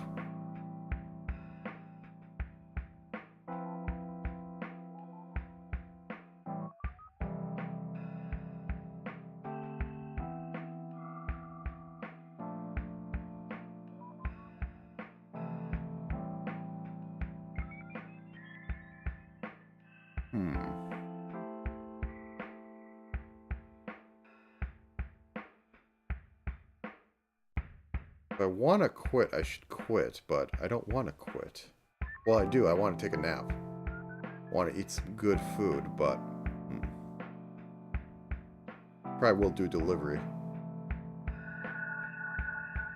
Anything else I can get a cheap win on? Well, let's get items into here. Let's get all the base classes. Item.h.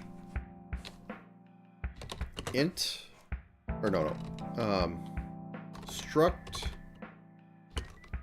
item.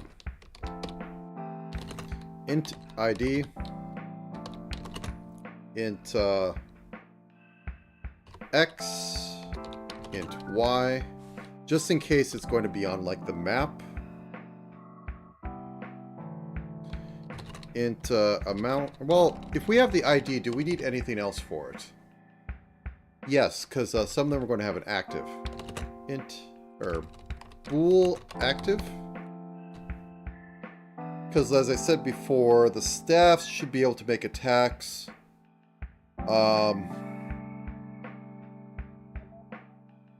Charms should do stuff, but it's all going to be a case-by-case basis. Now, as is tradition, we program once and then we grab. No, we're going to need all this. I think I'm going to put rendering in here. So sprite rendering.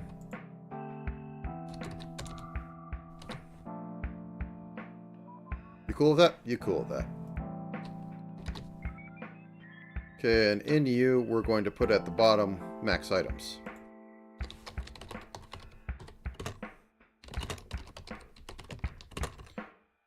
Equals 128, sure. Max inventory equals 8, I guess? Let's go with 8 for now. That sounds like a nice number.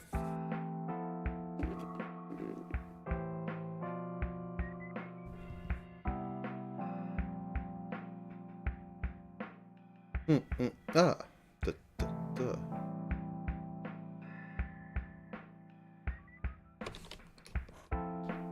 Item. Floor item array. Max item.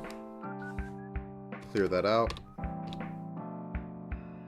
Void clear floor. Floor item. When you go between levels for int index, index is less than max floor item or max item. Index plus plus. Floor item array. Index equals 0, 0, 0, false.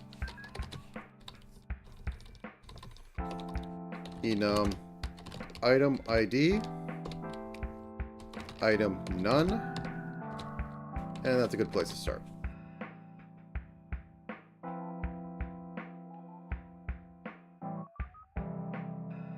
And include item.h because we are having item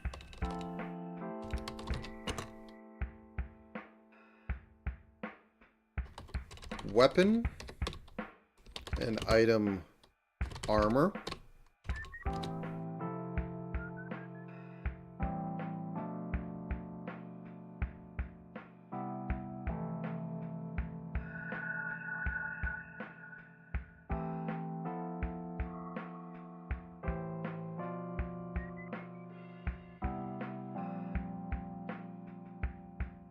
Oh, yeah. Equipment. There we go.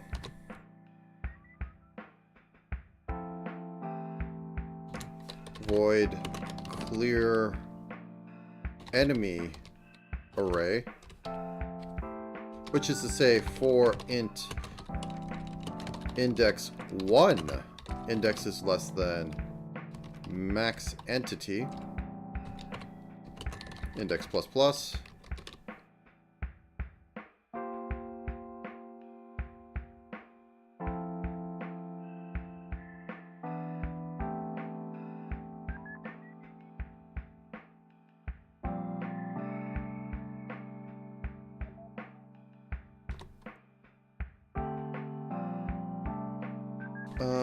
Void set entity int index int type int x int y item weapon item equipment.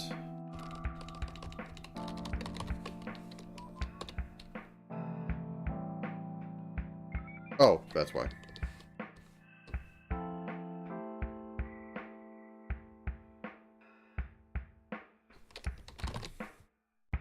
You gotta yell item.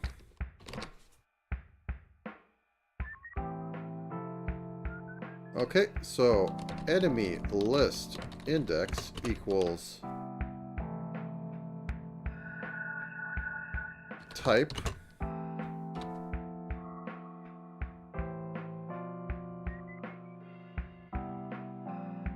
I'm just going to set HP to 1. I think I'm going to have to do something later where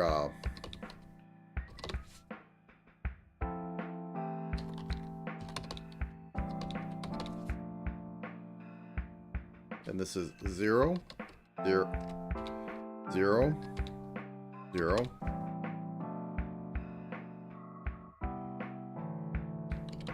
block guard, armor, armor max, 0, 0, weapon,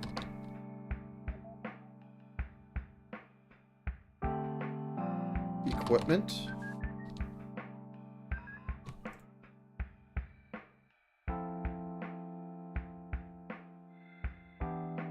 oh, this is entity list.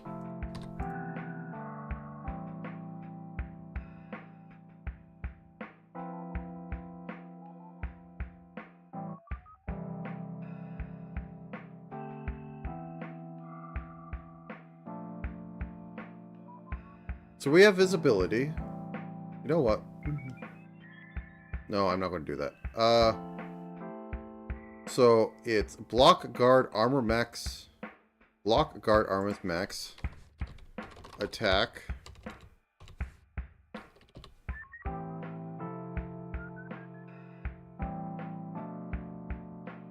one-time attack, HP, max HP,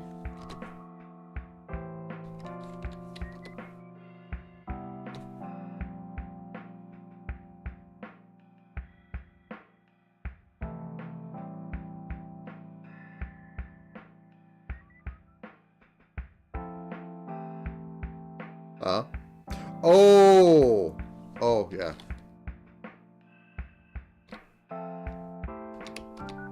And this is going to be 0, 0, 16, 16. There we go. Absolutely silly. But there we go. And then I'm going to have something that is void. Set max armor.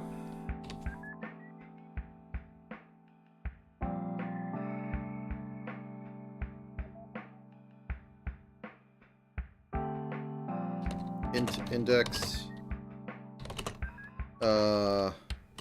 item equipment, shrug,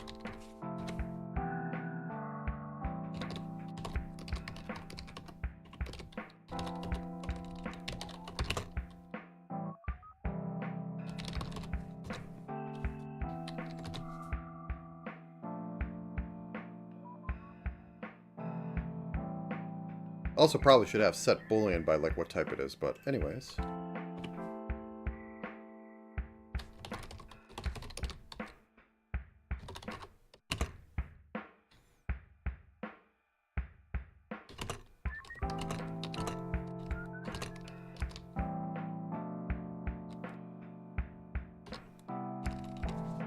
Second.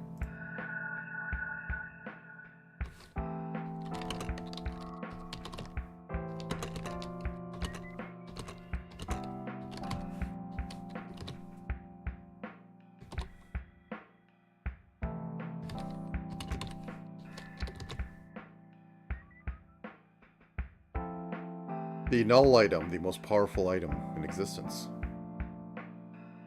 Okay, that'll clear out an array. So that's a bit of housekeeping.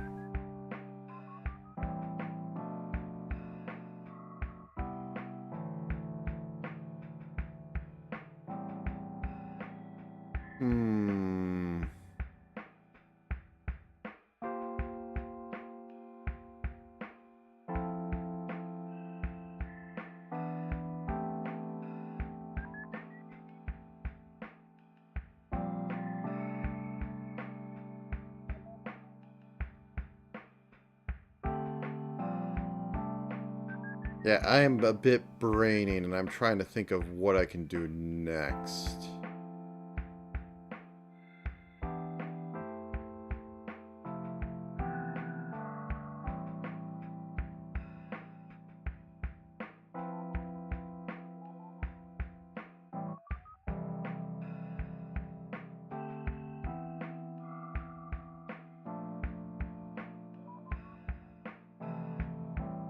Yeah, I think I'm kind of at the end for today. So, I think I'm going to be nah. It's fine. Tomorrow... Okay, let me just go over tomorrow. I know I'm tapping out a little early, but I wasn't expecting to get all this done. I was expecting to hit more issues. Tomorrow will be interesting because I have to do basic dungeon design, which will mean I have to work with rooms. I'll have to see how that all pans out. Get into some relic stuff, and I'll be able to get in at least some basic rat AI, where they move around. You know, I probably should have a face left and face right on them, because that's always fun.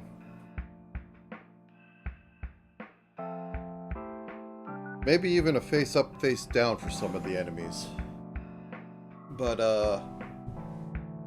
yeah. So I get that in there. Relic system means I have to start inputting relics, which means I should at least do the starters tomorrow. And that I should be able to, you know, let's throw on there too. Equipment. Fine equipment.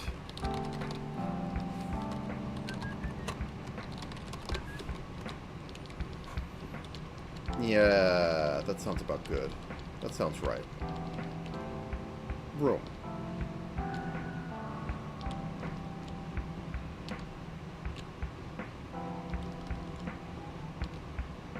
Yep. I am very brain dead. I don't want to start any of these because they might be a few hours and I need to get stuff done today at the end of the day. So, with that, I'm going to thank you for coming in today. Tomorrow will be at 8 o'clock, possibly 9 o'clock. I'll get the room set up. I probably want to set up 2 rooms in advance, or the 2 rooms in advance, maybe Tuesdays as well. We'll see. We'll see. But I am going to wind down for the night, and I'm going to thank you for coming. More coming tomorrow. With that, I take you to the bubbler. Scrum is messed up completely. Let's wait for a bubble to come up, and I will call it a day. If you didn't notice, the water cooler actually has a bubble come up on it. It happens like every couple minutes. There it is. Look at it go. There it pops. Okay, with that, I'm gone.